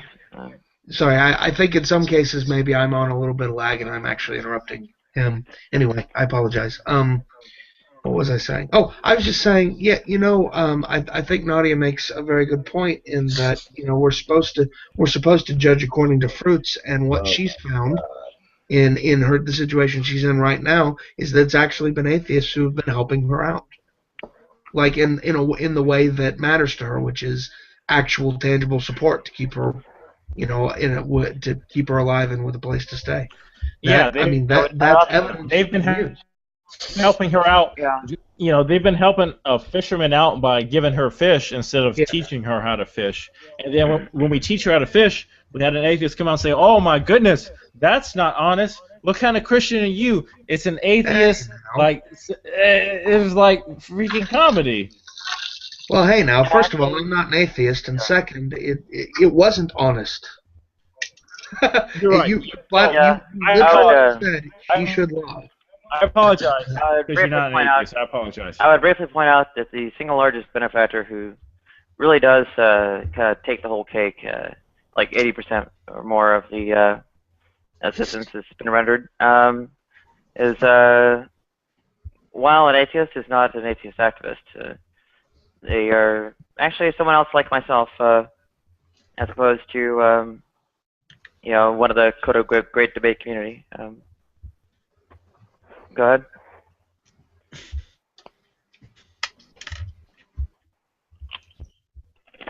Well, listen, I mean, it's not going to be easy for you, Nadia. I mean, you're going to have to take a job that's completely entry level. I have trouble believing, especially on the West Coast, that you can't even, because honestly, when anyone takes an entry level job, the biggest thing is not about being straight, gay, trans. The biggest thing is showing up to the job on time and being ready to work. If you show up on time and you're ready to work, you beat literally half your competition right then and there, even if you suck ass. Straight up. I'd like to briefly point out that in my it is permitted. I guess maybe 20 years or so of experience is that your idea of the entry level somehow being the kind of factor that it is, that the lower you set your standard in that terms of prestige, then somehow that enables you to get a job or somehow increases the odds of you getting a job. That's actually not hold out in my experience. You should move to the East Coast then. I came from the East Coast for essentially Silicon Valley's greater number of employers for my field. I don't understand. Right, welcome, Jacob. Hey. I don't understand that. Yeah, Nadia, you may have to pound sand socially. I don't know what kind of circles you hang out with in terms of hobbies and whatnot. You'd be surprised how many doors open when you start to network with people. I don't know, eccentrically. I don't know what your hobbies are. I don't know what your Slim. I think she does. So you really. Nadia, what's your profession anyway? What do you do? Well, smart. I was a operating system kernel programmer, primarily working on Linux.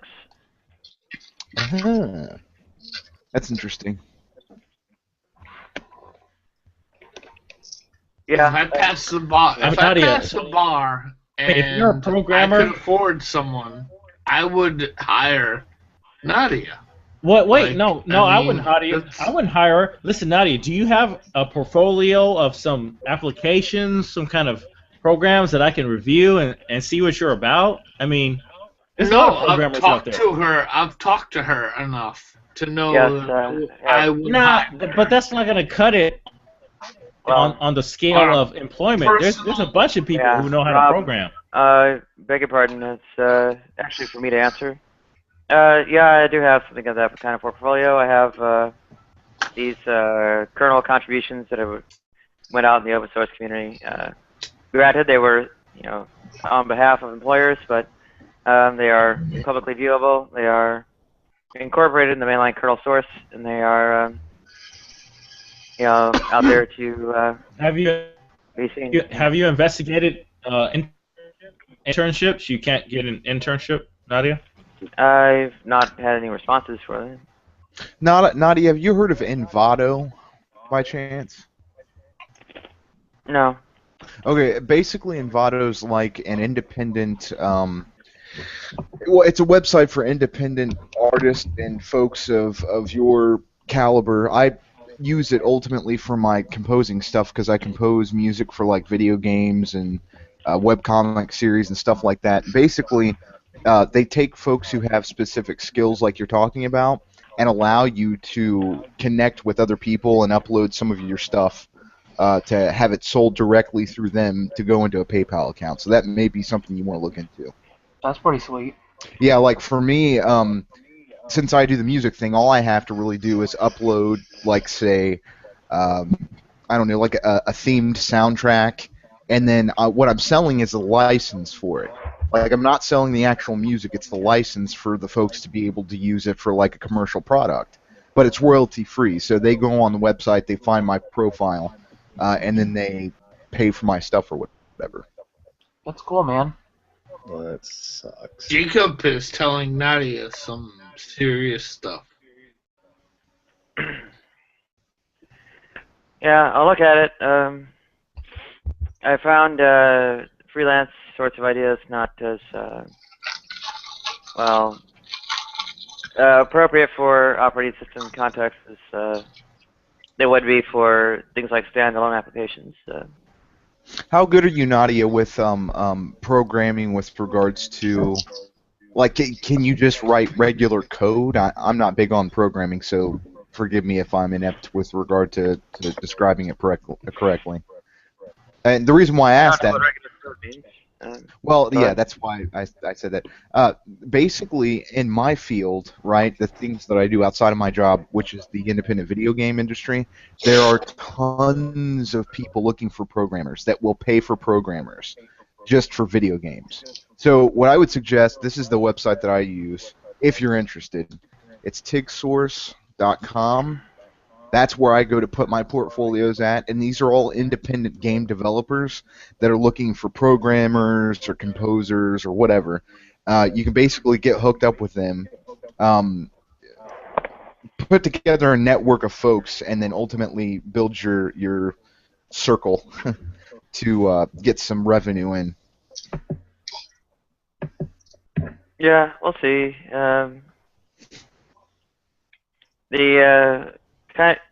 Generally game development and sort of my emphasis on things has the small trouble that they basically build it once and then attempt more to license it than develop it anew.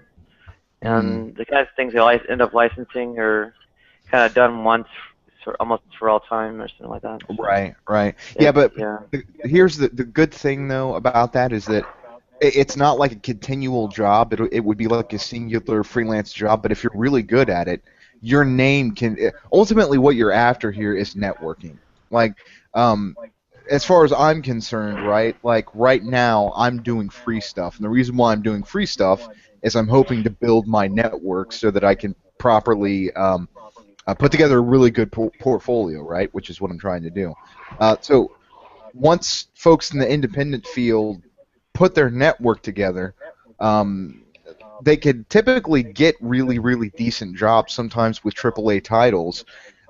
To give you an example, the dude that did the music for the, I think it was Advanced Warfighter, Tom Clancy's game, God, I can't remember the name of it. He made $75 grand for the soundtrack on that video game, and that's like 50 minutes of music.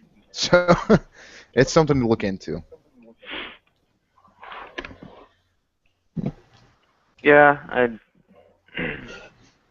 looked into freelancing. I've looked into freelancing before and not found it very good fit for my field, especially, and so on.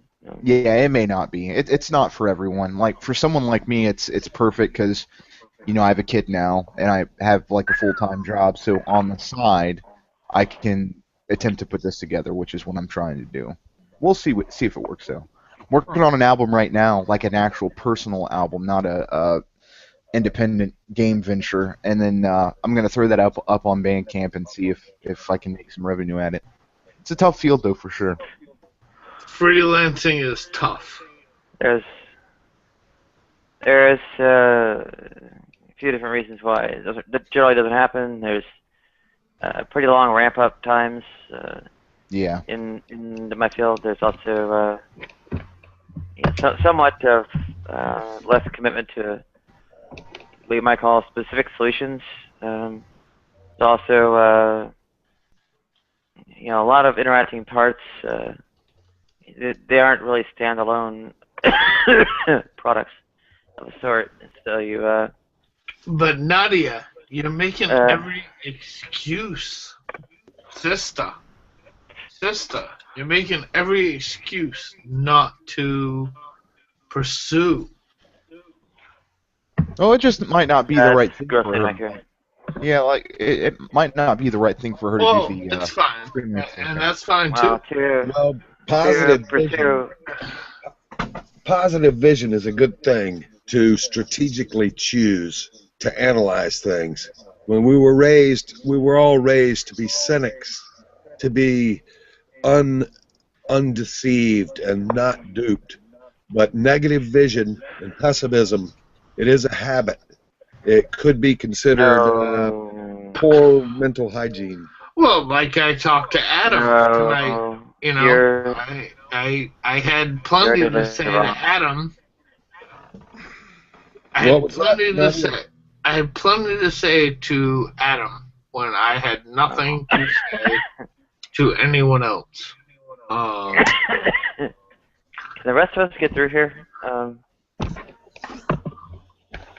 So, as I was trying to say, there are other ways to go about pursuing it. So, one, you can sort of advise a change of field, which needs some element of resources to bootstrap. You're generally talking about some manner of education, some manner of resources to attempt to execute things until you get ramped up, and so on and so forth. You can, let's say your freelancing is the only way to go, then in order to freelance, you essentially change fields, right? The whole bit about positive and negative thinking garbage, whatever kind of secret Joel Osteen, Creflo Dollar, etc.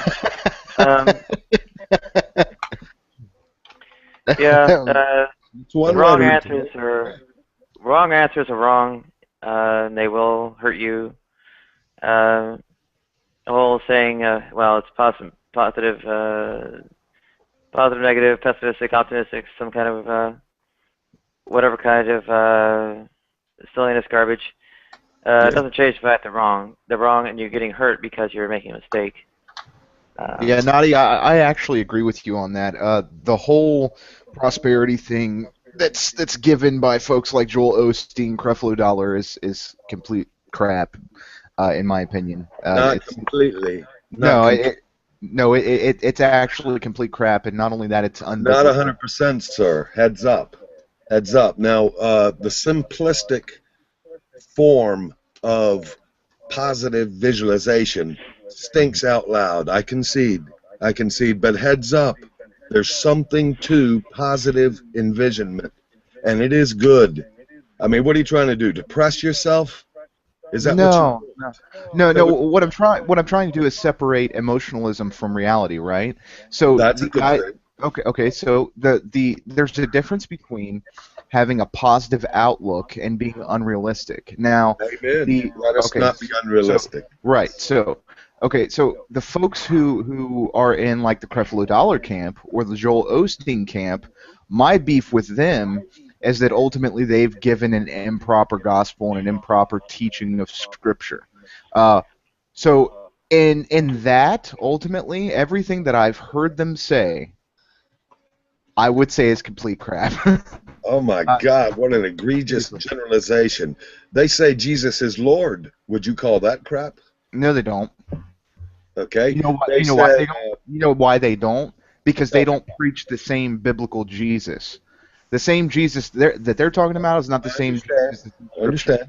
I understand what you're saying. Even though they may mouth the words "Jesus is Lord," they're referring to, let's say, a Latter-day Saint Jesus or some other Jesus. Not even that. Not even the Mormons teach ultimately what they teach. The Mormons teach something completely different. Like they're in their own category. I see, and that is the mindset represented by the Joel Osteen camp and the mindset represented by Creflo Dollar. Sure. I would say that the message that they preach is creepily similar, right? Okay. Well, I was. Do they, according to your current understanding, which I assume is not perfect, do they teach that Christ resurrected from the dead? It depends on which Christ you're talking about. Are you talking about the biblical Christ or the Christ that they teach? Because if you asked me, if they teach that Christ rose from the dead, ultimately you would be equivocating the person or the term Christ, because I don't believe in the same Christ that they believe in. Okay. Let's take Osteen individually. You don't believe in the same Christ that Osteen believes in? Is that what you're saying? If Joel Osteen believes the same thing that he preaches, then absolutely not. And the reason why is because Joel Osteen preaches that Christ or God is ultimately a blessing machine, like a vending machine that you sow a seed into and then get a blessing out of. So okay, so because Osteen believes one inaccurate thing about this God, then therefore he does not believe in the God? No, because Joel Osteen completely misses the mark with regard to the gospel, which is completely essential-centered with regard to Christian theism. That's why he misses the mark. If this would have been a non-essential issue, such as Arminianism versus Calvinism, right, you wouldn't hear me be saying these things. But my issue is with the gospel, and since their error is completely and utterly centered around the gospel, then yes, I would say he completely misses the mark. I see, and so therefore you can definitively declare that that man is not Christian. If the man believes what he preaches, then yes, absolutely. I see, that's a type of Pope vision, and I tip my hat to you, my brother. Yes. What's Pope vision? Yes, as in infallible. I guess you trust your discernment. No. What I trust is Scripture. I trust Scripture. You trust your discernment of Scripture. No, I trust my reading of objective words that are on objective paper that are separate from my perception. You trust your reading. You trust absolutely. your reading. Yeah, so just like for instance, if you were to have a bottle of rat poison on the table, and on in this bottle of rat poison says "Do not eat, extremely deadly," and you say, "Hey, I can eat this," or "I can't eat this," and I were to walk up to you and say, "Well, that's your interpretation of what the bottle says." Yes. That presupposes that there is no objective meaning with regard to what's written on the bottle, and I don't grant that. So in other words, if you want to make a charge that my belief with regard to the gospel is in fact false, then bring up a certain aspect of the gospel that I would believe in, and we'll address that. But to simply say, well, your propositions are false with regard to the gospel because you have a certain reading of it, that's fallacious. Well, I'm glad that's the whole rat poison argument doesn't really fit because, in my opinion, any sane person will understand do not eat rat poison. Mm-hmm. Run! You're out of line. Not only that, if I may, not only that, a true Christian, by grace of the Holy Spirit, would never ingest rat poison. I mean, that just doesn't happen. Well, I don't know. I don't know if I would agree with that. Right? There is some debate, and this I guess would go to the whole suicide issue. The great question the great question would be, someone who is regenerate, who has been made regenerate by the Holy Spirit, would they in fact kill themselves? Right? Well, we've got this entire tradition that stems from a lot of like the Pentecostal area, who believes that someone who kills themselves automatically goes to hell. Likewise, I'm Reformed. I'm a Calvinist, right? So the question for me would be, would someone who had killed themselves in fact have been a true Christian? I don't have an answer on that. I don't think the Bible gives one really. Typically, it doesn't. I'm sorry, what? No, it doesn't. You're right, Right, Jacob. right. God help them if they do the name it, claim it theology. Then they're hell bound by your perfect reading. No, I didn't say that. You have declared Joel Osteen damned unto hell, have you not? Oh, yeah, absolutely. I believe that Joel Osteen is a false teacher, right? Oh but my I didn't God. say. But I didn't say. Hold on, let me finish. Let me finish. So what I did not say though, is that someone who in fact goes to a name it and claim it church is not saved. I never made that proposition. Nor did I say someone who is in error with regard to maybe believing a certain tenet of the name it and claim it is in fact not saved. That's a straw man. You're putting words into my mouth. Well, I get that charge all the time, and you are sounding very Armenian, sir, as if you are involved in rank legalism. Do you know what? Do you know what? Hold on. Do you know what the definition of legalism is, sir? What difference does that make? I made a charge to you, sir. Do you hear me? Well, yeah, I do, and what I'm saying is that by your use of the word legalism, if you don't understand it correctly and you made a charge against me, then in fact your proposition would be false. Legalism is not, I repeat, is not looking at the law of God and comparing people to that. Legalism is saying one is saved by what they do, and I don't make that charge at all. I don't say that. I don't. I stand corrected.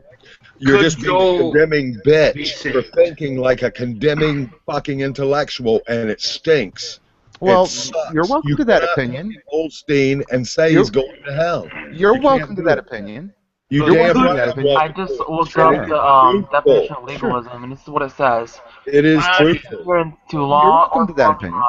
And Thank you. On moral law rather than personal religious faith. Stand Called rebuke. Nadia as a moderator.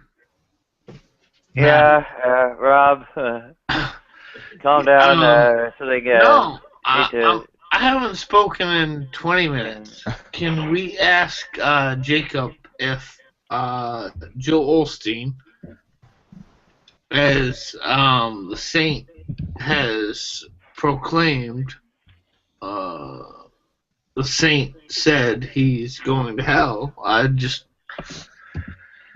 have one little question. Right. My answer to that is... Can Joel be saved? Well, see, that's a different question than is Joel Osteen God saved? work through him? Right, okay, so let me answer your question. I'm going to go into the whole thing, so save my words and ask this one question. Okay. Can Joel Osteen be saved? And could it be that God is working through him? Period. Well, okay, so that's an open-ended question. Okay, so can Joel Osteen be saved? Well, yeah, of course he could, because God can do anything, right? You're a Calvinist. Yes, correct? Absolutely. That's why I said God can do. I am on that. I'm on that verge. I feel saved by Christ. Mm-hmm. And I am debating Calvinism. So that's my stand, bro. That's my stand. Honestly. Yeah. Well, that's honestly, good. I'm Yeah. not making this shit up. You know? Sure. Yeah. No. So for sure, can he be saved? So from the human perspective, not knowing all things, I would say yes. Right.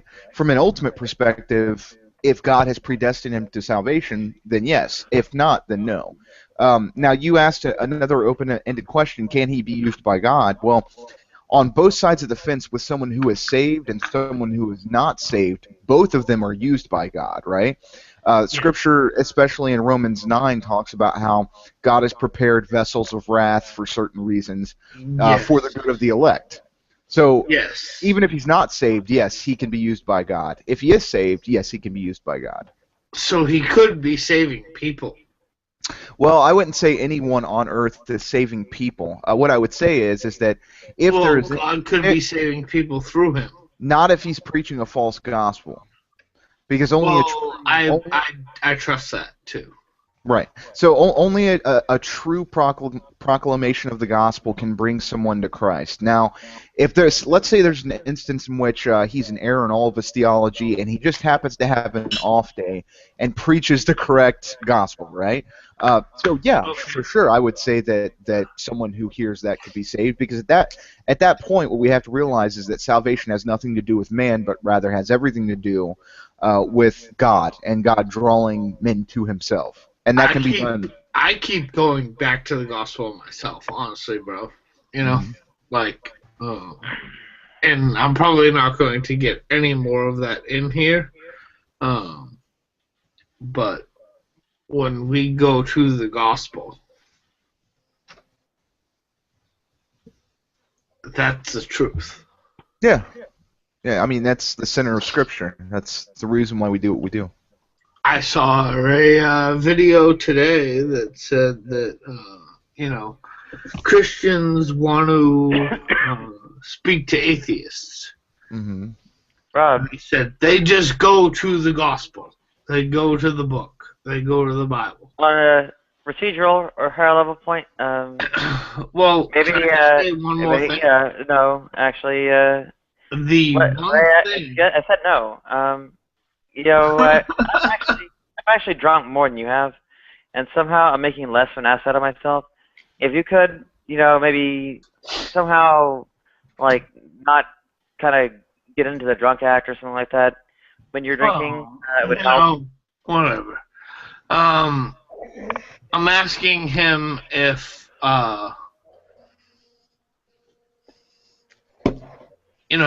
sticking to the gospel is the correct thing to do, or if what I heard today was going into a personal relationship with Jesus Christ.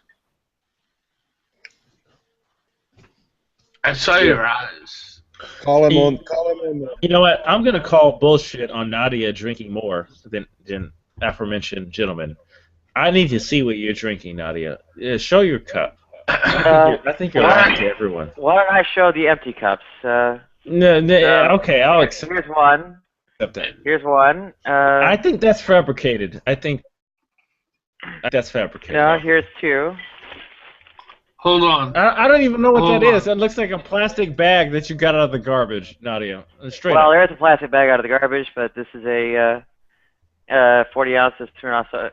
That's all I drank out of that shit. There's also this 1 liter of Bacardi Gold. And I'm come on. I have a little teensy bottle here. Right. So I've drunk all that, and somehow I'm making less of an ass out of myself than you are with that teensy bottle. Come on. Damn.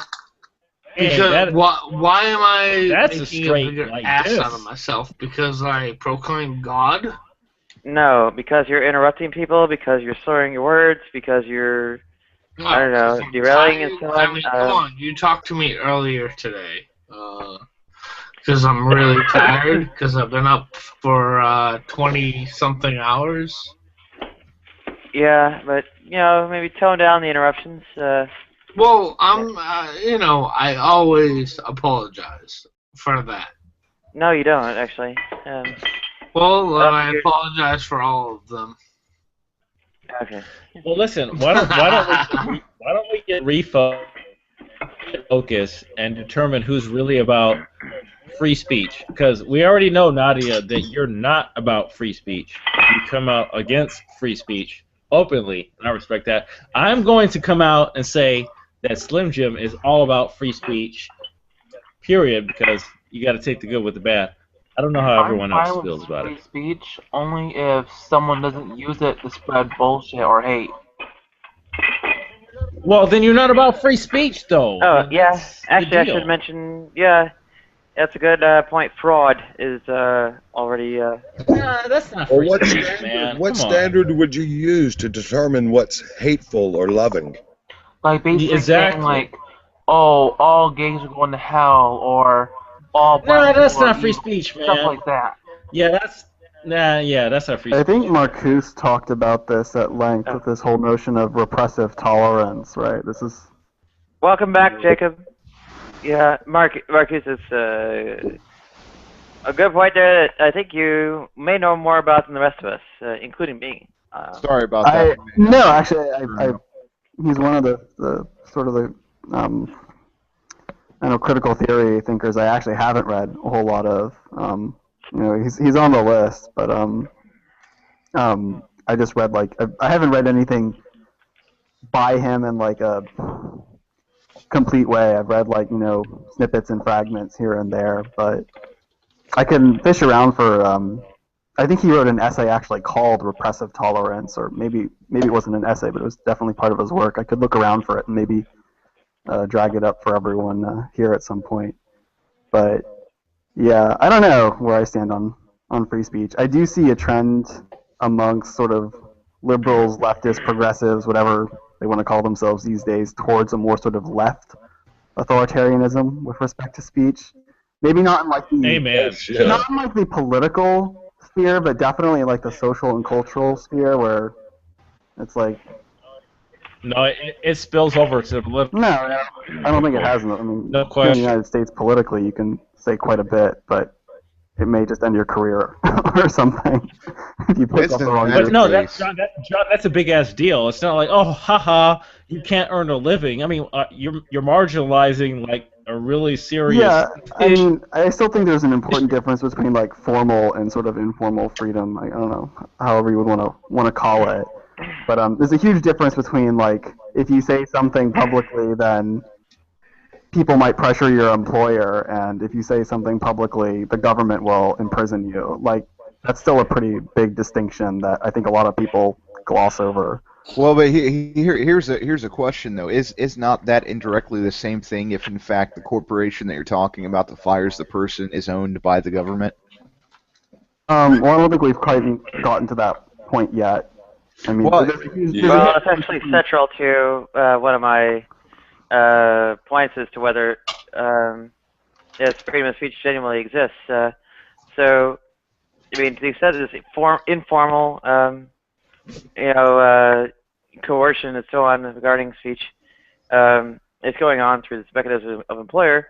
The minute the government becomes an employer, it's party to it, and you're dead, right? The government's carrying that out despite its quote-unquote formal prohibition. So, Fannie Mae and Freddie Mac, you heard of them? They're owned by the federal treasury, and they exercise subtle censorship in ways. Well, it doesn't even need to be examined in concrete terms. We just in the abstract, we've already gunned it down, right? We know the government's an employer, and that the employers got the pink slip waiting for you. And the instant you say the wrong thing, you're having this informal freedom of speech, being exercised by the government, right? So yeah, but sorry. That's true, but there still are legal. People have legal recourse though if that happens, right? If I'm employed in the public sector and I say something critical of Obama or Bush or something, I can't get fired for that. That's not. Well, I mean, I guess then again, when people are fired by their employers, the reason that the employer gives doesn't have to actually be the real reason for that firing to have happened. So It rarely is, yeah. Welcome back, Jacob. I'll grant that, but I still think that it's an important distinction. right? It's not like, at least people have to give some kind of pretense for doing so, and that pretense can still be challenged sometimes. How important is it? The insurance plans of sufficient quality to actually treat your conditions is riding on your employer's group plan. That pink slip is a death sentence if you end up getting it very easily for anyone with any sufficiently severe condition. Well, getting put on the street can kill you pretty easily. In fact, a lot of people freeze to death in winter when homeless. There's that to consider too.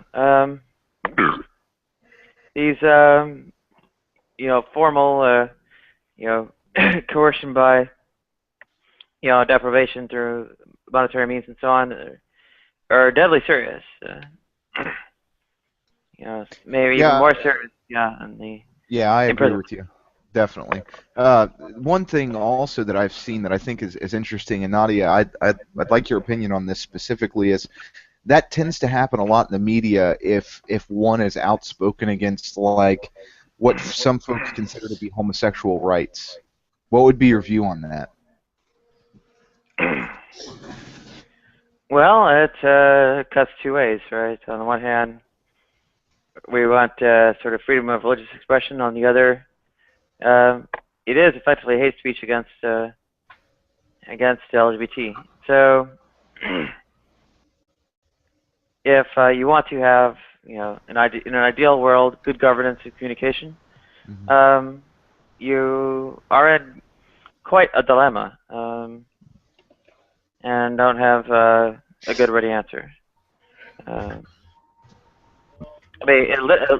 Well, no, I reject the notion of hate speech. I mean, you said it's hate speech. I'm going to reject that outright. I mean, I don't hate what you're about. I don't hate what you do in your private time. I'm not going to co-sign on your activities. That does not make it hate. Well, I reject that outright. Right. That would be the point that I would make, right? Like, the problem that I see is that this term hate speech is such a vague blanket by which certain terms and ideologies are put into ultimately to where it's made to be like if you are against Proposition X or ideology X, and ideology X in this situation is homosexuality publicly, then you will in fact lose your job, right? That's considered hate speech. Now, okay, so that's the question. So should hate speech, if that's what you consider to be hate speech, be outlawed by the government, right? And what I would say is that is a terrible thing to do, not only for your position but for mine, right? Like, I would never consider someone out there saying that all Christians are terrible and they're going to some place that's going to be torturous for 1,000,000 years or whatever. Just take the equivalent of what the Christian may say about the homosexual. I wouldn't consider that to be something that the government needs to have their hand involved in. Yeah, the basis of, the premise of the question was ultimately under sort of my ideal model of, good governance and communication, right? As opposed to, maybe your own conception of, what rights are and such. And in my own, I would, in that system, that ideal system is what I was discussing. From your, I don't know, sort of pre-existing or, I guess within your end of how you're conceiving of things, you do have a legal regime that's not really going to recognize hate speech. And to the extent you do, you will, ultimately have some kind of, I guess, way out or have a extremely curtailed sort of notion of it. This ends up giving a free pass to, your religious doctrines. So. Well, but the thing is though is that I don't see the issue in the social context of homosexuality being purely like a religious versus homosexual thing, right? Now, I mean, clearly, one could say that the bulk of the opposition to homosexual issues within society may be religiously motivated, but there are certainly folks out there who aren't religious who may disagree with something, say, as homosexual marriage. So, Yeah, I've been saying that a lot. There's plenty of atheists who go completely on science, who say that homosexuality is completely against Darwinism. I mean, that's obvious. We don't need to go to the religious aspect. You have problems within your own atheist microcosm Well, science regarding also shows that homosexuality. homosexuality isn't a choice; it's at birth. right, and that's something that's a good point, right? So, as a Christian theist, I would never say that the issue is what someone's sexual orientation is. What I would say as a Christian theist, and there are a lot of Christians who get this wrong, right? Like, the issue is not whether someone has a proclivity to be attracted to the opposite sex, right? I would never say that in and of itself is the issue, but the issue rather is what one chooses to do based upon that. So, for an example, right, there are plenty of men out there, including myself, right, that find other women other than my wife attractive. Now, the issue isn't necessarily that I find them attractive. The question is, what would I do according to that desire? And so, in other words, the issue for me is not whether one is attracted to the opposite sex. The issue is what one does in light of that.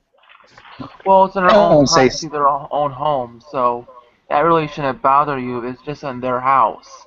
Right, and I'm not right, and that needs to be pointed out, right? So my stance against homosexual marriage is a stance against an issue that's being brought to the court. So if I argue against it, I'm going to want to use legal arguments. I'm going to want to use arguments that are more geared towards the societal aspect of it. But as far as someone doing what they want to do in their own house or in their own home, or have some sort of ceremony in their own home, you're absolutely correct. Like, I take no issue with that. Now, I think that it's wrong, right? But I would never lobby to the government for them to try to stop someone from doing that. That would be completely. Well, let's take a case that's kind of already considered relatively, I don't know, worthy of condemnation. Now, I guess incitement of violence generally takes, some specificity to fall under current legal prohibitions. So, X and X group should be, executed en masse, genocide-like. It's generally not considered, actionable, essentially just because it's not specific enough. And this ends up getting applied to number of groups, be they racial, like blacks, religious, like Jews, or gender and sexual minorities, like gays and such. So, and that ends up getting a free pass. However, narrowing that down to a specific person. Anybody who wouldn't suck Justin Bieber's dick is a pervert. Well, if they're gay, if they're gay, they can do it. But they're attracted to. Yeah. It's just a premise. It's just a theological premise. I ain't seen Justin in a long time, But back in his heyday, he was a beautiful fella. And any living human being that wouldn't have sex with that man is a liar. All right. I think John K. is looking for an opening here. John, did you want to chime in? I was driving at the moment. I just want to take the time. The Justin Bieber comment. Sorry, I wasn't at the computer, and I take a step back from Justin yes, Bieber. Please. Oh my God! I want to welcome Seth to the room. Baby. I'm a believer. Absolutely. Hi, I just Seth. want to have Seth say something. So, John and I were kind of in something of agreement in the text chat. Now, like I said, there's this range of incitement and violence, right? There's this deemed non-actionable, unspecific, calls to violence. There's this, the actionable calls to violence against, specifically named people, and something on both ends. Maybe John and I, or at least I would, consider things to be more actionable. For instance, perhaps the generalized, broad calls to violence would be considered something of a civilly penalizable, right? Somebody would be subject to a fine for calling for genocide against any one of those various groups. And that's probably worthy. Well, that's a very communist view, Nadia. Very communist. Okay, well, somebody says kill all blacks. Sorry, go ahead.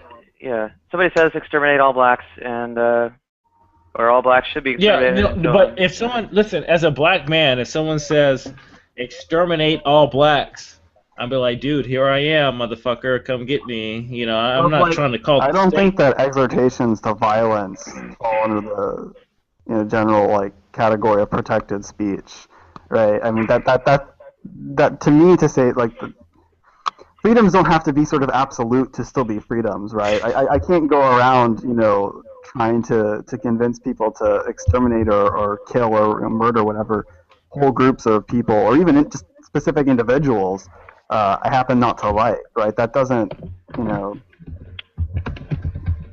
I don't think that's a controversial stance, right? I mean that's not.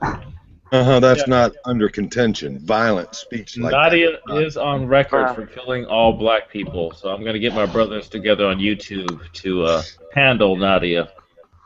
Usually I get more heat for saying make the Million Man march straight to my bedroom door, but okay. In the meantime, That's ambitious. That is ambitious. Okay, in the meantime, calls for genocide and wiping, it's essentially eliminating by violence, some group and so on. Probably deserve more actionability than they now have. The calls toward violence against individuals and such are probably able to be narrowed down a bit, made a bit more actionable too, under such of the grounds that when it comes time to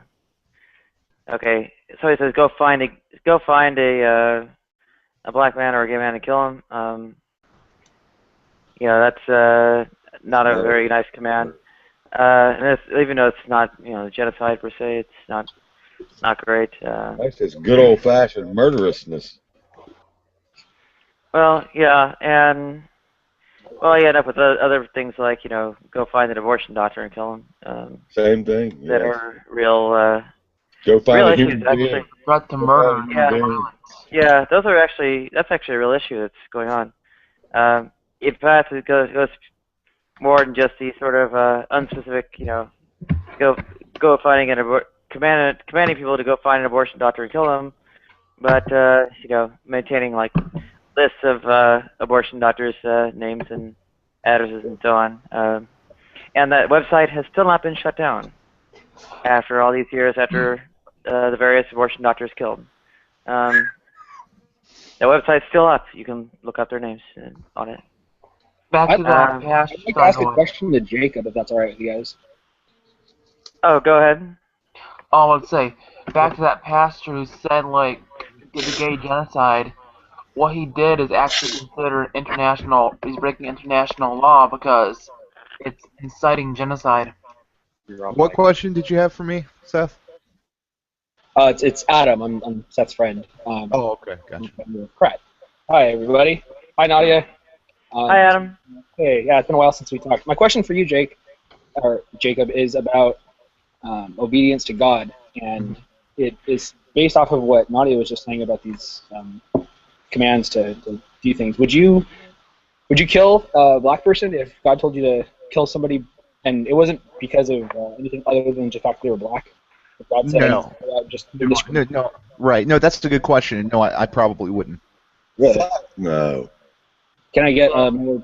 Can I get some elaboration on that? Why wouldn't you? Yeah. Okay. So ultimately, what you're asking is, okay. So Jake, you're making a statement with your question, and that statement is that it's presupposed that Christians hold an infallible view of the commands that God, in fact, may or may not place upon Christians, right? So because I believe that, we're in this conundrum now, where something I would not consider doing outside of the command of God is now in a situation entailed within the command of God. So what do you do, Jake? So the reason why I answered it that way is this. So yeah, of course I believe that anything God commands is good, right?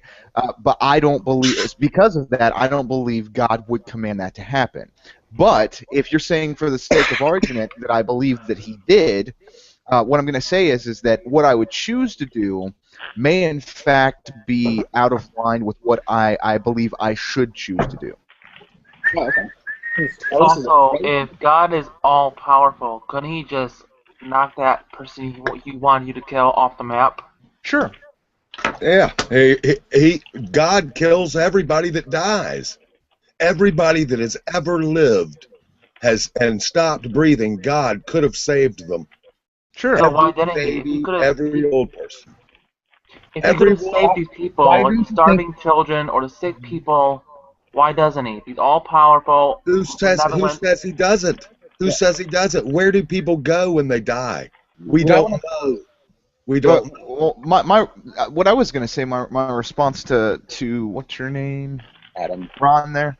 Yep. Well, it was to Ron. So it seems like you're sort of like in a subtle way trying to bring up the problem of what's considered to be the problem of evil, right? The idea is that, well, there's all this suffering in the world, there's all this killing. Why doesn't God stop that, right? Well, there's a couple things here. Number one, before I answer that question, what I'd like to say is that there is no other standard valid that I can see, at least from a logical standpoint, by which we could use to judge whether God is in fact immoral or not by not choosing to do so.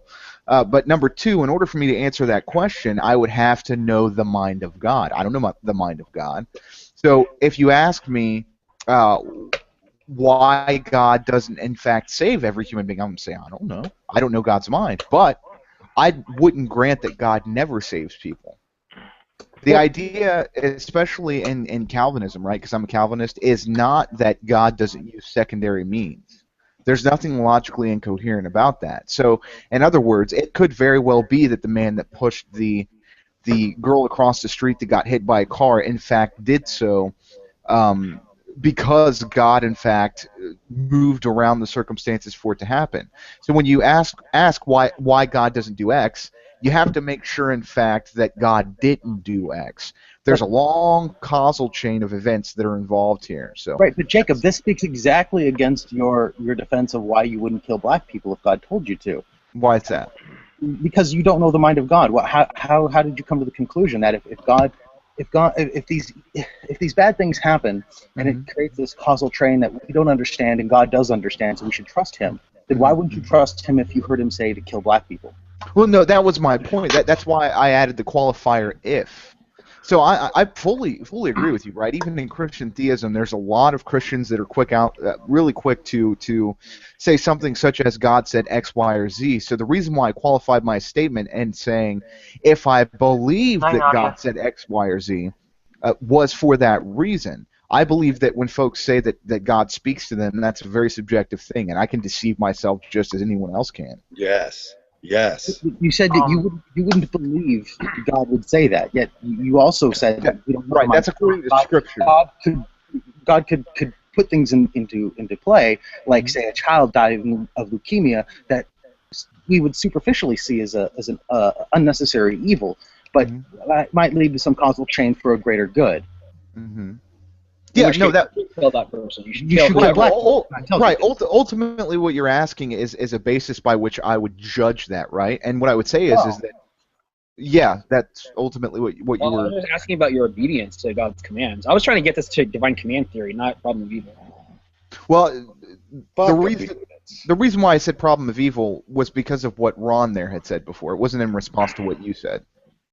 Well, right, but it seems that your response to his problem of evil speaks against your position on not believing a voice that said that to kill black people and it's God. Yeah, no, and I'm granting that point to you, right? Like, I don't think that we should, in fact, trust what we think is the voice of God strictly based upon our subjective experience. As a Christian, what I'm going to say is that if I think that God is speaking to me on a certain issue, then I have a duty as a Christian, according to Christian theology, to compare that to Scripture. And if what I think God is saying is contradictory to Scripture, I'm going to say it's not God. Is that contradictory to Scripture? Is what contradictory to Scripture? That if you go out and kill somebody who, anyone in particular, I mean, are they not? Does God not command the killing of certain tribes in the Old Testament? Sure, he sure does. But what you would be interested in is a universal claim that still stands. So the command to kill the Amalekites, or the command to kill certain people in the Old Testament, were specific commands in a specific context for a specific reason. That's fine. I'm granting you that, but God can do the same thing today. And no, I wouldn't say that. That's consistent with his actions in the past. No, okay, so well, they're genocide within God's nature, don't they?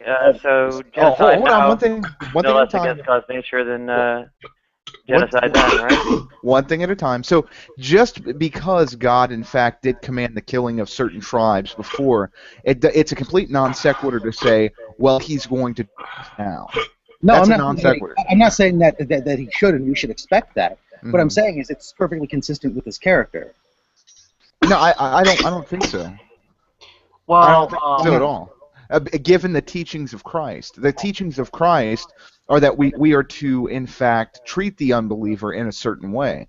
So Christ came and set the standard. So in other words, I think you're missing what he's saying. Well, he's not talking about generally how should we interact in the world. He's saying if you were to get a direct command from God, kill these people. Seth is saying that's in accord with the character we have from the Old Testament. The Old Testament God has issued that command before. So if that God, who was the same yesterday, today, and forever, were to issue that command to you, you do it. How strong is I answered that question, though. The reason why I said no was because Christ fulfilled the law. Christ fulfilled the law. Christ fulfilled the law. You're not talking about the law. Look, yes, you are. Let me finish. Yes, you are. So God's an asshole. Get over it. You see God is an asshole? Get over it. Christ, can I finish my thought? Jacob, I'm not saying.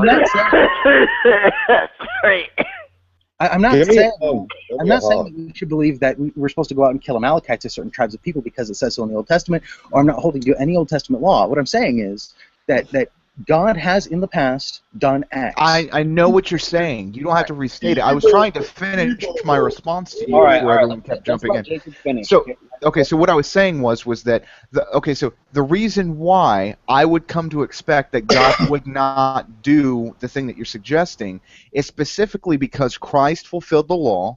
Christ set the standard on how I am to treat other folks. So to kill for me to kill someone would be logically contradictory with that standard. I believe that God is a maximally great being, and it's logically impossible for him to contradict himself. Therefore, it logically follows that I should not expect him to want me to kill someone else in that context. But Jacob, I have a quick question. Sure. Will God's will always come true? Yes or no? Absolutely. Yes. So if he wants you to kill this person, and it's his will to do so, then it will happen. You kill this person will happen. Absolutely. Yeah. So isn't that a contradiction to what you just said? No, not at all. How's it a contradiction to what I said? I never made the claim that God wasn't sovereign over all choice. I don't think that's a contradiction either. Yeah. No. Yeah, look, I'm a Calvinist, right? So I actually hold that God is sovereign over all choices. So it could be that just because God asks you to do something, it's not necessarily his will that you'll do that. It could be his will that you reject that claim. Exactly. No, actually, from a Calvinist viewpoint, that's actually true. So destination, baby. Absolutely. So that does make God seem a little dishonest. He's a scumbag. Stand in judgment of the loving God. Stand in judgment of he who loves you Jacob, more than your mama. It's a More than Calvinist. your mama. Stand in judgment of him. I can't hear you because of dude there with the Okay. camouflage hat. What'd you say? Yeah, what is this? The Heisenberg-looking dude with the hat? What's his name? ST. Asshole. A Christian asshole. That's me. All right, nice to meet you. Tango Jesus Thank in the you, back. sir. Thank you. My question, Jacob, is I guess it could be viewed as a Calvinist question. What do you think is the significance of the reprobates in the world? Do you think that their behavior is tied to the salvation of the people who wind up being saved? Yeah, I do, as a matter of fact. As a matter of fact, I think that Roman 9 speaks on that in and of itself. I think that there are many reasons why they're reprobates, right? One is that, to give you an example, Pharaoh in Scripture is a great example of this. You guys hear me okay still? Yep. Okay. Yeah, Pharaoh's a great example of this, right? So in Romans 9 it talks about this, that God had a plan. He rose up Pharaoh to do what Pharaoh would do in order to make his power and his glory known amongst the Egyptians and also amongst the Israelites at the time. Okay. Yeah, this is a position that I've just come to adopt recently, and it makes a lot of sense to me. And I don't identify as a Calvinist. I can't hear you. I think my internet's breaking up. Break up? Yeah, you broke up there for a second, Jacob. What was that? Can you hear me? Yeah, we can hear you just fine, but Yeah, we hear you. Video's a little laggy. Can you guys hear me? I have terrible internet, so it's probably on my end. Hopefully I won't have to restart again. All right. Hey, Jake. I'm not sure what you said in response to Adam when he said that that's a position he's recently taken. What was your response to that? You're in the headlights. No, I think he's froze again. Yeah. Yeah, Jacob, you might want to, if you could hear us, you might want to turn down your bandwidth settings in the Hangout. You keep freezing. Jacob, you need to respond because my salvation is hanging in your hands right now. Faith cometh by hearing, and hearing by the word of God. Come on, I need to hear you talk right now. Say Put something. faith in your faith. Yes. By the way, in case anyone's confused, you might not be now, but you probably will be in the future. I'm an atheist. Adam is a Christian theist. Kind of. I never see every day. Yeah, Christ Jesus is in you both. Quit bullshitting yourself. You can't hide what's on the inside. You know it's true. Christ Jesus is in no one. Quit lying. You can't lie what's you asshole. I'll say what I want to say. Well, yeah, sure you can. I'm just saying that the same exact accusation could be lobbed against you. Well, Holy Spirit, okay. Jesus Christ, give me a break. Both of those men right there are in Christ Jesus. I discern it. Does that surprise you, Jacob? I think Jacob left. Oh, well. Good. Maybe my blood pressure will go down. Jesus' room flavor. Anytime you could ever say, Jesus Christ, give me a break. It'd be okay.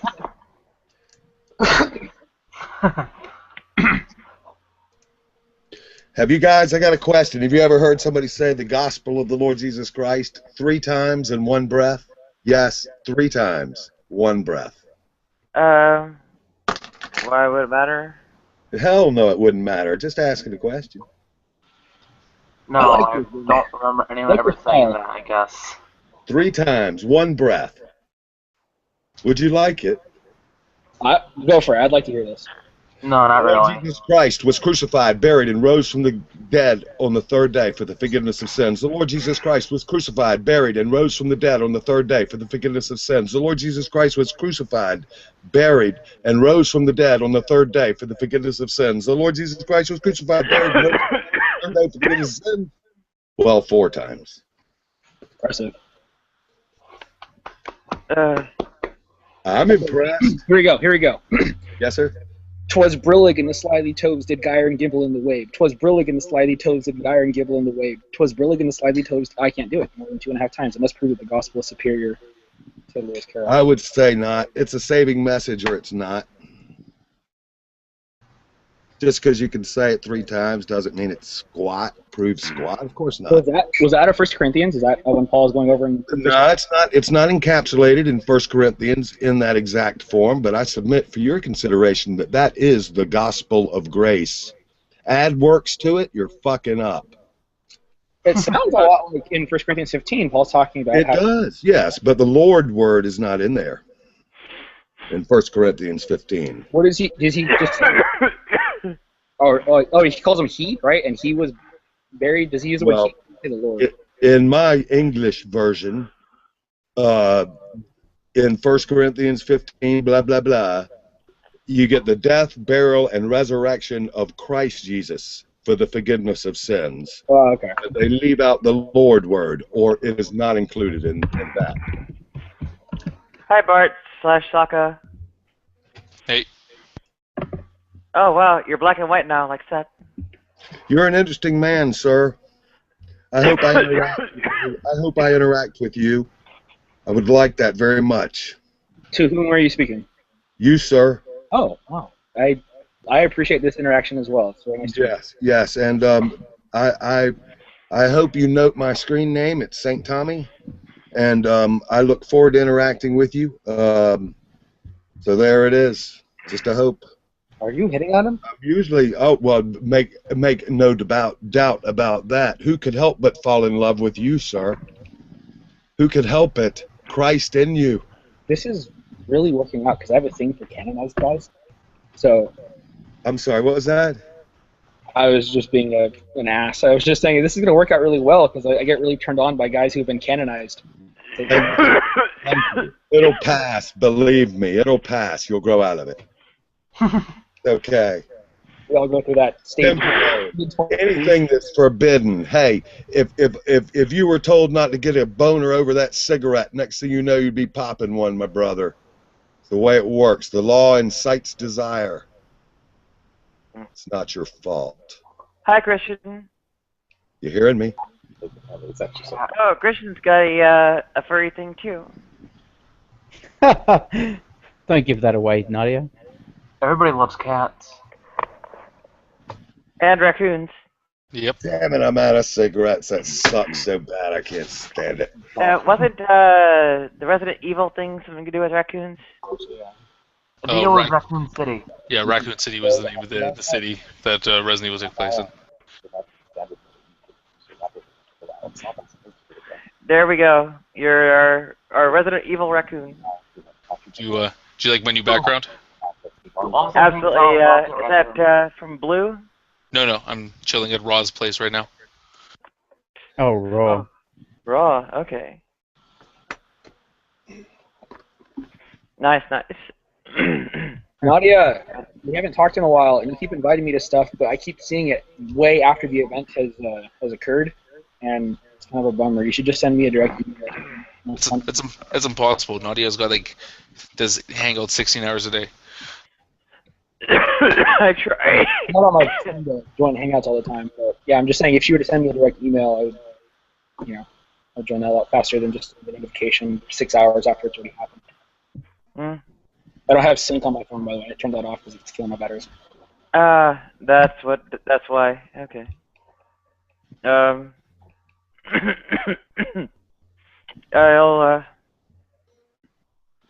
keep it in mind. Hello. Shoot. I mean, I'm trying to bring in like 1,000 people at a time when I do, so yeah.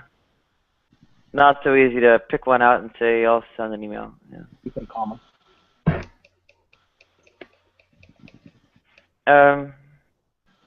One other trick is oh, where was I going with that? I don't know. Yeah, free speech isn't really free. Etc. Good governance of communication is probably worth your goal, and hobbling the government and so on. Agreed. Okay. That was a good hangout. Everybody, let's go home. Who is Seth? He's right there. On the right or the left? Oh. I think he's on your right. This one. Okay, you're Seth, sir. And what's your name? I came to replace my dead son. And what's your name, sir? First name? My name's Adam. Adam. Very good. Hence the Bible joke. All right. We're all in black and white now. Much better. It really raises the class level. You betcha. It's cop vision. Oh, you've got it even better, like Frank Miller. Because the tongue is, of course, red. Yeah, because I can't change the color of my tongue. Hey, St. Tommy, I thought of a joke recently, but it's a play kind of in philosophy. Do you read any theology or philosophy of religion? Who? Albert Camus? Well, I'm kind of more going towards like the ontological arguments. Anything that's been done by Malcolm or Plantinga or I mean, earliest is Anselm, obviously, but I don't think his name. Alan Watts, Buddha, who? Socrates, I'm sorry, who was that again? No. Sproul, R.C. Sproul. If we're going to start listing philosophers, then... Yeah, I'm sorry. Please ask again. I'm honored by an inquiry, absolutely. Okay, so I have this joke, right, which Yeah. I think is hilarious, and some people kind of laugh at it. But anyway, it goes like this. It's a philosophy joke. Why was Mary so happy to find out she was pregnant? Why? Because nothing greater could you conceive. Oh, dear.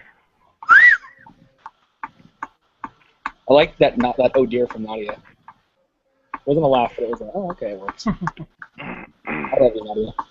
I like What? What joke again? The Million Man March joke? A million man straight to your bedroom? Yeah. That's why I love you. The Archbishop of Canterbury and the Queen and the Prime Minister were at a sporting event, and they all ran to the royal porta-john at the same time. And so one of them had to go first.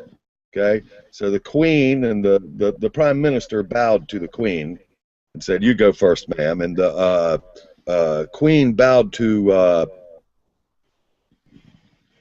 never mind. I haven't finished the joke yet. The Archbishop of Canterbury.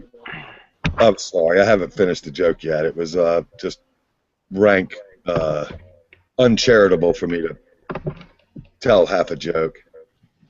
I beg forgiveness. Well, I got one. Yeah? So, as per the quote from the Holy Roman Emperor Charles V, I speak French to men, Italian to women, but Spanish to true empiricism, and German to Alexander Carson. I don't get the last part, but... Subtle. Yeah, the original has Spanish to God and German to my horse. What did the Jew say to the... I mean, what did the rabbi say to the priest? No, wait, here it goes. A priest and a rabbi were walking by a park, and the priest says, "Let's fuck those kids." And the rabbi says, "Out of what?" Oh my God. Actually, it's Tom. Thank you, though. Nice to A meet you. priest, a pastor, and the Dalai Lama walk into a bar. The bartender says, "What is this, a joke?" Yeah, who is Alexander Carson, by the way? He's an atheist. Oh dear. Alexander Carson is a unit of measurement. Alright, About there's a 8 hurricane inches, I think. happening and the water's rising. That bird is up to a woman's legs. A car comes by saying, "Lady, you gotta get out of here or you're gonna drown." She says, "No, God will save me." Now it's up to her neck. A boat comes saying, "Lady, you gotta get out of here, you're gonna die." She says, "No, God will save me."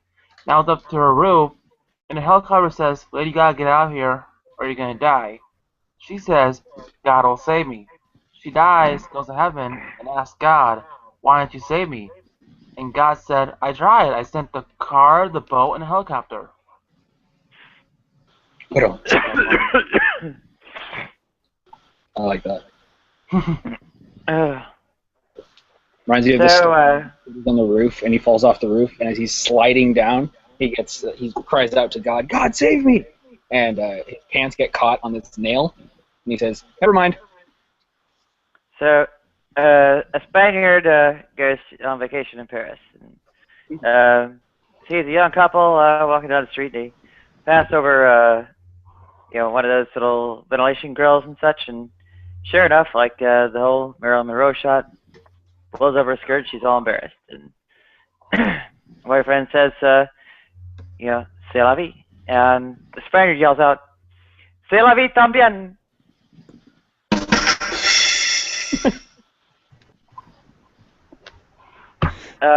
Okay, in case you don't know Spanish, Nadia. "C'est la vie también" in Spanish means "I saw it too." Nadia. Do Yeah? your Andrew Dice Clay joke. So I walk into a movie theater, and I light up a fucking cigar, and this bitch says, "Excuse me, are you smoking?" I say, "Yeah," and I'm jerking off too. "Here, let me buddy your popcorn."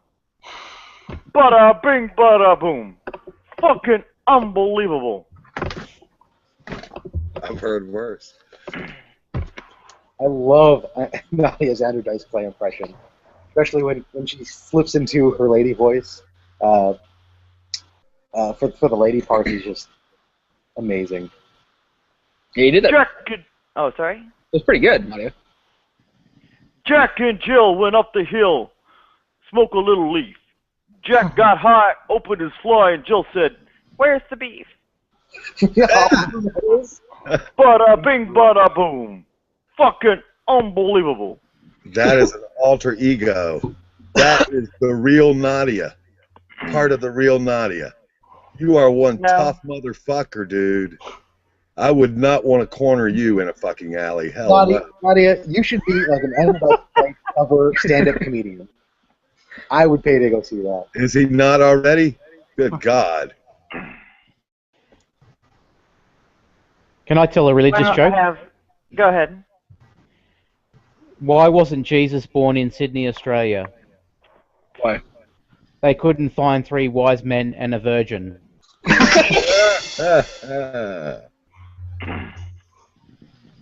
So, I have, what? Flip it around kind of versions of various Andrew Dice Clay things as well. Like movie theater one's pretty obvious, but there's others like. So,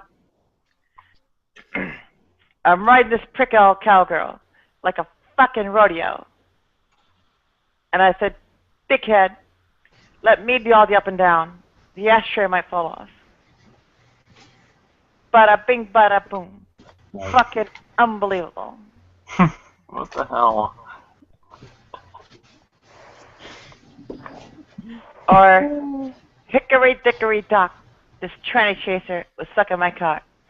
The clock struck 2, I gripped my tranny due, and I threw him out the cab the next block.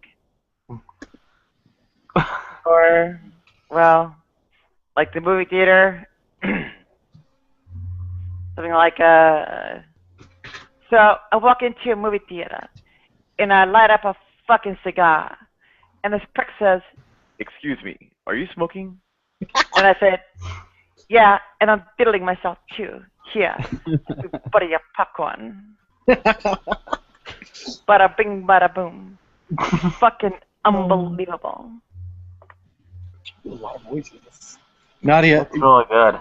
I think, honestly, I think that if you worked on a set, you would be really interesting as a stand-up comedian. I would go see you, I think. Do it. Go to comedy clubs. Open mic, 5 minutes. I think it would be a rather tired shtick in the San Francisco Bay Area. Well, how about, it sounds like you guys have vision of being a handler, of being a promoter. Could you, if somebody paid you a shit pot of money, could you advise Nadia to become great in a stand-up comedy way? No, I think she should talk to Ed Brayton about that. Beg your pardon? I think she should talk to Ed Brayton about that. Is he a promoter or a handler? He used to be a stand-up comedian. Oh, okay. You have vision? You have vision of promoting people? Of like a valet, like a bodyguard, like a scheduler, like a chief of staff. Do you have that kind of vision? Are you? That's a difficult question. I suspect you do. Larry, so contrary. Trim that sack, it's so damn hairy. Not all of us.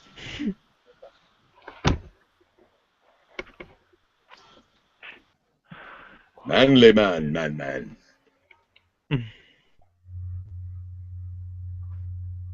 I'm like Dieter from Sprockets. Say, lassie. Or I used to be. I guess I'm a bit more like. I turned more into Jabba the Hutt than Princess Leia when I started off like Luke Skywalker.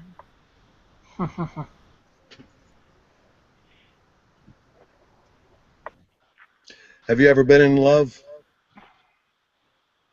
Not really. How about you two? No. Sure. Are you in love now? Yes. Do you love me? No. Do you love me any? I do. No. Do you love kindness? Yes.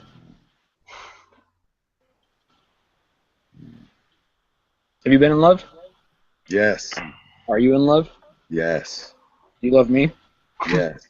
Do you love kindness? Yes. Right on. Kindness is hard not to love. I don't get And it. those that are lovely, those who are lovely are hard not to love. So I'm not. So as much as I think I answered the question. I love kindness so quickly. I think that undue kindness is actually kind of disgusting. Yeah, disgusting and false. Yeah. Sure. So perhaps it's more kind to be an asshole, perhaps at times or in ways.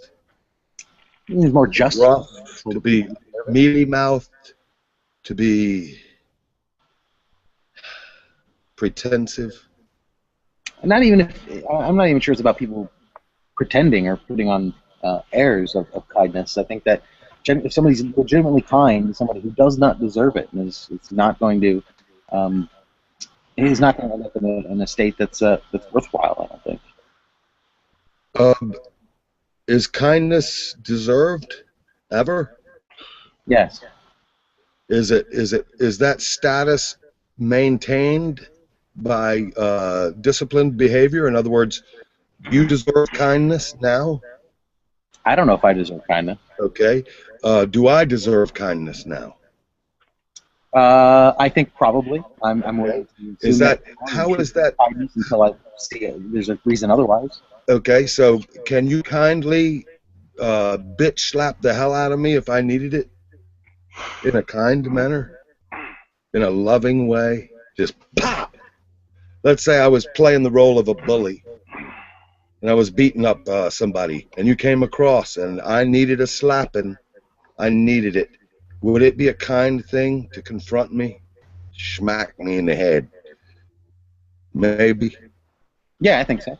Violently Maybe loving. not kind, but I would say that it would be just. Loving? Could it be loving? Yeah, to the other person. If slapping you would stop you from hurting somebody else, then yeah, I think it's loving. It would be perhaps kind to me to stop me from hurting myself and somebody else too, perhaps. Yeah, I would slap you and then turn your other cheek and slap that one too. Well, I would hope so if you love me and love someone else, and I needed it. It's a good vision. Well, when there's a good flail or paddle or whatever going on, I generally like a bit of symmetry, kind of work both sides of it.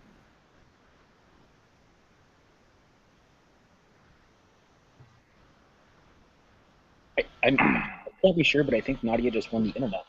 No, that's been her tag for a while. That's amazing. What is that? Do you like methylphenidate? I'm not aware of that chemical. I see.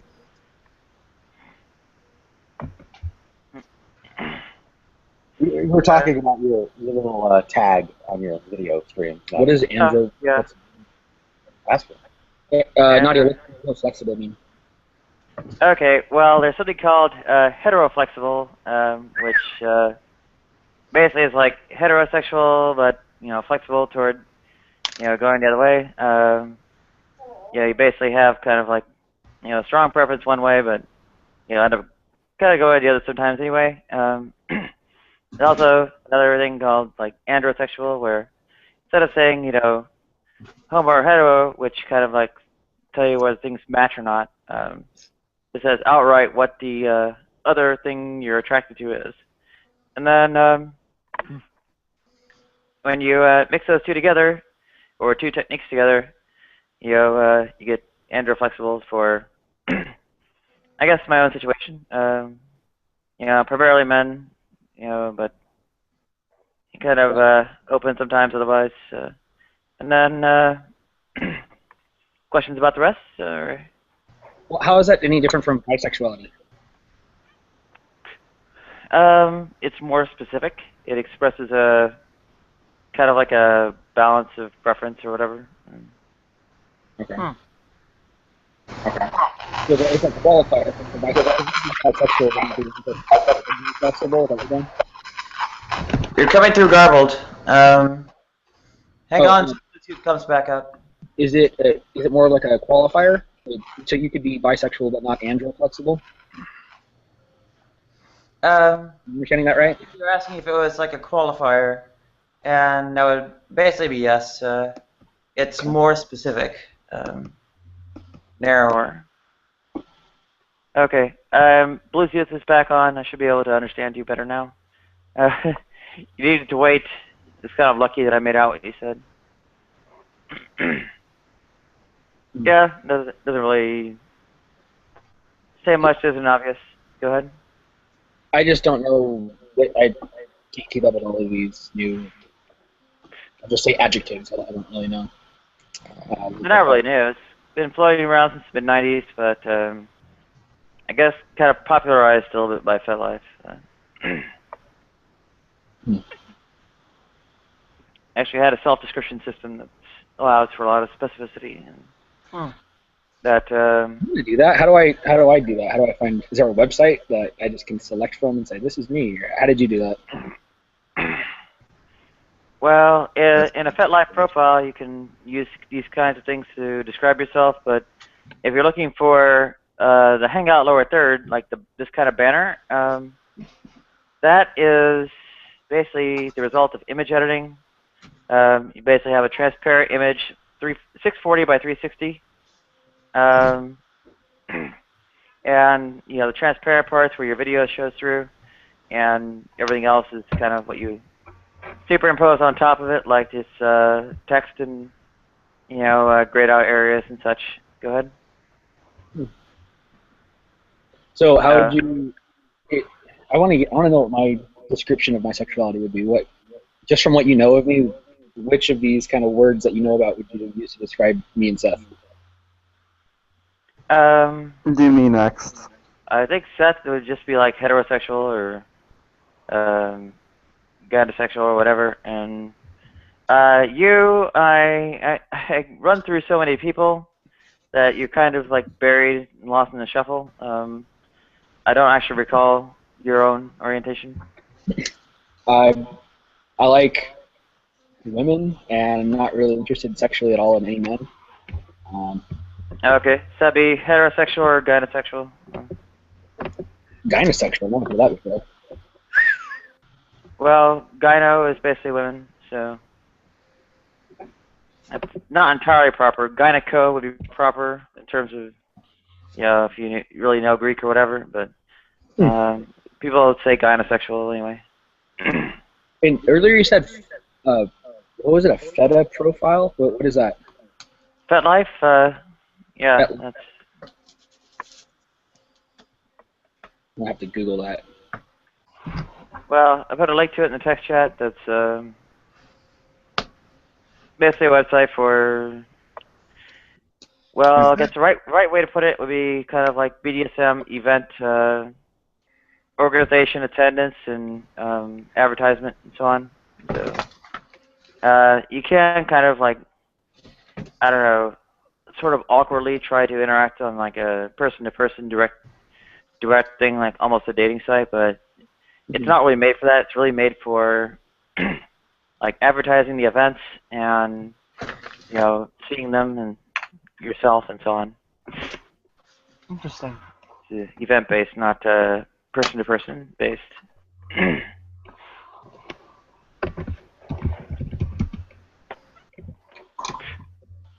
Never heard of this before, but I'll check it Yeah. out. Yeah, my handle on there is Nadia Yvette, so if you create a profile, you can add me there. All right.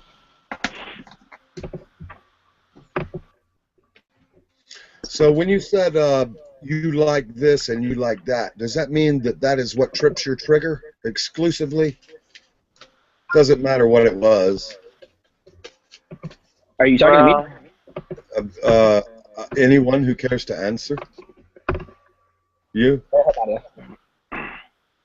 Well, the flexible part of my own sort of description of my orientation kind of is a qualifier that says it's not exclusive. Right? So there's, but it also expresses some element of predominance, right? The predominant interest is the men, andro, and the flexibility says there's some openness to everything else, not exclusive. By and large, it's presumed exclusive, so without that kind of qualifier, it's assumed that. So just plain gynosexual would just be only attracted to women. Hey, Nadia, I have a question. Or heterosexual, whatever, in Adam's case. Go ahead, Ron. And you're in the BDSM, right? Yeah. Well, really just EM, but okay. Okay. Are you like dominant or submissive in it, or no? Just curious. Well, strictly speaking, my interest is less in DS or B&D as it is in the S&M. So, I guess sort of technically I end up kind of getting railroaded in with the submissives, but you know, in a more genuine sense, just not part of that the DS aspect of it all. Oh, just curious. All right. I like submissive women. Wait, what? Well, it's just how it works in terms of the BDSM mechanics. It's like there's bondage and discipline, B&D. There's Dom sub, DS, and S&M, right?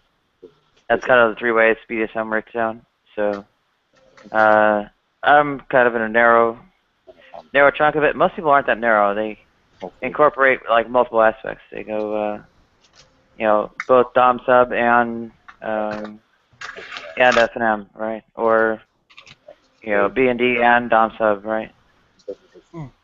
That's more typical than just having like one narrow thing. And look at that shit. That's a fucking gazebo.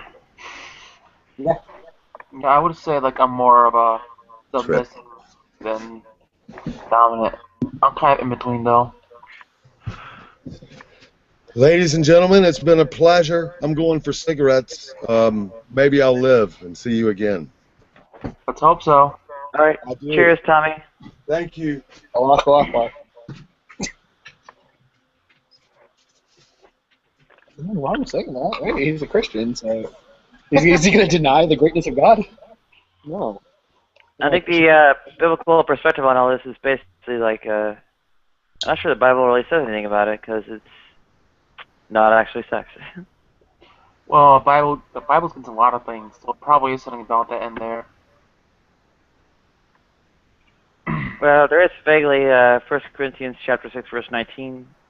You know, the body's the temple, and you know, it could be considered a desecration of the temple until you get to like the bondage parts that don't actually damage the body or in any putative way or whatever.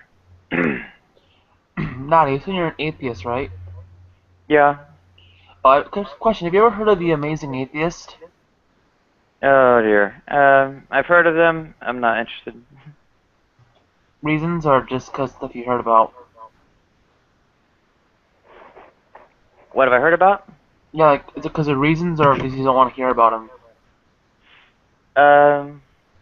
Essentially, my understanding of their, I guess, sophistication in terms of addressing the, you know, well, both the social and the, you know, really sort of, you know, philosophical issues surrounding atheism are essentially like totally like unsophisticated, and it is a little more than disparage Christians or whatever, and kind of ad hominem kind of things, and I don't know, put on some kind of clown show or something like that.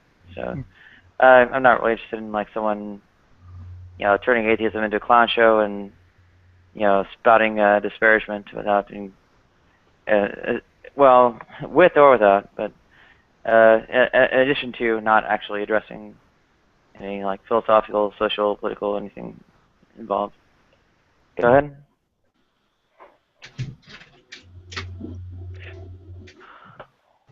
That's actually basically my similar critique of most of the grandly popular atheists and such.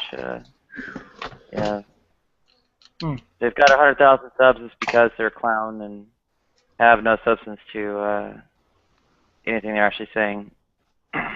Pretty much. I strongly endorse that. Who has got like the most subs? Is it like PewDiePie or something like that? I think it's technically an atheist, but never talks about atheism. Yeah, it's like that. I mean, why am I gonna watch PewDiePie? I don't even know the nature of the slapstick humor or whatever it is he's doing, but yeah, it's not my cup of tea. I don't even get why people like PewDiePie. What? I don't get why people like PewDiePie at all. He's not that really funny, in my opinion. Like, I watch a few of his videos, they're not really that funny. Okay. Yeah. What do they have? Something like Cult of Dusty or something like that? I think it's where G-Man shows up and makes an ass out of himself and... Oh, you know, yeah, I've seen some videos of G-Man. That guy is like freaking insane. As much as I don't Yeah. like Dusty, I'm sure that in a debate with D-Man, he's ripping to shreds. Yeah, but that's not really. I mean. Just curious, anyone G-Man in kind of this, rips himself to shreds in debates. There isn't a debate happening. As far as I know, all that really happens on that stuff is that, you know, G-Man puts on a minstrel show and they just, like, you know, throw rotten tomatoes at him. So, well, G-Man's kind of crazy, though, because some of the stuff he said is insane. Because I remember in one of the shows, he basically denied starving children.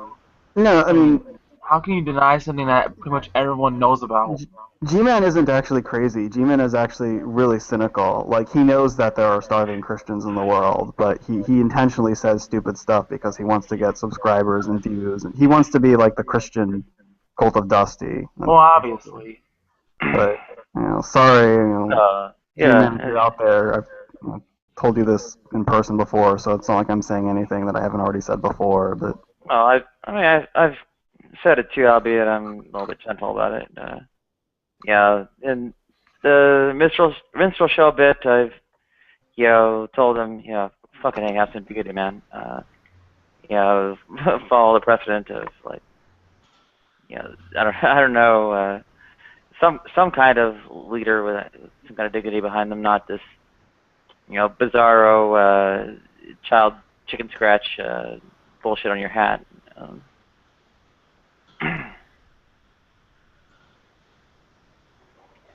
Yeah, I mean, a minstrel show is actually a really good way of putting it. Like, it's, I mean, he plays basically a caricature of himself to, I don't know for what end.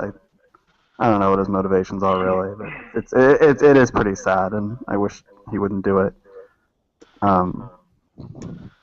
Yeah.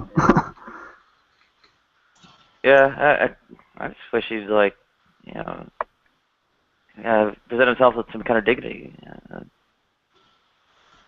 be Christian, whatever, like, be fucking dignified.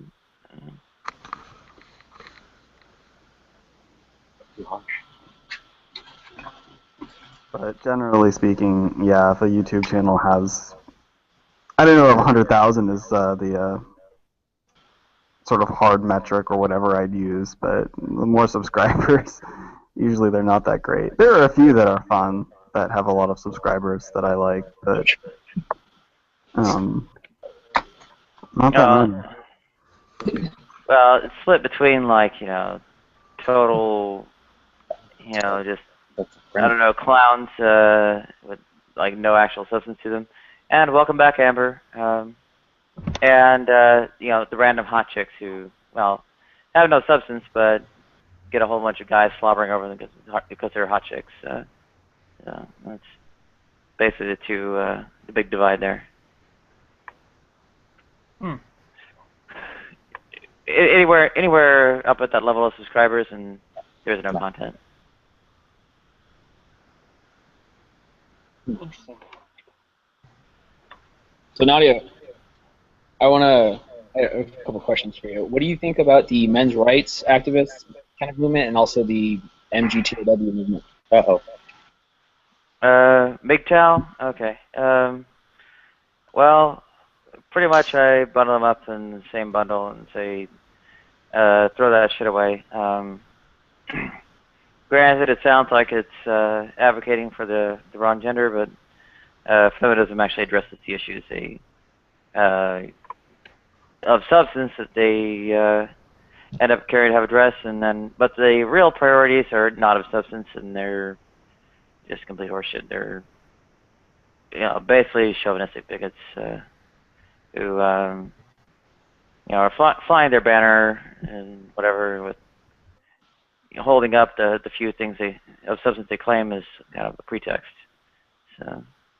Wow, so it's almost completely wholly without merit, the entire movement? The entire movement's without merit, yes. Wow. I've never met somebody that I disagreed with so much. Tell her about me. Yeah, I feel the same way about feminism, and so it's just interesting to hear different. Well, usually what goes on is a total straw man of feminism. You think so? Yeah. I mean, by and large, MRAs and such are, far beyond pig ignorant of the actual content of the feminism. They can't name any feminist writers or quote any feminist writings, nor any actual feminist thought or doctrine or anything like that. Well, most feminists I see today online primarily are pretty much crazy, in my opinion, or a joke to feminism. Yeah, there are pretty bad feminists out there who are basically usurping the entire movement and field of thought and everything else into, well, complete horseshit. Yeah, like, have you ever heard about the Dr. Matt Taylor and what feminists did, or no? Did you hear about that? No, I've not heard of that person or, well, really anything that feminists. Here's what happened basically. This man, Dr. Matt Taylor, landed a satellite on a comet, and I guess he was wearing this shirt that showed like provocative women on it. Oh, I have heard of that. Yeah. Okay, so the people who were screaming at, claiming kind of the banner of feminism, whatever. Yeah, basically. Are basically that kind of, bad feminist usurping the.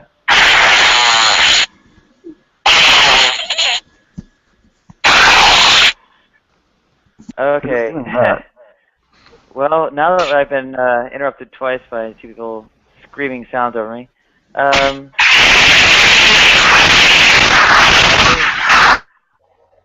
just kick her out. Okay, 3 times. So now that I've been interrupted 3 times, it happened. People doing this are, I guess, usurping the mantle of feminism, claiming it for themselves with no actual genuine activism or any kind of publication, study, etc. Who is it? Was it like Amanda Mark Code or Anita Sarkeesian or people like that? They're also pretty wrong-headed about what feminism has to say about representation of women in media and Oh yeah, I see. what's actually important there, or what aspects of the representations are whatever. You see, in fact, on the shirt, empowered women, holding up swords, relatively fully covered, even though not maybe some cleavage is showing, but that's just not beyond the pale. So on and so forth. If you're going to go after exploitative image of women in media, that would be one of the ones. But it's also not really truly media. Somebody wearing a T-shirt is not this kind of huge, pervasive, blasting out, everything to supermarket shelves, to billboards, to on subway and bus stop enclosure signs and so on.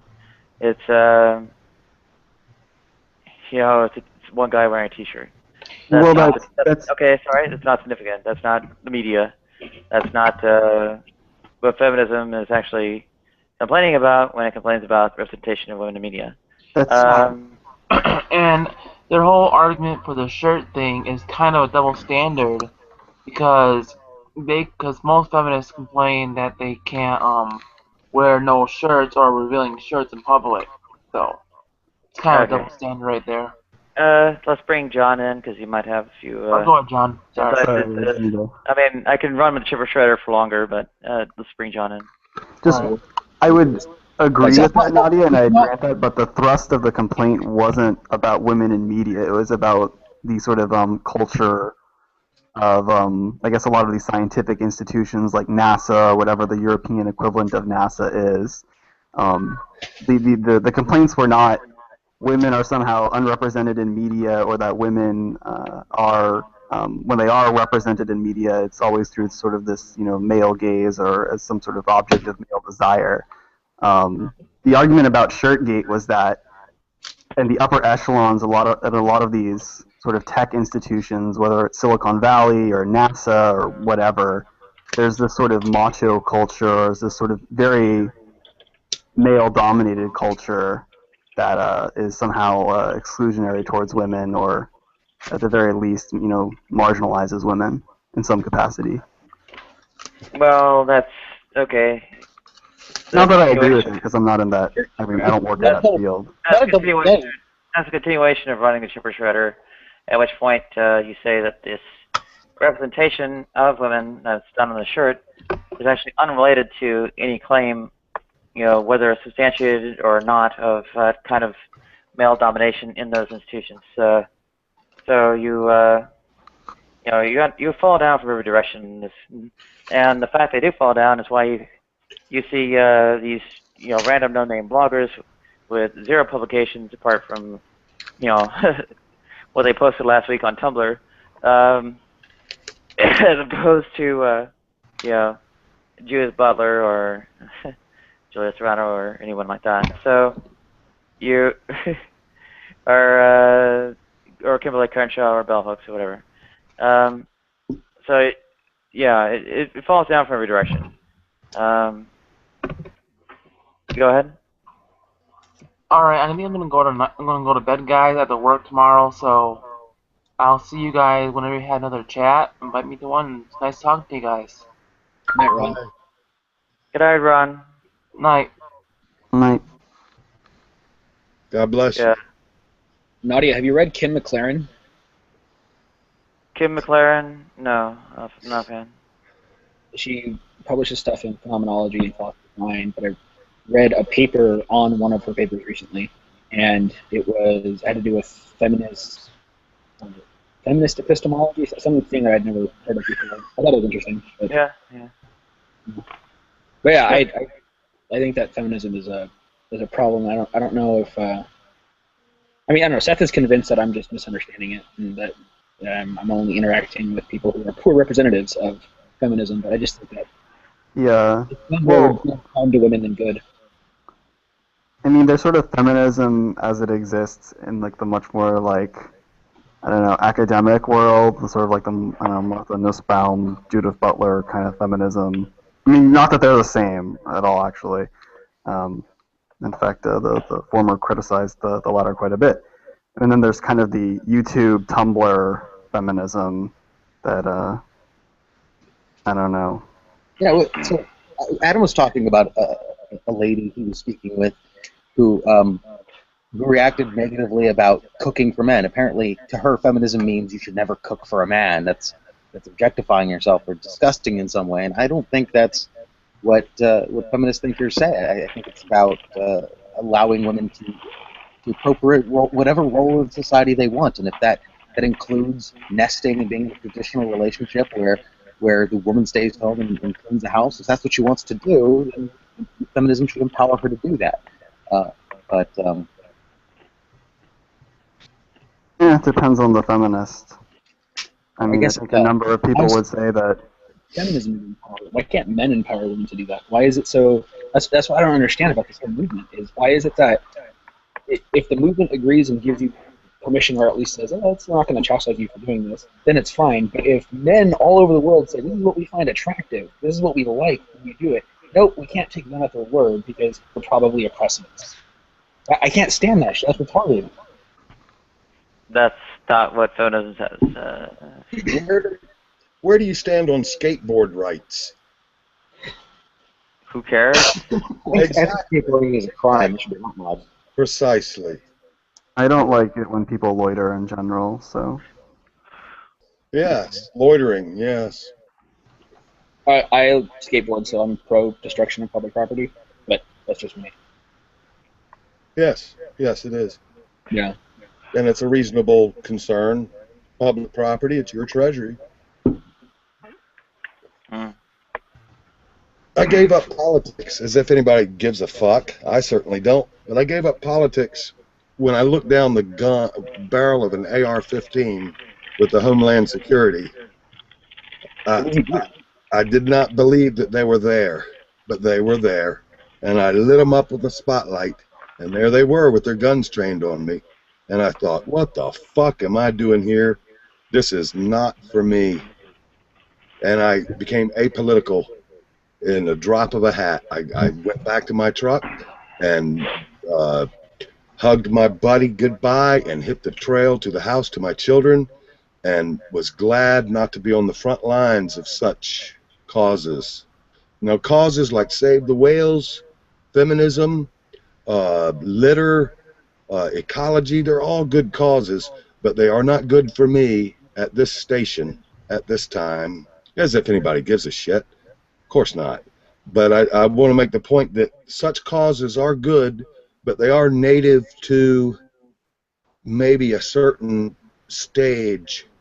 Young men fight some wars, old men fight other wars, or champion other good causes like you. I would say I got more political, particularly. Well, what actually triggered me to get both political and somewhat, I don't know, more activist about atheism and so on, was getting accosted by, I guess what you might kind of call a street preacher-ish type person who invaded a campus. There was actually sort of a larger, you know, better organized thing, like the campus. I punked them like. Sorry. Yeah. There's actually trying to still speak here. The Campus Crusade for Christ, for instance, was well organized, had some kind of doctrinal policing or institutional control and so on over it, and that was actually not problematic. Whatever they did ended up not bothering me too much. But there's Brother Max guy, homegrown. I beg your pardon.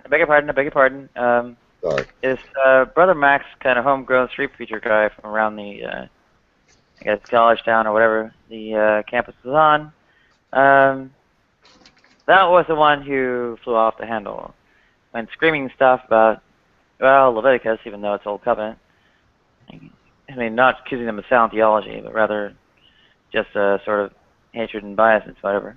And so not only did that convince me that, whatever I believed about atheism or something like that, that should be kind of, put into more action or activism or something, but also that, the politics was a grave concern. The Dominionist movement, for an example, was a matter of kind of grave concern there. In particular, kind of the Christian Reconstructionist, Rousseau Rushdoony sort of affair. Right. Particularly with, those maybe theologically deluded Christians who advocated for the, enslavement or enforcement or whatever of Levitical law, which, I beg your pardon, Rousseau Rushdoony was actually one of those who advocated for Levitical law and such. And various others since him have also, I believe, Greg Bahnsen, more known for presuppositional apologetics, likewise. Seitan Bruggen case noted for at least having made some statements to that effect, and various others, noted for presuppositional affairs more than Dominionism or Reconstructionism. And we stand there's political, there's political dimension to it. It convinced me pretty strongly that I need to participate actively in politics, at least vote every year and so on. I salute you for that. I salute you for that. I didn't mean to demean that vision, that good vision. It's because of statesmen like you allow statesmen like me to do my thing. And I'm thankful that you do champion the good that you see. And, you label yourself some labels that to me are perhaps not the same vision I have, but no, I see that you champion good. And if it's political good, good.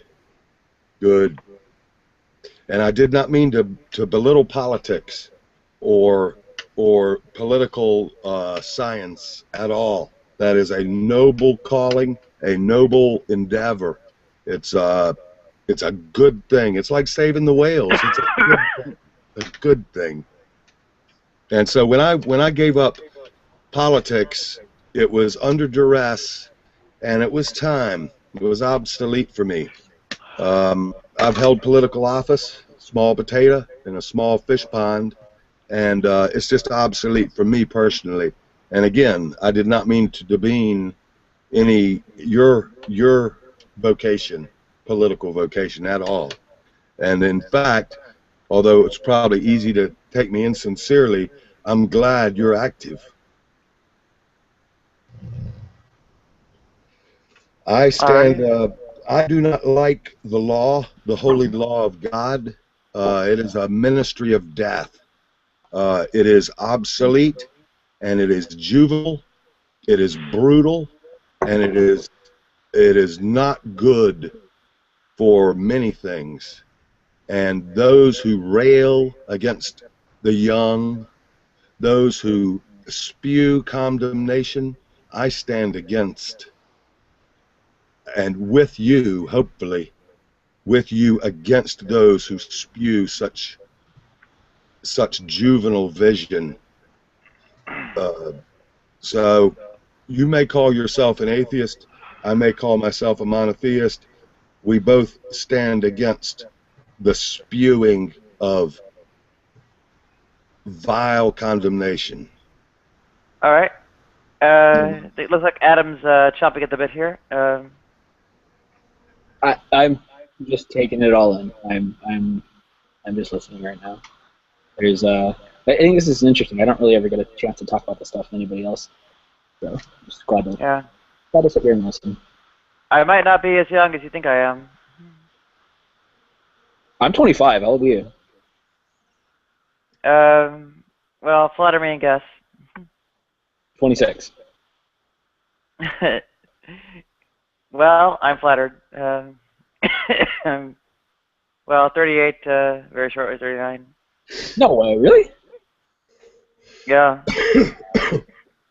Well, try this one. I've had quite a number of serious health problems, ranging from, heart attacks to repetitive ketoacidosis, like 100 times, to, various kidney failures, thyroid failures, and so on.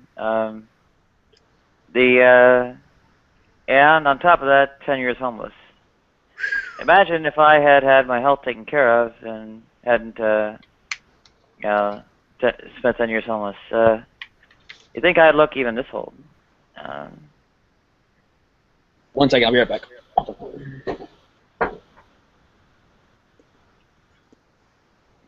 Yeah, like I said, would I look even this old if not for, that harsh of life and living and everything else? It's probably not. You seem to have aged very well, very youthful. I would attribute that to your attitude and mindset, perhaps, that has influenced your youthful countenance. You look well kempt, and it looks like you probably brush your hair and take care of yourself, and that tends toward youth or youthfulness in look. But yeah, sounds like you've been through some wars of various types, and yet you still see yourself as youthful looking, and that's good. Congratulations. There's many ways to be rich, and one of them is looking good, and I see that you are rich in that way. And of course, it's also it's like a double-edged sword. If you're good looking, it hurts to get a pimple. If you're good looking, people see the outside rather than the inside. If you're good looking, people want to satisfy themselves kind of humping on your leg rather than maybe in a more intimate way. So it's a double blessing. It's hard to lose a tooth if you're beautiful. It's harder to lose a tooth than if you're fat, very fat. And you lose a tooth, nobody gives a shit, nobody cares, you don't care. I've been good looking in my youth, and I've been old in my seasoned state now, and so I kind of know some of the benefits of both sides of the track. But just to be running. Yeah, after acute kidney failure, septic shock, ketoacidosis, arrhythmia, and hypothermia last week. Wow. Where were you I'm raised? not expecting to live to see myself old. I see. Are you on the edge of the grave? Do you feel like that you could die at any time? Pretty much, yeah. I feel that. That's a unique vision to have. It's kind of scary, the fear management, but it's also very rich. It's very rich. It affords a certain enjoyment of simple things. Dances with Wolves. You saw that movie, I presume? No. Anyway, there's a scene in there. This old Indian says, "Hey, when you get my age, it's just good to sit beside a fire. You don't give a shit about getting laid anymore. Just pass me the pipe." Sounds awful.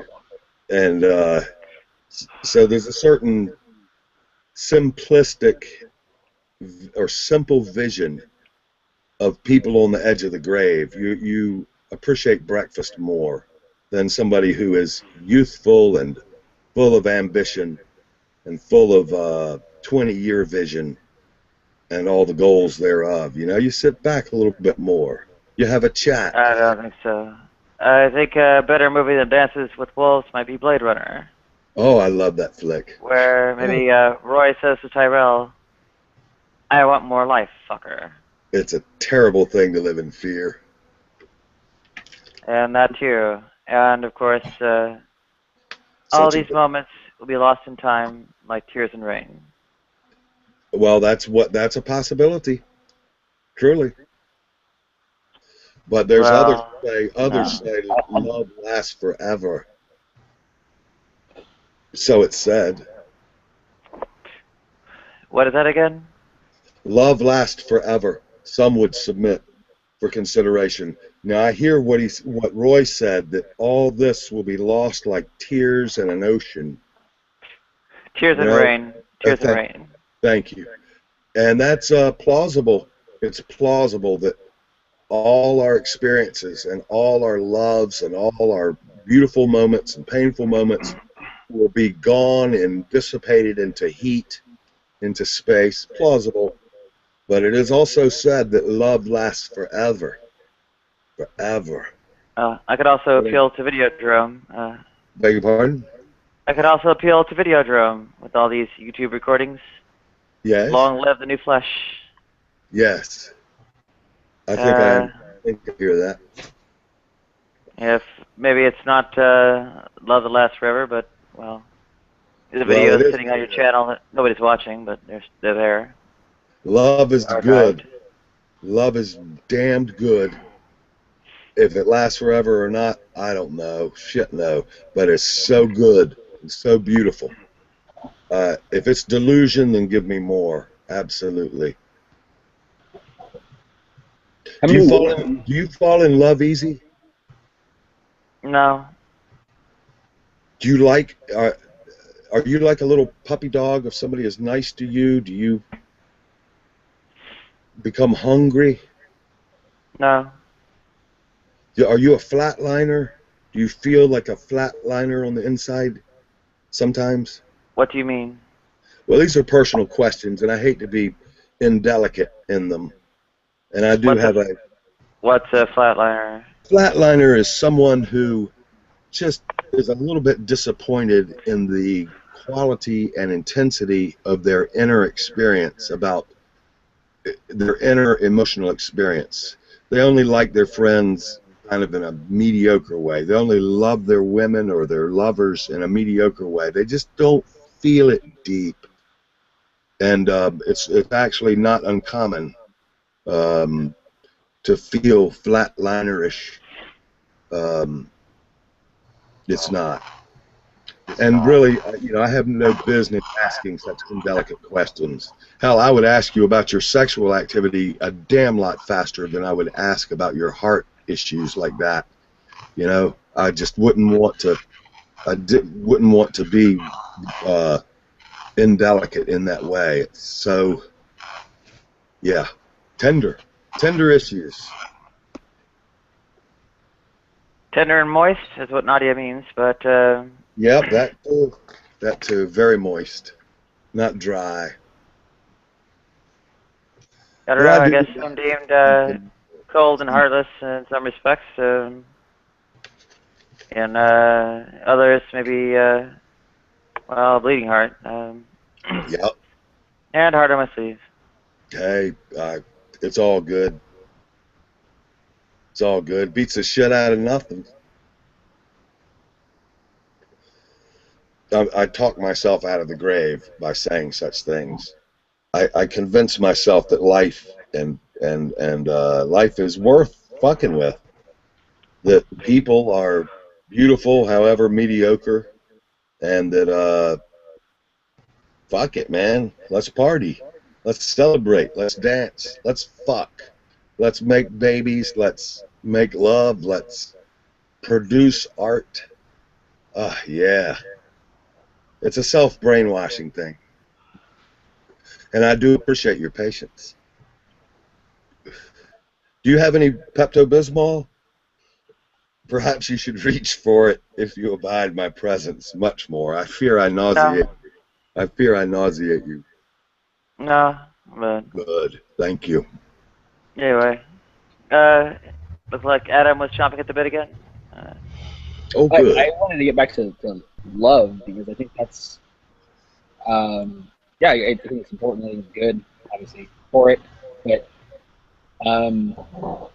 I think that these social movements are happening right now. The feminist movement is one we talked about earlier. A lot of them are changing. It's becoming, I don't know. I think it's becoming a problem because people are. It's always dangerous to love somebody recklessly and to love somebody at your own expense. And I think that a lot of times people use love as an excuse to tolerate mistreatment from persons that they're in. So people become kind of trapped in relationships they shouldn't be in, and they try to comfort themselves with this idea, oh, it's okay because I love them, or they love me.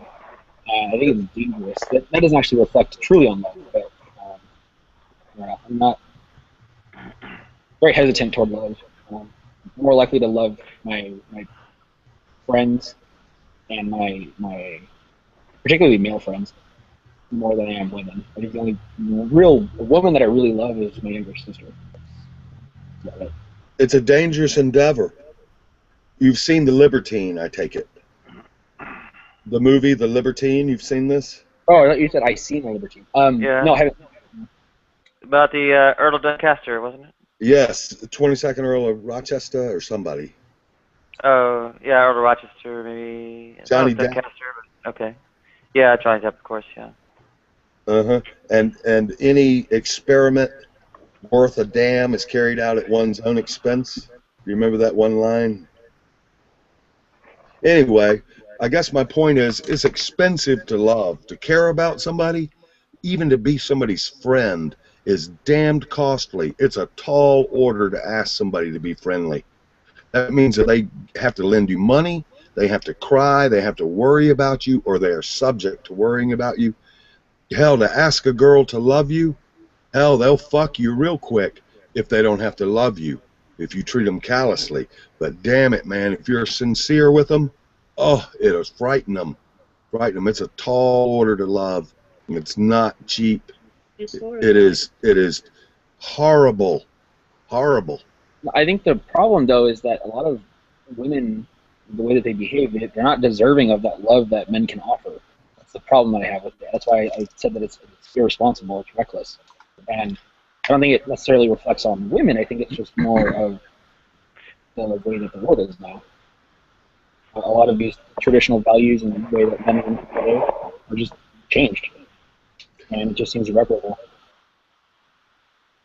I surmise that you are a man of resources. That sounds like a compliment, but I don't know what you mean by that. What do you mean? Well, you obviously are fair in countenance. That's one way of being rich. And you obviously think well, cognitive processing, you're smart. That's another way to be rich. And then there's currency, liquid, credit, packing plastic, or packing heat. So I surmise that you are a man of resources, financial resources, perhaps. You have a car, you have an apartment, you have a refrigerator, and maybe an iPhone, and you probably have an inheritance coming. Then you have a nice ring. I bet your father is a professional. No ring. There are many types of rings. Are you poor? No. Financially? No. Have you had your heart broken? Yeah. Uh-huh. No. Do you still love her? No. Do you still love her in a certain way? I'd probably say I would love that person less now. Yeah. I mean, I care about the general well-being, but I wouldn't say that. I don't wish any horrible thing to befall any person I had a romantic relationship with. Of course not. Of course not. And you would, if you saw somebody attacking her, you'd beat them to death. I bet. You'd give your fucking kidney for her still, I bet. If you found her weeping in need of a kidney. It's just, hunches. I don't know. Of course. Just I don't know if I would do that to somebody. Obviously, if they were anybody, if she was being attacked, I would help. But it's not because of who she is. It would just be the right thing to do in all situations. I appreciate your candor and your candidness. It is a gift to me to answer so honestly. It is. How about Seth? Seth, have you been dumped, my friend? No, never. Yes, I've been dumped. He has? Yeah, I have. Have you cried this week? No. How about you, Adam? No.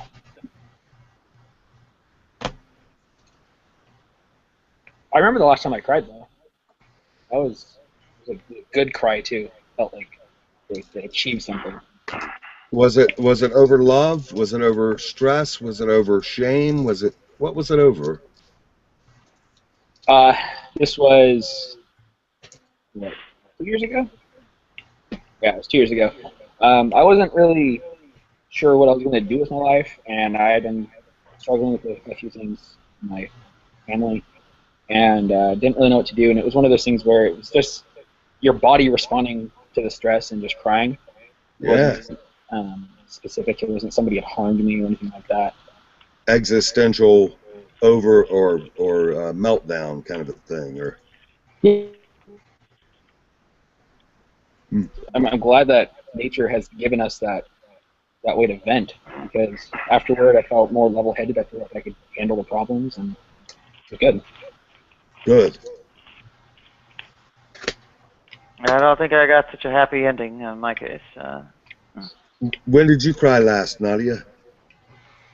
I think it was a couple of months ago, but I can't remember which of two incidents was the last time. One was when I was, I guess, on a hangout and, started crying because my voice sounded off, and then as I lost control of my voice, it sounded more masculine, and then I cried harder until, I kind of fell asleep or passed out or something. The other time was when I was, at one point I was in the shower, and, washing parts I shouldn't even have, and pretty much dropped my knees, ended up puking and then crying and stuff over it. So. That sounds frightening. It does. I cried 2 weeks ago, harder than I have in 10 years, 15 years. And I cried in about 5 days in a row. It was a bit frightening.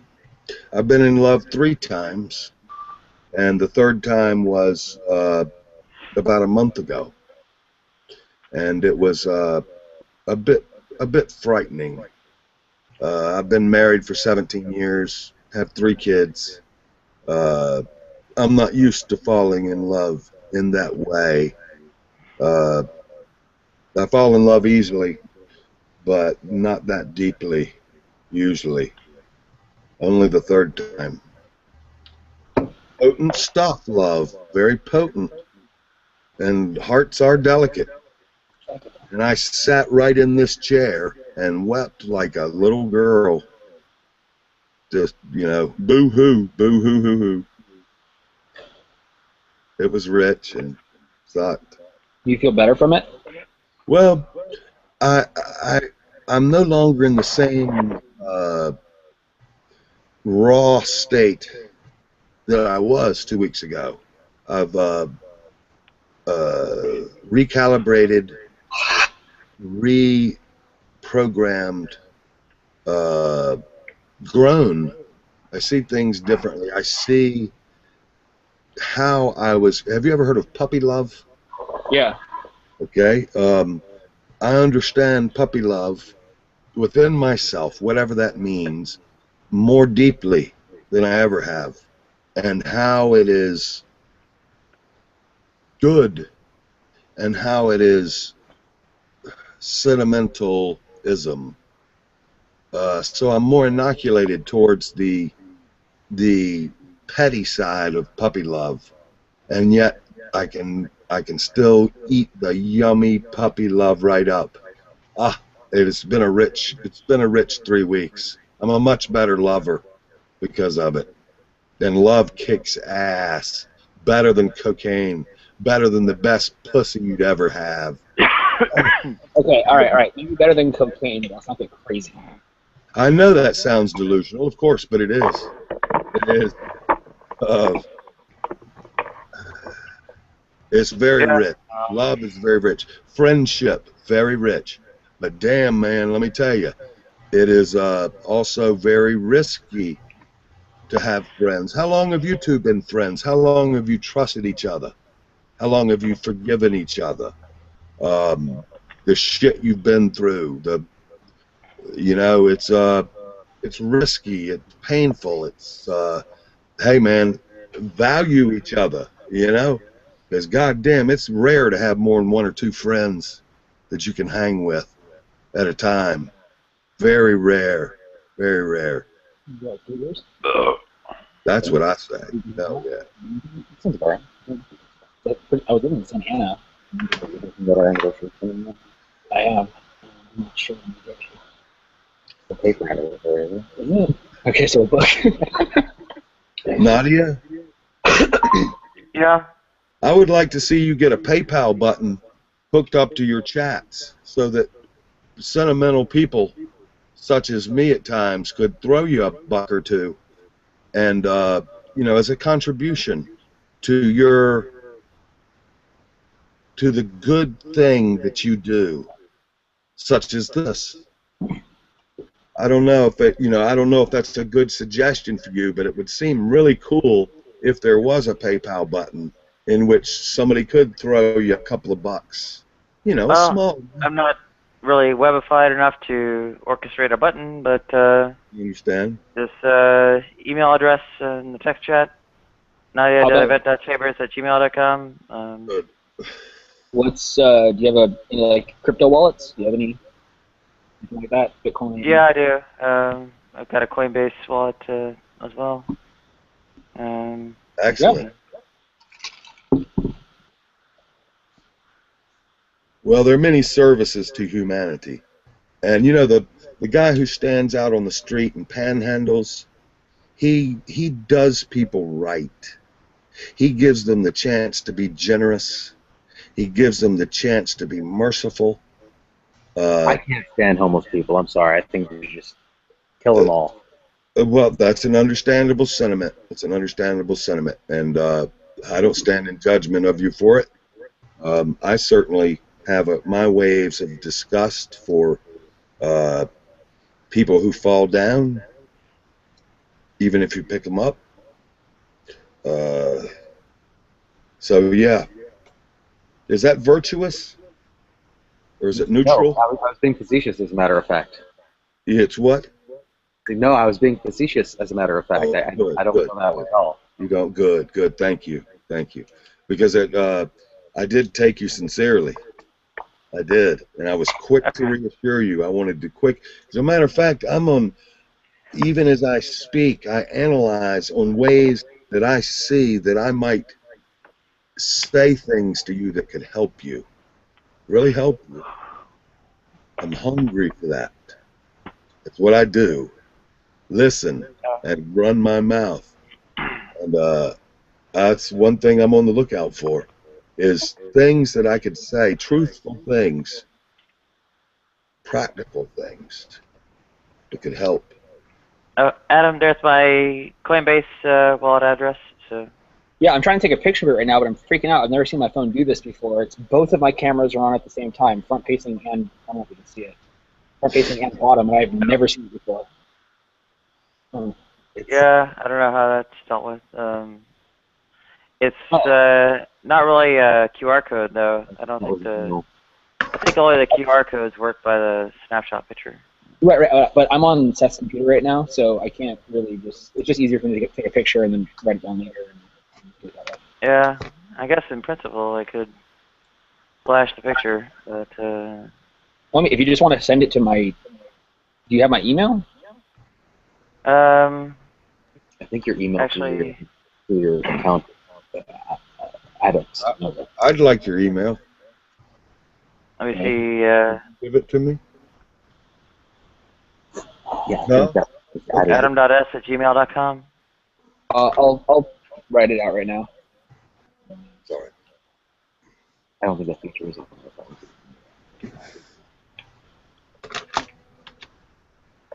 Sorry. Do anything to make sure that I can't do that.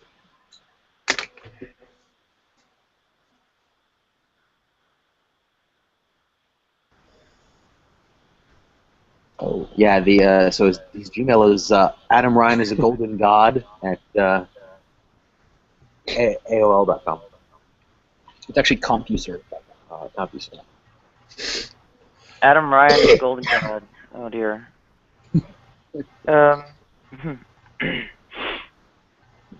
It's Well, I smoke.meth.hail.satan at CompuServe. It's SexBeast69 at Berkeley. Oh yeah, I'm not far from Berkeley. Braggart. I was just thinking of like the most liberal school I can think of, but that would be absurd to have an email account.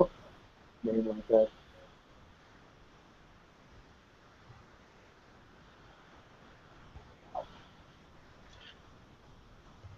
Oh, what the Jesus! Not bad, Christ. right? Now you're Christian. I'm sorry, we're just admiring a picture of that I see. completely respectable woman sent me on Snapchat. So, yeah. I recognize the girlie by the back of her head. Beastie I look Boys. like a guy anyway, so it doesn't matter. The window's open and I'm having hot flashes like hell. She said her name was Lucia Loose. I think I saw her standing on the corner of 8th and 40 Deuce.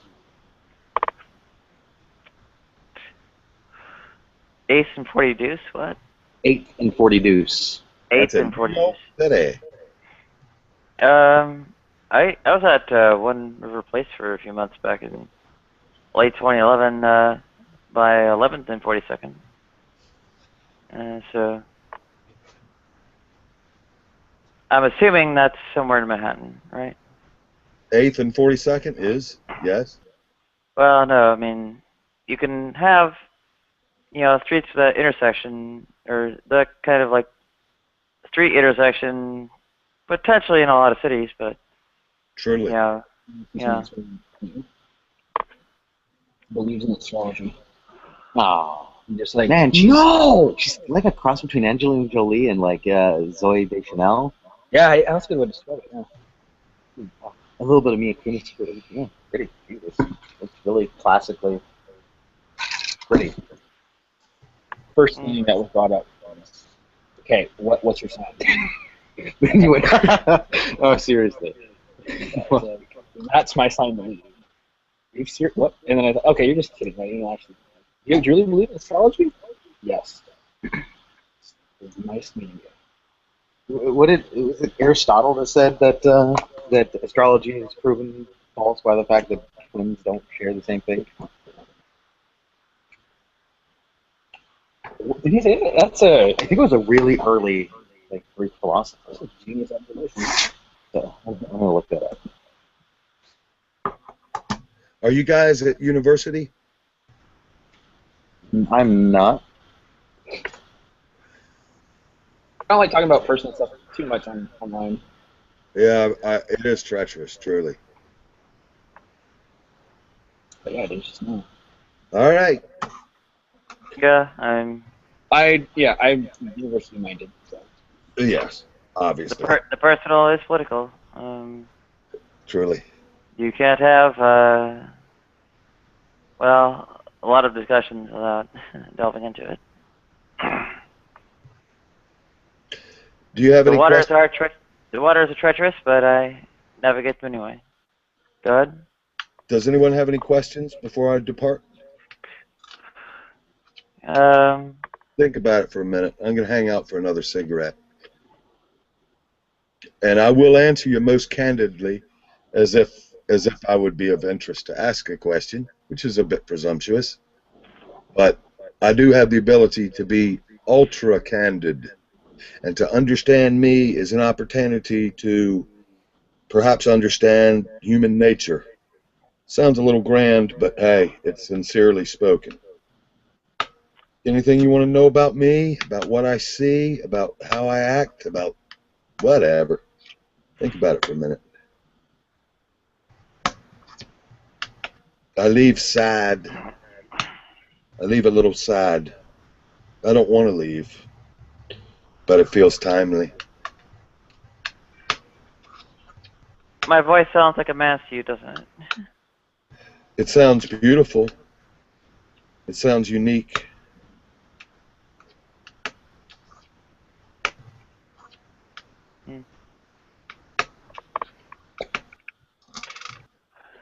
I guess beauty's in the eye of the beholder, perhaps, some have said. And that's a sincere beholding. Wow.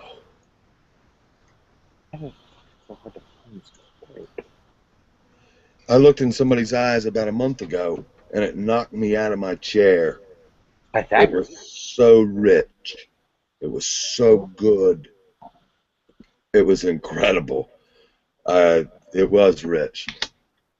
They're just a physiological response, perhaps. But others would say that the eyes are the window of the soul, whatever that means. Pythagoras said that astrology is proven false by the fact that twins don't share the same future. I see. Couldn't remember. I know it was an early Greek thinker. I couldn't think of who. So that depends on who you consider early Greek thinkers. Pythagoras was he was not a pretty pathetic, was he? Pythagoras, yeah. He's pretty sure. Was it? Yeah, I'm pretty sure. All right. Okay, Google. Was Pythagoras Socratic? Yeah, and... Yep. Yeah, okay. So yeah, early Greek thinker. By just about every metric. Maybe I'll go bum a bong hit from my son. I haven't ever done that before. That would be new territory. Nadia, invite some Christians, damn it. I did. Well, I mean, please. I'll repost the thing to a couple hundred. I was expecting to see people like Veckel, Raw, G-Man, the Bright Team.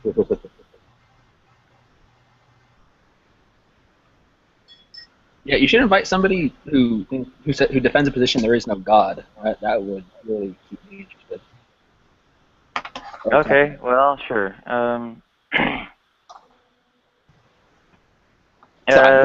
What theological argument do you regard most interesting? Is that a question? Yeah, that was a question. That was a question, yeah. Which theological argument do I find most interesting? Yeah. Problem of evil. Problem of evil? Yeah. Same here. Oh dear, isn't that so overdone now? Yeah, but it's just so multifaceted. You could have people talking about problem of evil, animal suffering. That's something I've been getting into. Really, there's an argument from evolution that implies the problem of evil, that God would never create humans in a way. If you're a Christian that accepts evolution, that God would never create such a suffering and cruel a cruel mechanism for humans to do this. Well, you don't even need to acknowledge evolution, though. Ecology is enough already. I mean, at least amongst heterotrophs. Go ahead. Great book called Nature, Read in Tooth and Claw, and I highly recommend it to anybody. You can read it for free. I can post a link right now. It's on my script account. I uploaded it, and yeah, that's really awesome. It takes the perspective of animal suffering and throws it in there and says, if there is an all-loving God and He's all-powerful, how do you explain situations where there seems to be just gratuitous suffering? I mean, animals that are in the forest and there's a forest fire and they just die. How could their death be significant at all?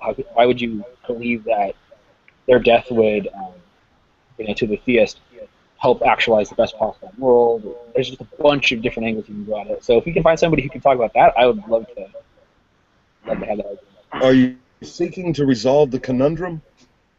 Yeah. I think it's resolved. Oh, well, you have resolved it. Doesn't take much more. I can't get credit for that, no. But you see its resolution. Yeah. Yes. So the suffering of a baby in Africa with flies all over it is somehow still tragic but understandable. as a monotheist? The Ichneumon wasp is clearly or often trotted out as a big example of how horrific nature might be. And I cut out in the middle of that. Which part did you miss? You said Nick Woman Wasp? I didn't hear. What Yeah, was that? Ichneumon wasp, yeah. What is that? It's a wasp that goes about what is it? Sting, I guess, paralyzes its prey to then it lays eggs in its prey, and then the eggs actually eat the prey slowly, and in a particular sort of sequence that extends their suffering to be the longest possible. Okay, yeah. See, that's exactly the angle that this book is going at. So that's where I would object. I don't think that the animal would actually suffer. We can't project human ideas onto animals. They may experience kind of pain, but it's not anywhere the same as the pain or suffering that humans have. It has to do with the development of the prefrontal cortex. There is a study that was done where humans, right, people who had a damaged prefrontal cortex. That's rare. That is rare. Well, sure. And then in that case, you have great apes. I thought it was interesting. In the study, this guy who had a damaged prefrontal cortex, I think he was in a car accident. In one of the follow-up, they were doing a study on him, and something had happened, I guess, because of it, to his nervous system, and he would report experiencing the sensation of pain, but reporting that it was no longer unpleasant. So he could put his hand on a stove and it would burn, and he could tell you, yeah, my hand's burning, I'm in pain right now, but there was no suffering. And so the idea is that because animals either have an underdeveloped or some animals don't have at all prefrontal cortex, there might be a correlation there between their ability to experience an analogous type of suffering and humans. So I thought that was interesting. I thought that was cool. Very interesting. And rare. If you go with that angle, then you have the animals with prefrontal cortexes, like great apes and cetaceans and so on. Yeah, that was another really awesome thing I found out was that animals in the great apes, right, the great ape families are really the only ones that have, as far as we know, prefrontal cortexes that are developed enough where they can convey the type of pain. So they did one with, what was it, Coco, I think? I can't remember the study. I'll just post the book here. Yeah, it was really cool. I like primatology.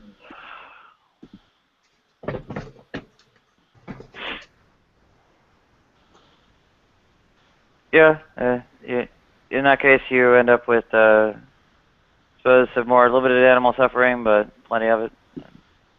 Yeah.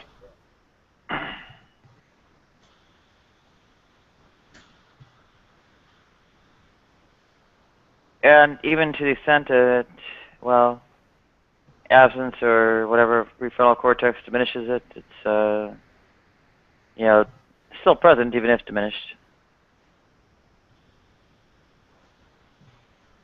The quantity overwhelms the intensity or whatever, reduced intensity. I said the quantity overwhelms the reduced intensity.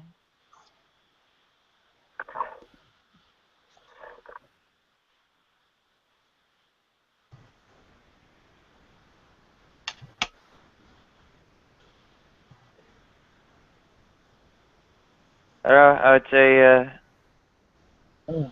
quality is animals. A bit more important than quantity, or quality is more important than quantity. Yeah. At least in human life, and to the extent we go about saying, oh well, just go on and whatever. Going on suffering is, not a value. It's in fact negative value.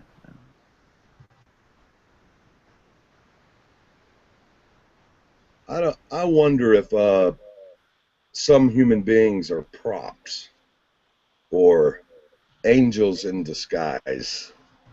I certainly hope so. Props? Yes, as in stand-ins, or there's a scripture that says, "Be hospitable, because sometimes you entertain angels unaware." I don't know what that means. I've never met an angel that I've known. Just regular human beings. But that's one way in which I have digested the conundrum of suffering that I've seen. I lived in New York City for several years. You see some unusual suffering there. And the thought crossed my mind, be it from God or from philosophy, who cares, that perhaps some human beings are not what they seem. And I hate to view another human being in any substandard way. That seems distasteful. But at the same time, to consider that they might be stand-ins is somehow comforting to me, because I do not like to see old people suffering in gutters and babies crying and all those things that are represented by those two. It's a mind blower. So it's comforting. Such thoughts have comforted me.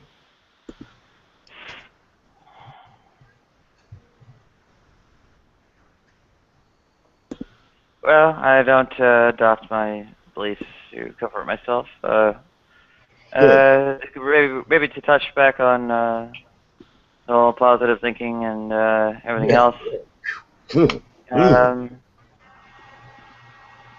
Yeah, 1 hour, folks. The accuracy of the conclusion is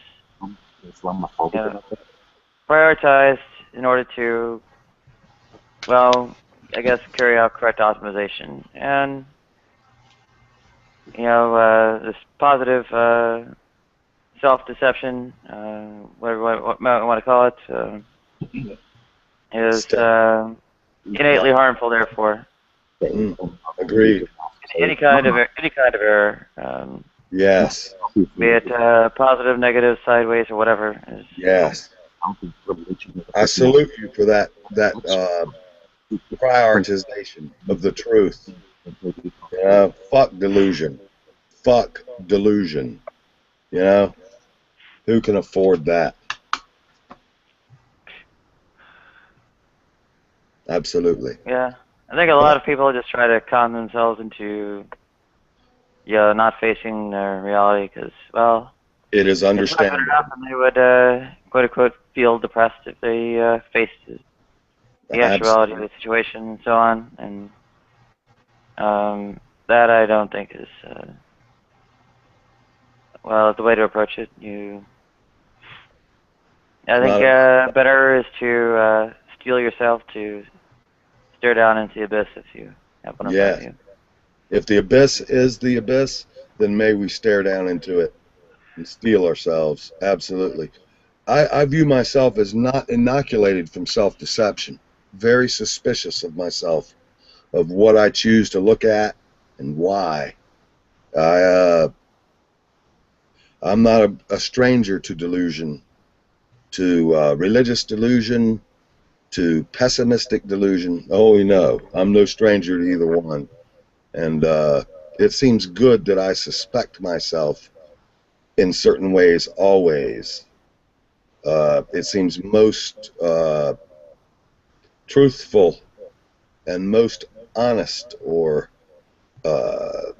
most quality, to be suspicious of my conclusions and call them surmising rather than conclusions. I don't know shit.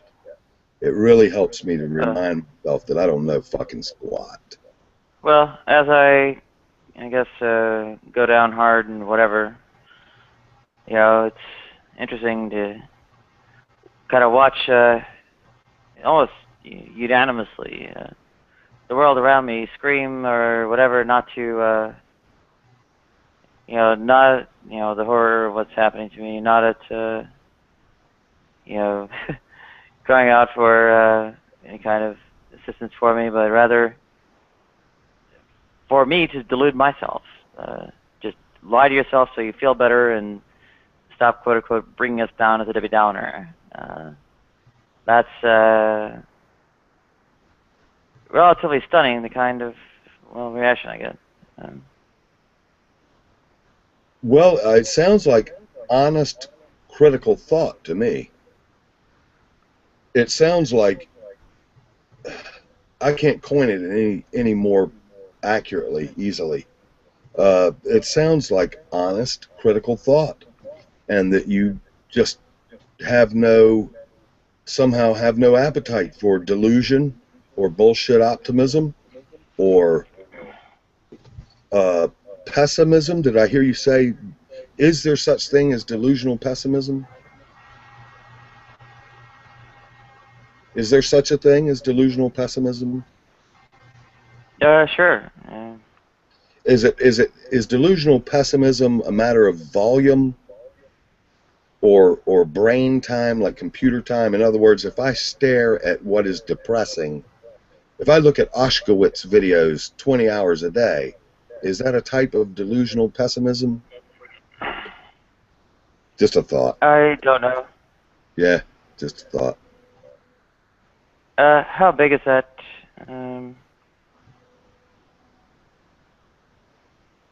Oh, wow. That's big. I can take it, though. So, anyway,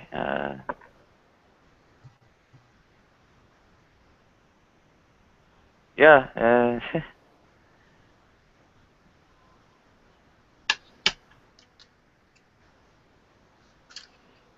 Well, you can bet if there was anything more interesting in my world, I would hit this end call button very quickly. But there's not. there's nowhere to go, nowhere I can go. The money's not there to travel. No one to see. I'm comprehensively ostracized. But look at what you have, though. Look at what I have. Look at this Google thing. This kicks ass. To behold you people is fucking premium. I am in some little work shed somewhere in North Carolina, and I get to behold fuckers like you. It is a mind-blowingly rich. And I ain't saying you're all that in a bag of potato chips. I'm saying you're fucking kick ass. And it is good to me. This little fucking MacBook Pro that's connected through this Ethernet wire, it is a wonder. It's a fucking wonder to behold you cats. It has opened up my world. Opened up my world. I see you on several nights, Nadia, and I thought, ooh, there's a person that's has embraced this technology, this chat room technology. I've been online for about a month, and it has been one rich fucking month. Unbelievable. I've been online for, I think, 21 plus years. Not in Google Chat, though. Not in Google. Did you do Stickcam, or whatever it was? No. I see. When did you go Google Chat? I think late 2011, Wow. early 2012.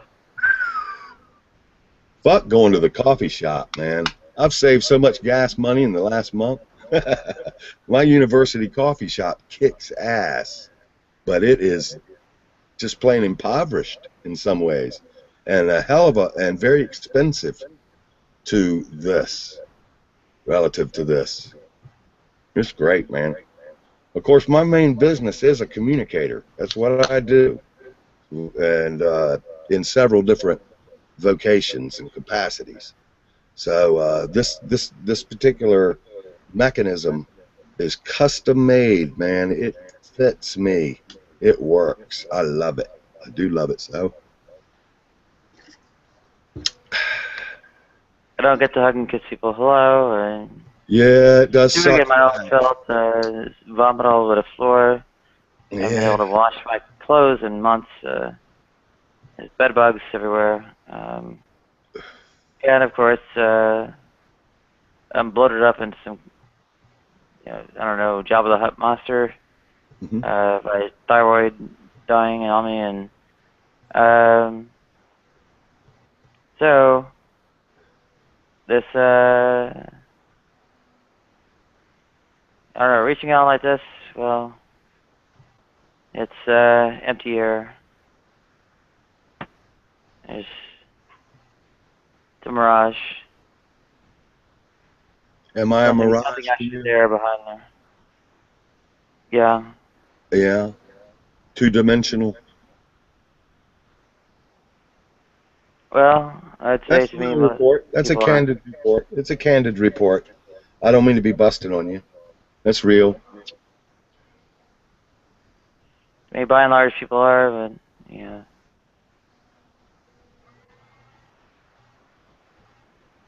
The element, or sorry, the aspects which are not is, basically tactile, or you can actually reach out and touch them, or vice versa.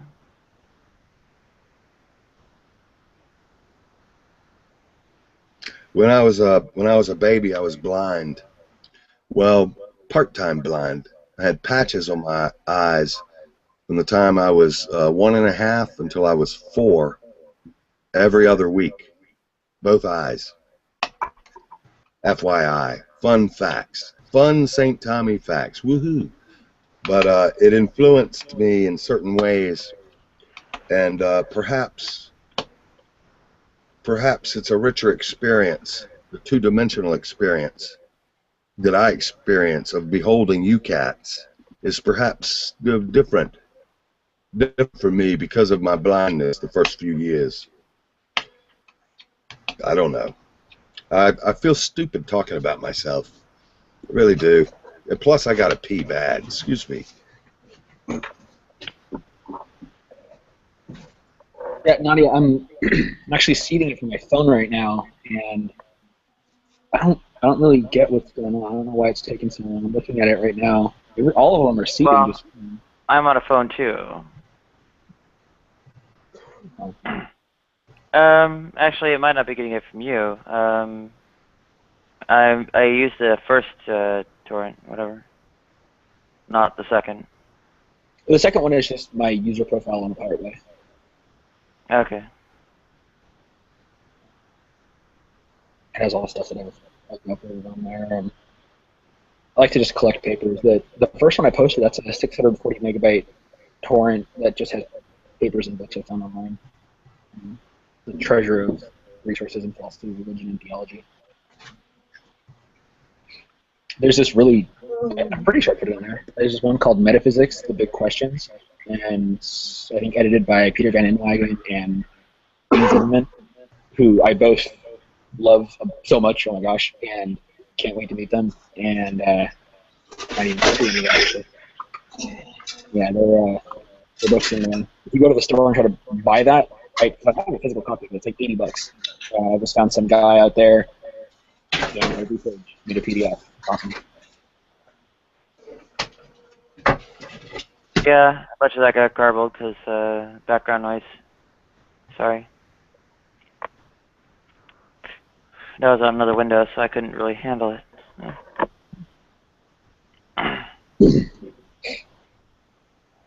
The gist of what I was saying is that Peter Van Inwagen and Dean Zimmerman are amazing.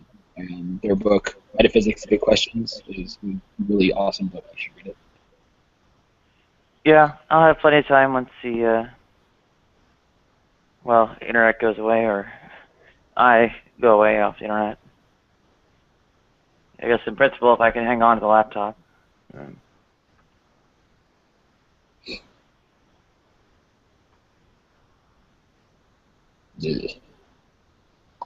There's, go ahead. I'm just noticing right now how full my face looks. I've gained weight. Damn. What is that? I'm just noticing how much weight I've gained. I'm looking at my face right now. It looks really full. Crazy.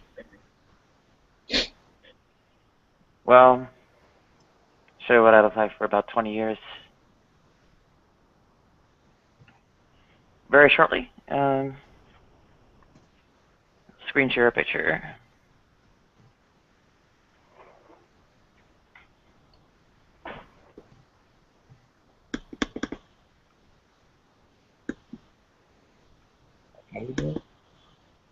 Yeah, I am rather unhappy with my results.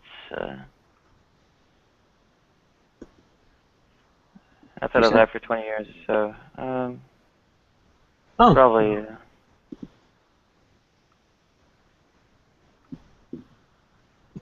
Ben. Right. There's another one. Might be good. Breakout. I'll screen share that momentarily. Hit that and kill the cops when they came to stop domestic dispute. Here's an old picture, a little embarrassing one, but it's what I used to look like back in the days. Is that when you were in One Direction? It is. Oh my god! It totally is. Okay. That's another one. Is an idea. Son of a bitch! Don't want the lighters. Yeah. Is that your favorite color or something? Oh, Yeah, you look better. You look better back then. Thanks. You need to tune up. Hopefully, you can tune up a bit, and I don't think you have kind of a major obstacle there. Oh man, I actually do. Sorry. Mohawk. Oh, get over. Thank you. And yeah, you look good. In 2011. My thyroid died in 2012. That is kind of why I went to shit, and then also why I can't really get out of it. So.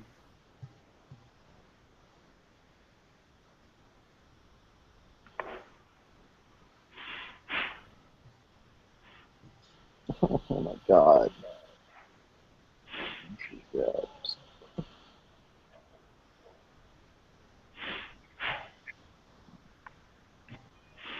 I think the profile picture, you end up seeing, I guess, that one. That's from 2013 or whatever. And the damage had been done, but I guess, I don't know, things hadn't quite resettled to the point they have now. Really blows up my face.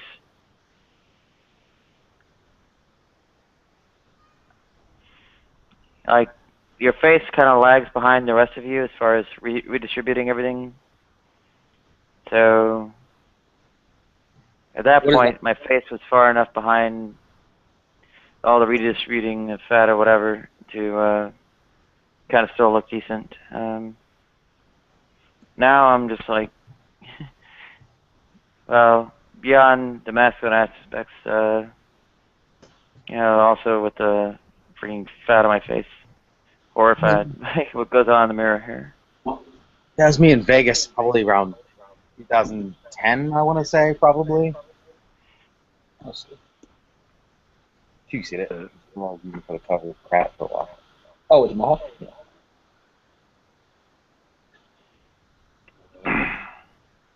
That was totally candid. I was not. I was looking at somebody. They were talking, and somebody took a picture. Yeah, you were in pretty good shape back then. Yeah. Well, thanks. A backhanded compliment. I've ever heard one. You used to look good. No, it's not. I will pretty much openly say you look better than now. You kind of gone downhill from that.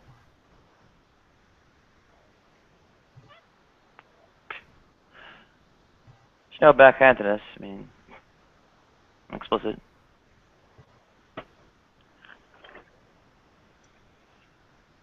I don't know. There was a real respect in which I wasn't going downhill. I was broken or whatever. That's what destroyed me. People don't understand what I'm decrying. They're like, oh, we all go downhill. No, I wasn't going downhill. I was in stasis, and happy in stasis as, things were maybe I guess precisely because things weren't going downhill. Then my thyroid was destroyed, and there's actually a specific event it's attributable to. There's some element of not actually being necessary, so on and so forth. It didn't have to be that way. I could have been kept whole or something. And in fact, I could be repaired even now. But, of course, it's all plutocratically provisioned, so guess what? I never get it. Yeah. So, I mean, I'll be wailing and gnashing my teeth about that till dead. And that won't be very long either. I mean, you heard the list of shit that went down last week. I did not. Acute kidney failure, septic shock, acute acidosis, Oh, yeah. arrhythmia, hypothermia, so on. Yeah. Yeah, that's gonna keep getting worse until I don't come back next time. Or they don't get there at all. I actually kind of expected more of an issue where, paramedics ever make it, and that's how I go. But it seems more like it's actually just kind of getting more severe and extreme every time. Till the point I can't really be resuscitated anymore, and so on. And, well, I have a DNR order on file. I just ignore it every time, so. I say, oh, well, whatever that is looks too young. Guess it's one of those trans people. What triggers your episodes? Typically some kind of interruption in my medication and so on. Thyroid medication? I have like 3 dead glands requiring 6 different hormones to be replaced. Mm-hmm. So, basically any one of them will destroy me. Or some of them faster than others, but anyway. Very volatile, it sounds like. Very delicate of a medication process. Yeah, and insurance doesn't cover 2 out of the 6. Right. And in fact, it didn't really cover, I think about 4 out of the 6 until the hospital basically negotiated with them to say, hey, this person keeps showing up on our doorstep and costing us $150,000, and medical bills are never going to actually get paid. Do you mind actually covering these meds that'll keep them out of our hospital? They get calls like that from hospitals. They actually kind of move on the case. And anybody else, like the actual me myself, doesn't actually matter what I say to the insurance company. So anyway, at this point, what is it? 2 out of 6 aren't covered. One of those 2 I've got a stockpile of from free samples from doctors. The last one of the thyroid ones, is basically SOL. I'm already, 3 or 4 days without it. So it's unclear how long it takes to actually cause the crisis, but it takes longer than some of the others. So I don't know. I'm guessing it might be a month or 2 to have that one build up to a crisis. That sucks. But I don't mean to sound negative about it, but I'm believing you. And that kind of sucks. But I don't know. I feel silly about commenting in that way, but I bet it sucks bad for you. I mean, it's just a momentary wave of minor horror for me. But for you, goddamn, to be looking down the fucking pit, if I'm hearing you. you know, you're seeing maybe a month and you could be toast. That kind of sucks. Who cares about toast? I go to sleep and don't wake up. I don't mind. Yeah, I hear It's the agony of death repetitively that's not so great. I've been through this going on 100 times. Yeah. Or probably over 100 times, actually. And Here I'm you tired are. of it. I'm tired of it. I hear you, Chief. I hear you. Yeah, I can empathize with that some. I'm not quite as close to the fucking pit as what I'm hearing out of you, but let me tell you, it gets freaky in my little experience, and I'm tired of it too. Sometimes more than others, you know, but I'm not that thrilled about fucking going to Disney World anymore. There are very few things that excite me anymore. As a matter of fact, this is about the cream of the fucking crop. Is talking with people. It's very premium to me. It's about as good as it gets. It's dealing with human beings. When I was 22, I stood on a bridge. I was convinced that I would never have kids, and I wanted to jump off that bridge. It felt so fucking bad. I looked down at those rocks and thought, God damn it, relief is right there. And I looked up at the sky and said, will I ever have kids? And a voice in my head said, yes, you'll have 3, 2 boys and a girl. Your firstborn will be called Isaac. Long story short, I got 2 kids, 2 boys and a girl. BFD, I'm still tired.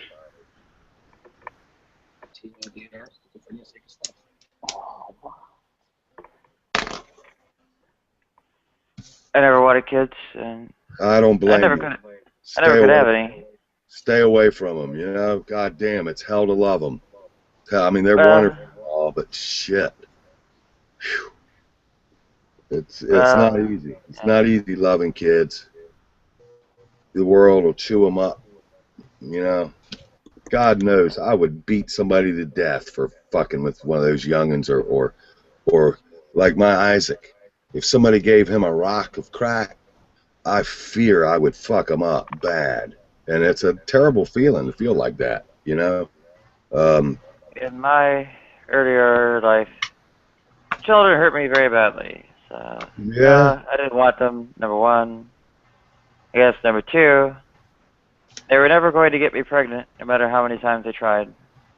Number 3, turns out after some testing that I seem to have been sterile, I don't know, for a very long time. And number 4,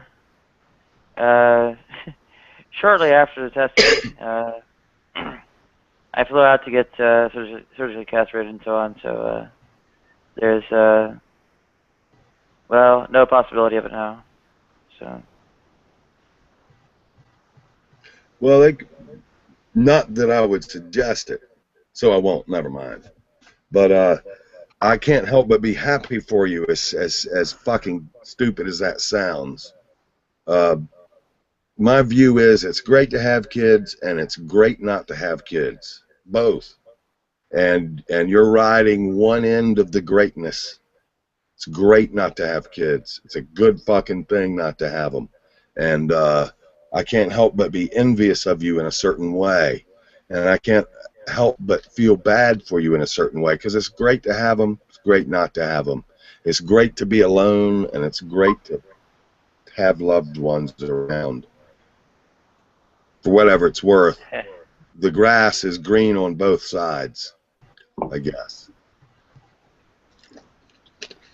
I'm not sure where the MRA MGTOW perspective on that is, but... I was 34, single. My brother's secretary got pregnant, and so we got married. I never thought I'd have any kids. 34, that's pretty old to be having youngins. But speaking of youngins, I'm going to step inside and see my Isaac. Just me.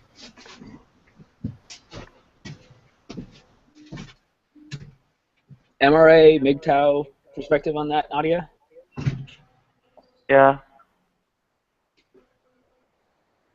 I mean, I think that it's probably not a good idea for a lot of people to get caught up in that. Especially now, what he just said right now, 34, it's pretty old. I don't think that that's old enough. There's nothing wrong with somebody choosing to not have kids. There's nothing wrong with somebody choosing to have kids in their 40s. I think it really just comes down to whether or not you can provide for them. And for me, I don't think I'd ever be in that position to have a family, because I wouldn't have the desire to provide for children as right now.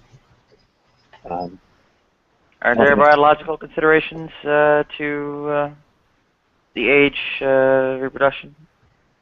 Like combination of sperm quality on the male end and the, I guess there's some kind of uterine hormone, whatever thing for, I guess, the female end.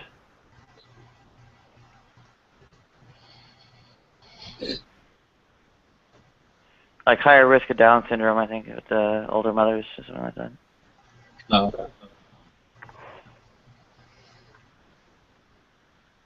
Yeah, I've stopped dating and having serious relationships. My only interaction with women now is just individualistic, sexual. It's not really anything else like that. I feel like the love and the important relationships I have right now are with my friends. I think it's more on friendship and companionship and with intimacy. Anything that would lead to a relationship, whether it be children or something involved, maybe that's just, it's not worth it anymore. Marriage is also, it's becoming, because now, because of feminism, it's become a losing game for men. It's something now that I know I would never get married, which is a tragedy.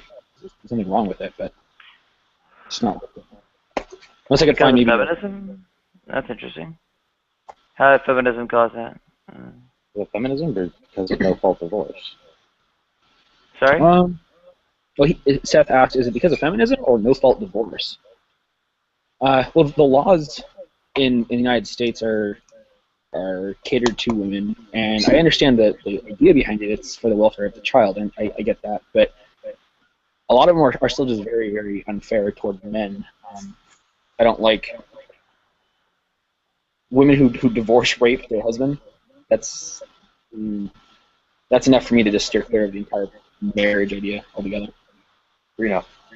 Last I checked, affirmative action never happened. Number one, the employment discrimination is totally toothless. Number two,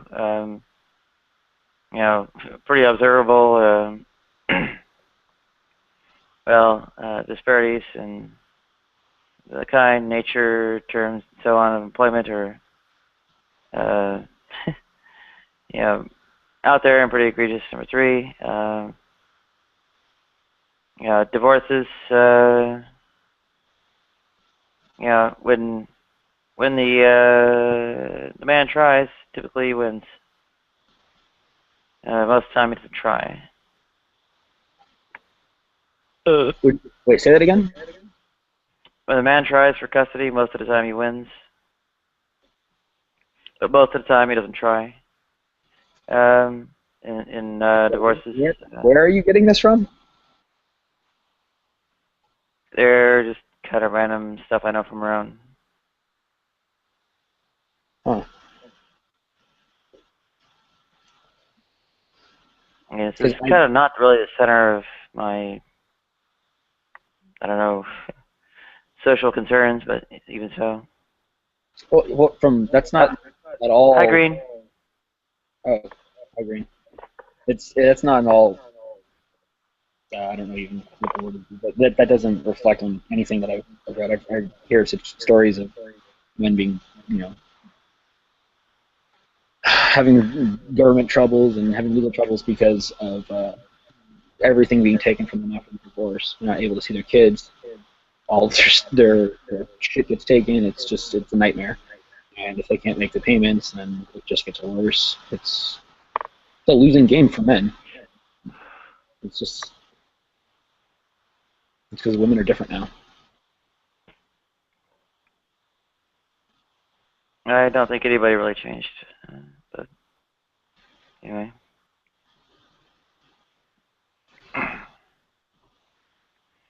The natures were always there. More latitude to express them. Yeah, maybe that's changed, but I don't think nature people actually has. I think it has changed. I don't. I mean, maybe there's something to that. Maybe it's more socially acceptable now to do that. But when I see older couples in traditional relationships, like my grandparents, who my grandmother passed away last year, and when I see relationships like that just work, I just see the love between them. The last couple of years of my grandmother's life were spent. She was battling with my grandpa on who could treat the other better.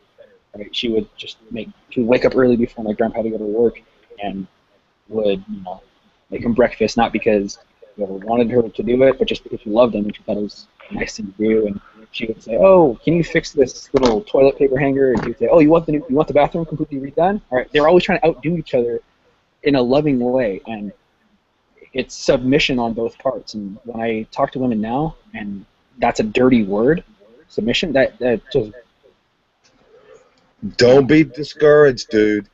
You're fucking dead meat, dude. Some chick could fall in love with you in a New York second. It could happen tonight, tomorrow. I'll tell you, there's somebody just like you, some sweet little honey. All women are unique, every one of them. And don't allow yourself to be pessimistic. It could happen to you, man. Let me tell you. I don't believe in unicorns, dude.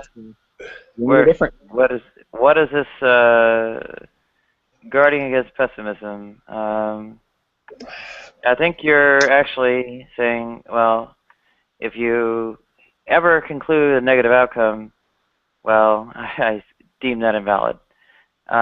Which, number one, is not pessimism. Number two is sort of an exhortation to, inaccurate assessment. And number three could actually be dangerous. Fall in love with? Come on. Sorry? Come on. You don't think this man's easy to fall in love with? That vision he just shared of love, he saw it. He saw it between his grandparents. And he looks around and he's discouraged at the babes that he interacts with. I submit to you that there is a high probability that there is some lonely, beautiful young chick his age. What are you, 25, sir? 25, yeah. Yes. That there are lonely, beautiful human beings, women, beautiful babes that would just fucking give a left breast to snuggle with you and love you like your grandma and grandpa loved each other. Keep an eye out for her. Hey, yes, it is nauseatingly optimistic, perhaps, but it might be the truth. It happens. It does. And I would give you the same lecture, sir, ma'am. I would. I would if you could bear it. All right, Green, what are your thoughts on love and marriage? I've been married for 14 years. Got 2 kids. So far, so good. It's not good, isn't it? It's all working out for you, I guess. Yeah. Sometimes. It's kind of a personal question, if you don't mind. Sure. How is your marriage doing? Do you guys take care of each other? Yeah. It's not... Yeah. I don't mean just generally take care of each other as in you're together, you're paying the bills. But I mean, if you're sick, does she tend to you when you're sick? Does she take care of you? Do you provide for her? Mm-hmm. Yeah. That's not even an afterthought. That's beautiful. Yeah. But I would do that for my friends too. If they're sick, if they need some help. So I think it's your relationship with others regardless. The ones that are deserving or that want it. I guess I just don't have the opportunity. I've never met somebody who's been deserving of that kind of treatment. Well, I was married at 27, so 27? Yeah, like 27 years old, I got married. And, you know, it was that time, and I didn't think that was going to happen. You know, but somebody was crazy enough to marry me, so. There you go. To her credit. Yeah, in my case, I would, I guess, be on the career track, not the mommy track. If I were to have my way, and I would just, well, I have ways to, you know, go about dealing with my physical needs and so on. And me too. Don't need marriage, and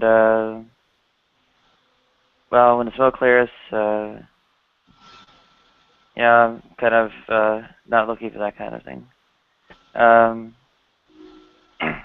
It's so weird how we sorry?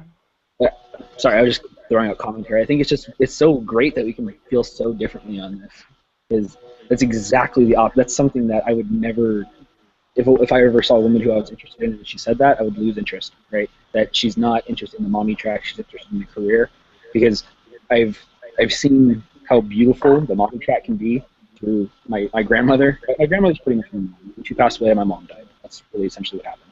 I don't have a relationship with my biological mother, and there's, I don't know. I think it's great that we can have such differing views on this, and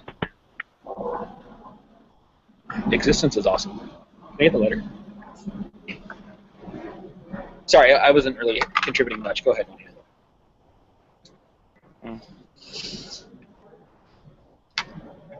I think Nadia could fall in love pretty damn easy.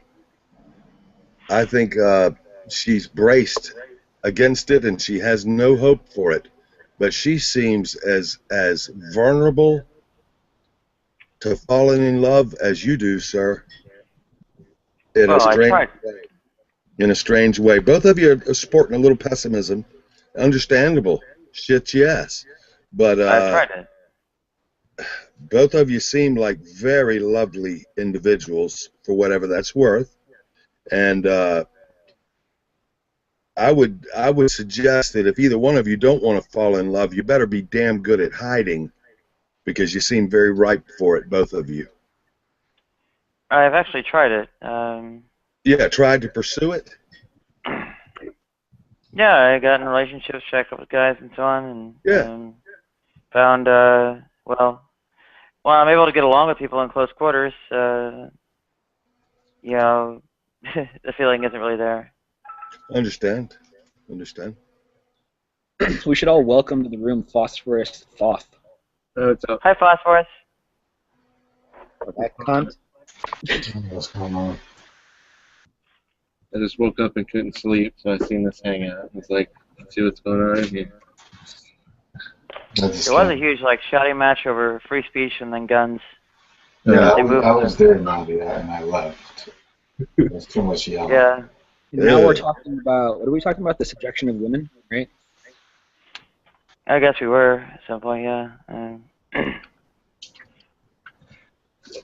for it. I actually teach a group about sexual exploitation of women to young adults. I found it very interesting. What, I'm sorry, can you say that again? No, I run a group on sexual exploitation. How to do it or how to prevent it? That's a good question. Yes. I go into the culture of it and the difference between the hoe and the pimp, and why is a pimp more. It's almost like a. If it was a guy that he likes to go around women, he's good looking, they'll call him a pimp, and it's like a positive outcome. But if a woman does that, then she'd be called a hoe. And one of the things I try to teach the class is basically why do we associate the word pimp in such a positive way? This is a small aspect of the class, but I go into the culture and I go into, when a prostitute actually starts, and there's usually the medium range of the age is usually 14 to 12. 12 to 12. Yeah. So I go into all that. Yeah, I go into all that. It's usually teaching like young male adolescents. Do you have experience in that? No, I just took a course because I do work with adolescent males, and this is one of the subjects that they want to bring out there because they want to open up a facility for people who have been sexually exploited. There's actually something of a fight or a feud or whatever, and amongst at least Tumblr feminists or whatever about all this. They call, I think the ones who kind of make this argument regarding sex work SWERFs, sex worker exclusive radical feminists, and have pretty weird, I don't know, weird, right word for it, but it's alien to my own experience, things I wouldn't expect to hear about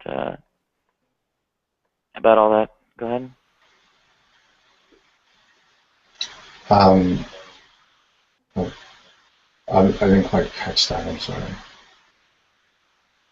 I said that there are, like, I guess Tumblr feminists and so on, and Twitter ones too, who go on and say that a lot of sort of things you're saying about sexual exploitation come from these sex worker exclusive radical feminists, and they're teaming up with religious organizations, and that the sort of actual dynamics of sex work are somewhat different. And this is not something I book up on, but I know there's somebody disputing this stuff out there. So you're saying like religious organizations are teaming up with the radical feminists to? Yeah. Oh, okay. Yeah, I don't even get into religion or organizations like that. More about demographics and statistics and education. Yeah, it's different on the like sociological study front from the general activism front. Yeah, go ahead. Michael Jackson said this, the great philosopher Michael Jackson said, "Don't go around breaking the young girl's hearts." It was actually lyrics of a song. When you encourage... The great philosopher Michael Jackson also said, yeah, we sleep in a bed together. It's beautiful. It is. He also said, you know I'm bad, you know it. Well, just the because whole world Hitler has to said answer my call to tell you once again who's bad. Just because Hitler said it doesn't mean it's untrue, or that it's not meritorious. We were talking. The context of that quote was the journalist was asking him about his interactions with other people's children. He was talking about sleeping in a bed with other people's children. Yeah, Michael McCauley or whoever it was, Calkin. No, this was way after that. This was his interview when he started coming back on the scene. It's not a beautiful thing. It's a very disturbing thing. What, pedophilia? Pedophilia? No, hold on. Now we're making the jump to pedophilia because he shares the same bed. Many cultures around the world, adults share the bed with children, usually because they just can't afford more than one bed. And it's not a sexual thing, so sharing bed with a child isn't bad. Now, it is bad because they have a kid. Yes. Right. Okay. So that makes it a little weird. It's certainly suspect that he's inviting and trying to get all these kids over to his house. Right. But unless there's evidence that he's paying off the parents and they know that he's molesting them or something like that, it's like he paid off to settle on suits when molestation charges were brought on him at least twice. I'm not defending him here, but I'm saying let's think this through. Okay. If he's settling out of court for something like that, could there be any other reason why he would do that? Yes. Right. Okay. So it could be the case that it's very weird and awkward, but still not sexual at all. It's possible, but I think that it's a safe conclusion that it's certainly suspect. I think it's a big jump to say that all of the parents who have let their children stay at Michael Jackson's house were interested in pimping out their children. I think that's a huge Right. For the I amount of don't- scant evidence we have for that, that's just ruining somebody's I don't think it's reputation. scant. I mean, there were charges brought up against him. It's not that scant. Even still, charges up against a celebrity who has his fame and money. No, you're right. My response wasn't. My response was flippant and a joke, and I can take what you're saying as a response to my original quote of Michael Jackson. But I think St. Tommy saying that it's beautiful. I think you should know the context. The context was not that it's beautiful when people share a bed. The context was Michael Jackson was talking about sharing a bed with other people's children. Oh, Well- Green, I put a link to something about Swerves and Turfs in the Sidebar text chat and Showcase, of course. So. Well, the reason I quoted Jackson was not because of his controversial intimacies, but more so because of the substance of his quote, which was addressed the breaking of hearts. And our Johnsons and our Partses are intimately connected to our delicate hearts. And one way in which I encourage people to be careful with their genitals is by pointing out that they are connected to our hearts, and our hearts can get broken real easy. Nothing's more addictive than being touched in some ways. It's very rich. And when a young lady looks into your eyes and loves you physically, it is a delicate process to get dumped.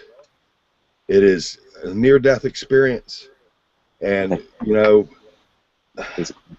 it's easy to become like a hooker with a leather heart. It's easy to fucking end up all to pieces with nothing just because of fucking around. It's not a matter of it being right or wrong. It's a matter of it being tender.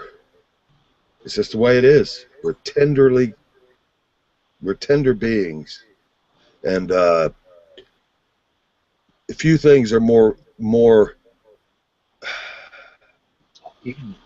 deeply felt, deeply experienced than getting laid and being special in one's eyes is a fucking very deep experience, and it can be very damn tough to it was treachery I didn't see coming.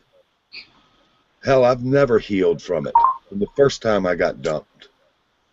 Ever. It changed my life. Very delicate process. Love. So when I hear you teach the young folks about being sexually exploited, in some ways, perhaps it would be good to teach them not to exploit themselves, because it's easy to do. I do go into that. Beg your pardon? I do go into that. Oh, well, it's, you know, it's all good. There's no way to fuck up encouraging people. Hey, man, if you fucking do it any which way you can, it's a plus and a home run. Right. The only thing Hitler had going wrong is nobody encouraged him. Yeah, if I could tell. He had syphilis bad, I heard. Poor fucker went crazy. Yeah.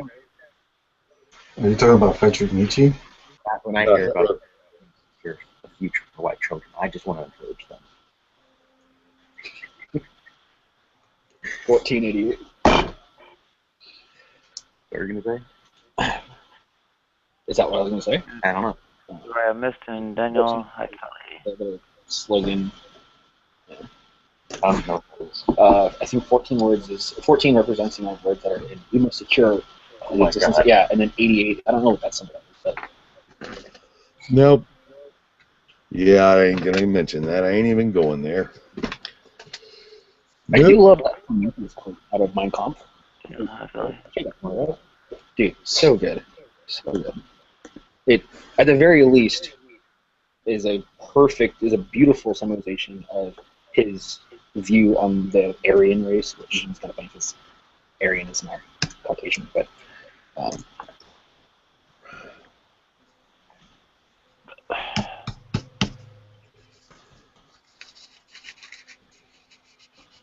Yeah. So. Do you have a difficult time with falling in love with the young people that you encourage? Who are you asking? I was asking the fella that encourages younger people who are so lovely. Something cool. Oh. If it's challenging to love them. In other words, is it frightening? Is it frightening? Is it overwhelming? And I'm not suggesting that you're banging anybody, but it's almost like puppies. Puppies are very lovely. They're easy to love. And I wonder if it's hard on you being around lovely young people. Do you have to steal your heart? Is it frightening to you? I imagine that it is. Is this word salad, guys? Because I'll shut up in a New York fucking second. If it is. If it's distasteful, I can't tell sometimes, you know? I can't tell how it's been. Okay. Cool? Everybody cool? Cool. Yep. Thank you for abiding me. You are a patient bunch, I must say. I must say. Not seeing why I'm not getting hits from Twitter and Tumblr about it, but got a WordPress.com blog post, whatever, about Source. It's not very enlightening. People actually do, like, criticize some studies and hold out counter studies and so on when they have these kinds of debates and arguments about it. So, anyway, exploiting oneself, there's a question which, how genuine is the exploitation? In 5 minutes until off air. I'll start up a fresh hangout when this one dies. Put the link in the sidebar text chat and so on.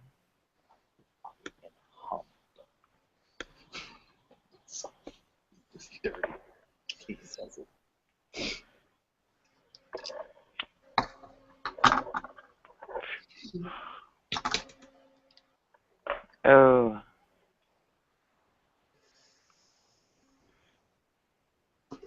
What's a good way of doing this? I'd love to fucking interview any one of you gentlemen. Or two of you gentlemen.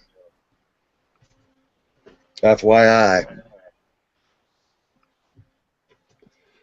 And the questions that I would ask would be good. So good. Let's do it. When? Well, what are these questions about first? Good things. You, me, love, life, whatever. It's good.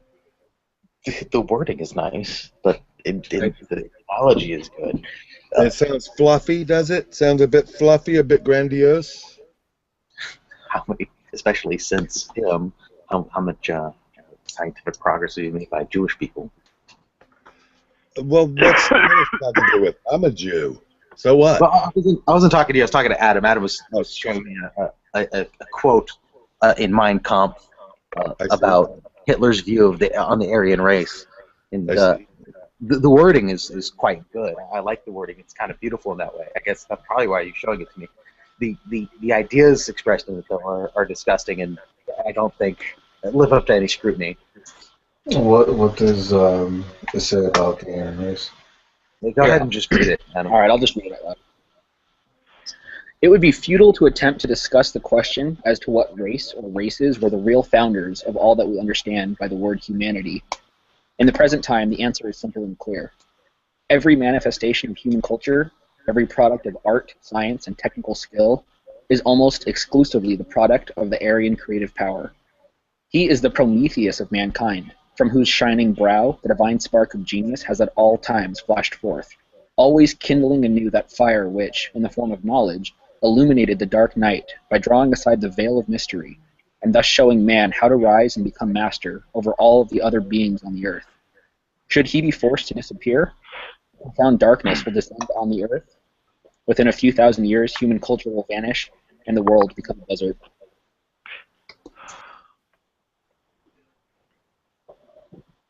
Was that quality? Somebody rate it. Somebody rate it. Was it poetry? Like 10 I out of said, 10. I think the prose is nice. I think the structure, wording, is nice. And the Polished. ideas expressed within it, I don't think they've left any scrutiny, and I think it's at base kind of disgusting. Yeah.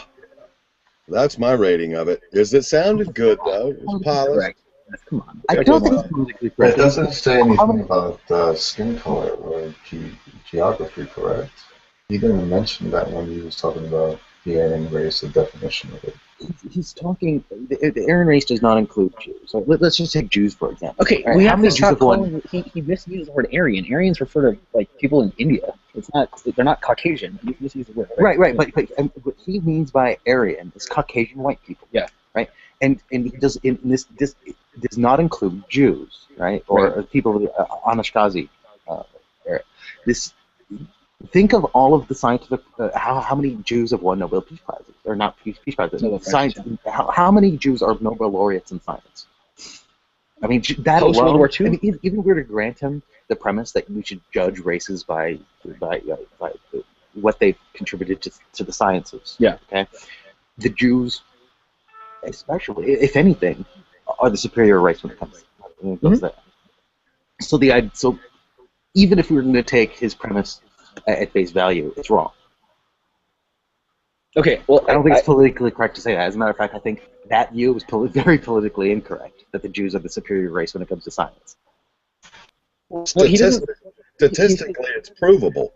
It doesn't mean that every Jew is physiologically superior or inferior. It's just